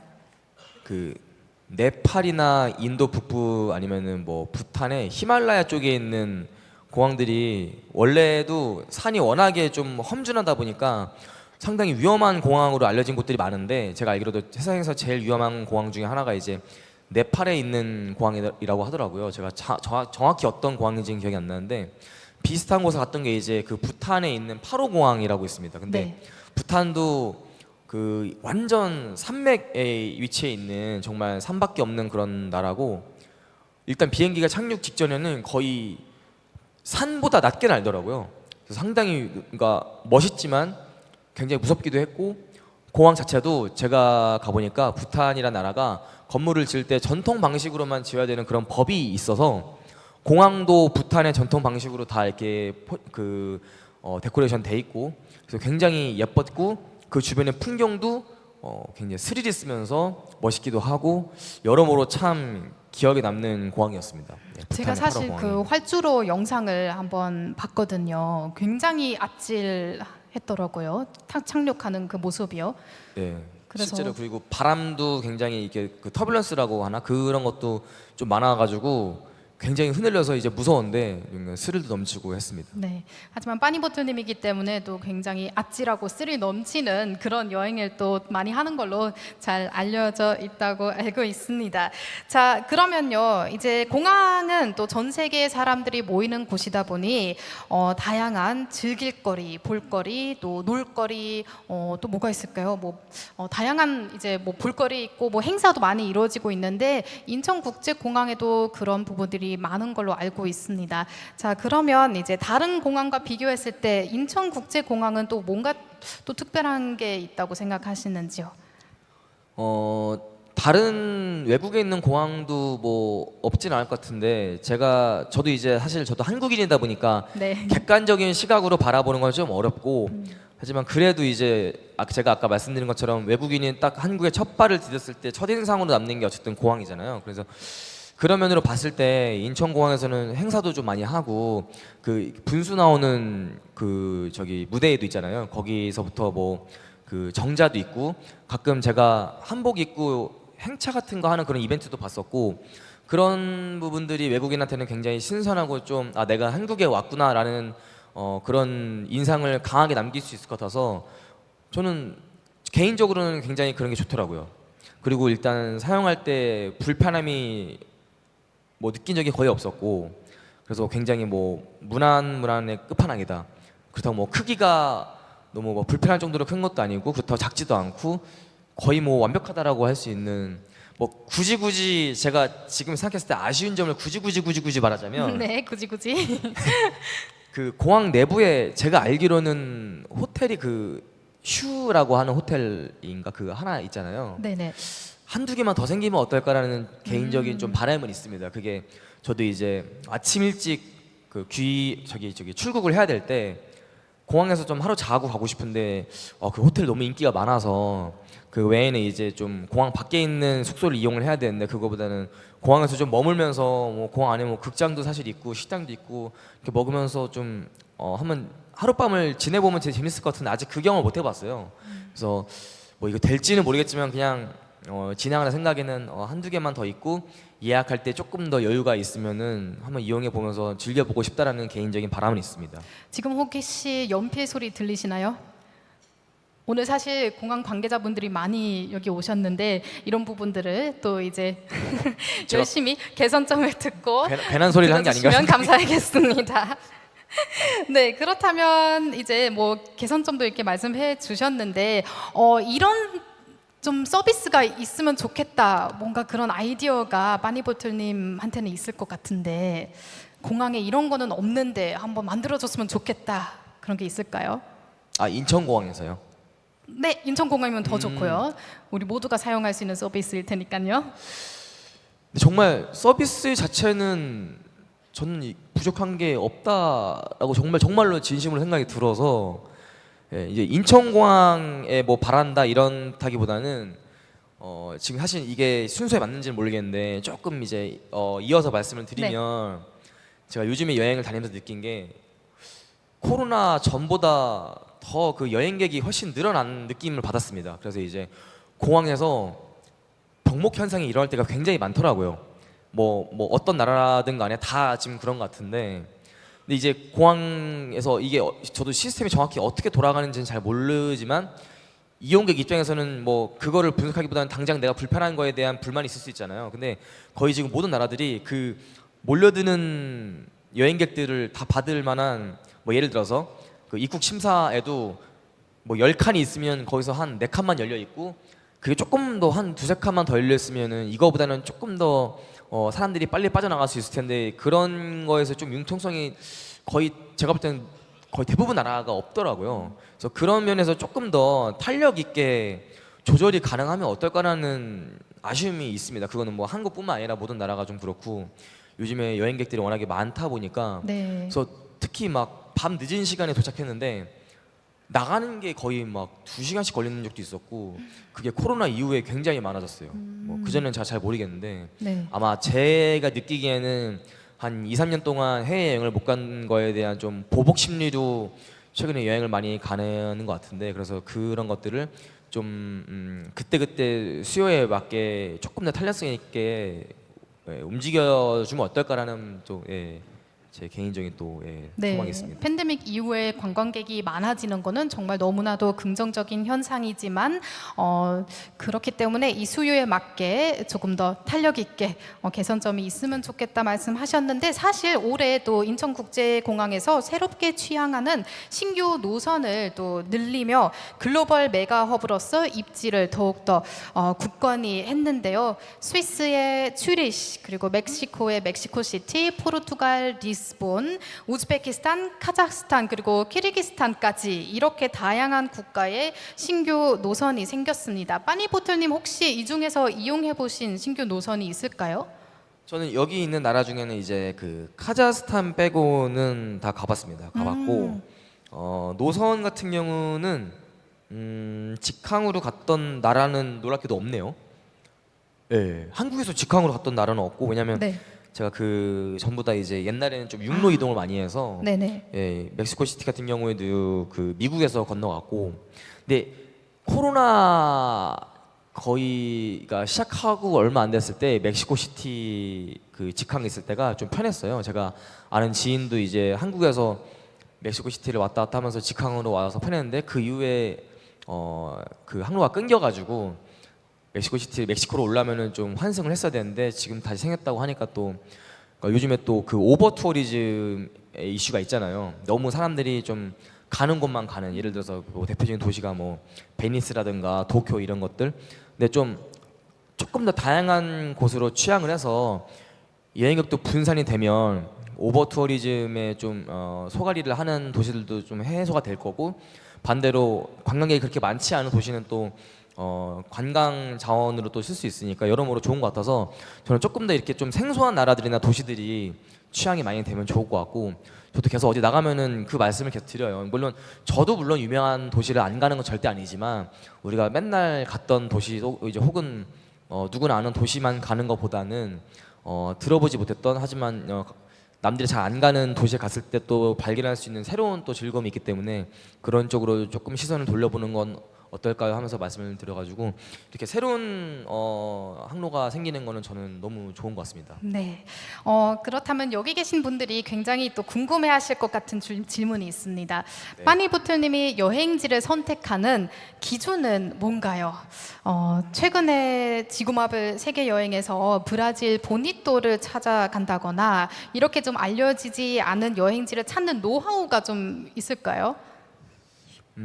알려지지 않는 여행지 찾는 노하우는 사실 따로 없고요. 저는 사실 검색을 미친 듯이 합니다. 그게 뭐 어떤 방식이 없고, 정말 심하게 안 나올 때는 구글맵을 켜놓고 아무 상관없이 이렇게 훑을 때도 있고, 심지어 그래서 뭐 그런 식으로 하는데, 저는 사실은 여행지를 고르는 어떤 기준은 투트랙이에요.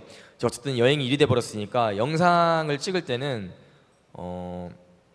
영상적으로 제가 안 가본 곳이라든가 특이한 게 있는 곳을 가는데, 방금 오늘 같이 이제 제가 오키나와 갔다 왔는데 개인적으로 휴식을 취하러 갈 때는 최대한 가깝고 그 비행 시간 오래 안 걸리는 곳 그리고 뭐 크게 어렵지 않은 곳 저도 뭐 사실 크게 다르진 않습니다.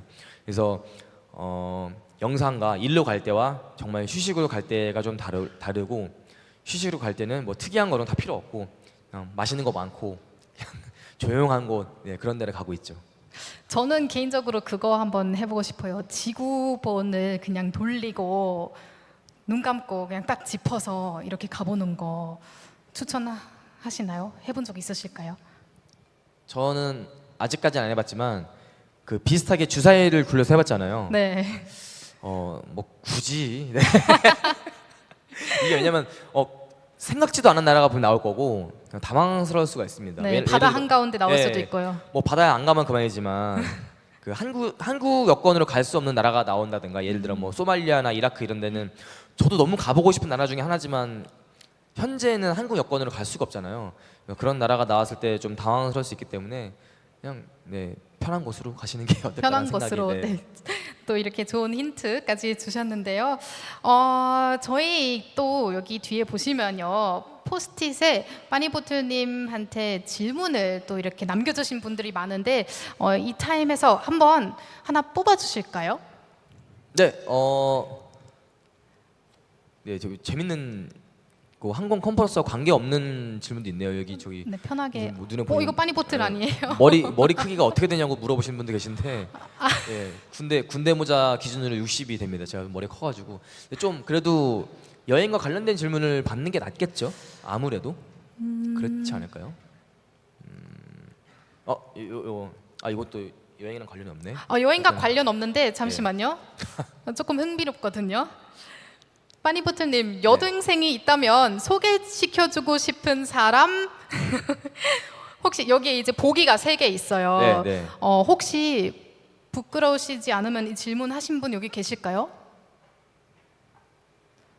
저기 계시네요. 바로 근처에 계셨는데. 여동생이 본인을 의미하는 혹시 거지? 본인 즉석 여기서 일단은 뭐 소개팅. 네. 1번 노홍철, 2번 기안84, 3번 곽튜브입니다.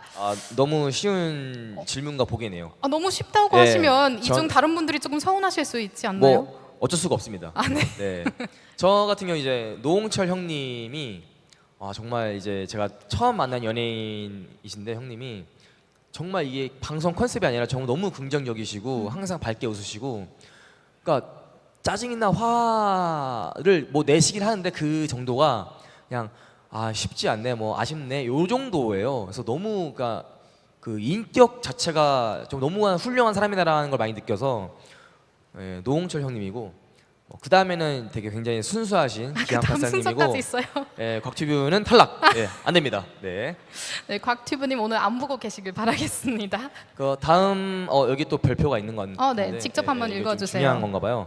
관광과 여행의 큰 차이는 무엇이라고 생각하나요? 그리고 자신만의 여행지에 대한 기준은? 이라고 질문을 주셨는데 요게 관광과 여행의 큰 차이는 뭘까라는 저도 이제 저 개인적으로 스스로한테 질문을 굉장히 많이 했어요. 그리고 저도 20대 때 여행을 다닐 때는 그러면 안 되는데 나름의 선민의식이 있었나 봐요. 그러니까 남들은 편하게 관광하지 나는 여행자고 나는 여행하는 사람이야 라고 약간 좀 물론 이렇게 밖으로 내비친 적은 없지만 저도 모르게 그렇게 주제 넘게 그렇게 생각을 했던 것 같은데 오히려 여행을 많이 하고 시간이 지나 보니까 여행의 종류와 타입이 다른 거지 이게 뭐 사실 관광과 여행을 구분 짓는 것도 저는 좀 잘못된 것 같고 저는 뭐 거의 똑같다고 봅니다. 그냥 편하게 하는 것도 여행이고 호텔에 가서 쉬는 것도 여행이고 힘들게 하는 것도 여행이고 이걸 뭐 굳이 구분 지을 필요가 있을까? 그리고 그 구분으로 내가 남들보다 우월 의식을 가지고 하는 것 자체가 너무 좀 건방지고 오만하다라는 생각이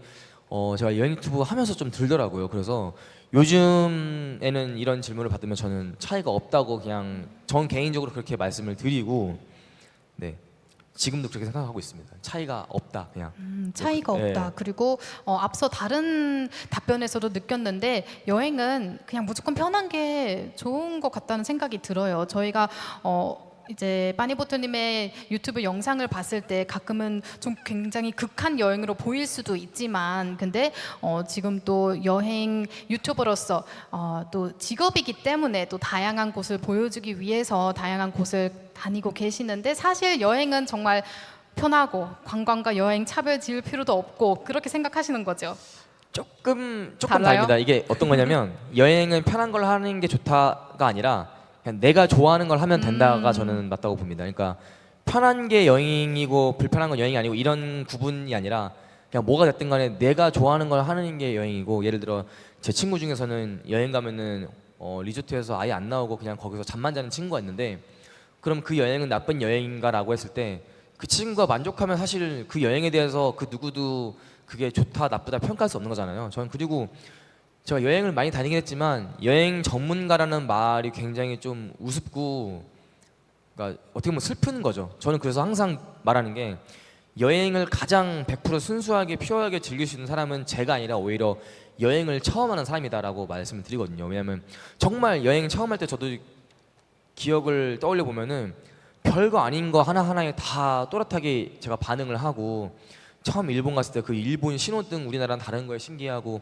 그 유럽 처음 갔을 때 유럽의 그 돌바닥 하나하나가 다 신기하고, 오히려 그게 더 여행 전문가답지 않나요? 저는 사실 이제 지금 하도 많이 가서 웬만한 것들에는 자격도 없고 약간 조금 무뎌진 게 있는데, 이렇게 봤을 때는 오히려 여행을 많이 한 제가 더 여행을 못 즐기는 사람이라고 생각해서 정말 아예 안 해본 사람이 오히려 여행 전문가고, 여행을 너 여행 잘한다라고 말을 하지 않잖아요. 예, 그래서 이거를 뭐 누가 더 잘하고 못하고 뭐 이게 맞고 틀리고 구분 지을 필요가 없는 게 여행이고, 제가 그래서 여행을 좋아하는 것 같습니다. 네, 그래서 멋진 말인 것 같습니다. 두 번째 그 자신만의 여행지에 대한 기준은 저는 옛날부터 확고했던 거는 어떤 걸 봤을 때 그게 그 나라에만 있느냐가 저는 그 지점을 굉장히 중요하게 생각을 하고, 예를 들어서 도쿄의 아키하바라를 예를 들면은 그게 오타쿠의 성지로 유명하잖아요. 그런 곳이 사실 뭐 그 정도의 규모로 있는 곳은 제가 알기로는 도쿄의 아키하바라가 유일한 걸로 알고 있는데, 전 그런 게 굉장히 부러운 거죠. 약간 특색이 개성 있는데 그 나라가 아니면 절대 볼 수 없는 뭐 몇 군데 있죠. 뭐 바라나시, 인도의 힌두교의 또 성지죠. 거기는 그런 곳이라든가, 뭐 세계에서 제일 높은 뭐 도시, 제일 뭐 추운 곳, 저는 그런 그 도시밖에 보여줄 수 없는 그런 것들을 개성을 좋아합니다. 그래서 저는 여행지를 고를 때 좀 그런 부분을 많이 고려하는 편입니다. 제가 고향이 베를린인데요. 독일 베를린. 혹시 베를린은 외국 분이세요? 네, 사실 네, 한국말도 잘하세요? 외국인입니다. 오, 그래서 저는 아마 빠니보틀님보다 네. 더 다양한 곳에 뭐 북한이라든지 여행도 할 수 있는 신분을 가지고 있습니다만, 제가 질문하고 싶은 거는 베를린은 어떤 특색이 있나요? 저보다 더 잘 아실 수 있을 것 같아요. 왜냐면 저는 그냥 살다 왔기 때문에. 여행자로서 보시기에 베를린 어떤가요? 솔직히 말씀드리면 제가 베를린을 안 가봤고, 독일은 가봤는데 네. 베를린은 안 가봤고, 제가 찾아보긴 했어요. 근데 제가 안 간 거는 꼭 한번 가주세요. 꼭 한번 가주시길 바랍니다. 네, 알겠습니다. 네. 자, 그러면 포스트잇 하나 더 보겠습니다. 이번에 외국 분께서 질문을 해주신 것 같아요. 영어로 네. 질문이 돼 있는데요. How do you deal with the air pressure inside the cabin? I hate when my ear hurts. 이 비행기를 탈 때 귀가 굉장히 먹먹하잖아요. 그래서 나는 이 귀 먹먹한 이 아픔이 굉장히 고통스럽다. 어떻게 그거를 좀 해결하는가라는 질문입니다. 이게 저 같은 경우는 이제 프리다이빙을 취미로 하고 있는데, 최근에도 혹시 다녀오시지 않았나요? SNS에서 본 것 같은데. 네, 얼마 전에도 했습니다. 네. 오키나와에서 했는데, 그 이제 프리다이빙, 스쿠버 다이빙 할 때 그 이퀄라이징이라는 걸 하는 게 있어요. 그게 이제 내 요 안에 있는 고막 안에 있는 그 압력과 밖에 압력을 맞추는 그 작업을 이퀄라이징이라고 하는데, 저 같은 경우는 그걸 손 안 대고 하는, 저도 몰랐어요. 그게 배울 때 알려주더라고요. 너는 그거 손 안 대고 하는 그걸 BTB라고 하나 그런데, 제가 그거더라고요. 전 그래서 그 고산지대나 아니면 물에 들어갈 때 이렇게 하면 돼요. 그냥 맞춰줘요. 압력이 이렇게 하면 소리가 나요. 지금 하고 있는 건데도. 뭐 하신 거예요? 이렇게 하면 돼요. 저는. 그거는 이제 되는 사람이 있고 안 되는 사람이 있는데, 네.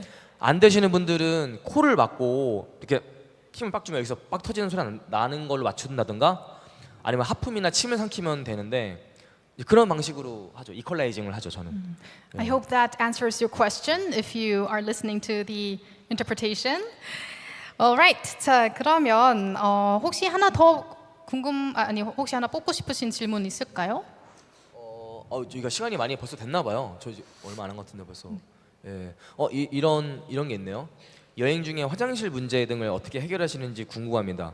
요것도 생각보다 좀 되게 진중한 문제인데 이게 용변에 관련된 거다 보니까 네. 상당히 이제 약간 웃음기가 있는 그렇게 약간 소비가 되지만 저는 굉장히 중요하다고 생각을 해요. 그래서 장시간 화장실을 못 가거나 그런 거를 이제 미리 예측을 해서 저는 안 먹어둔다던가 당연히 뭐 미리 비우고 저는 좀 잘 참는 편이더라고요, 제가.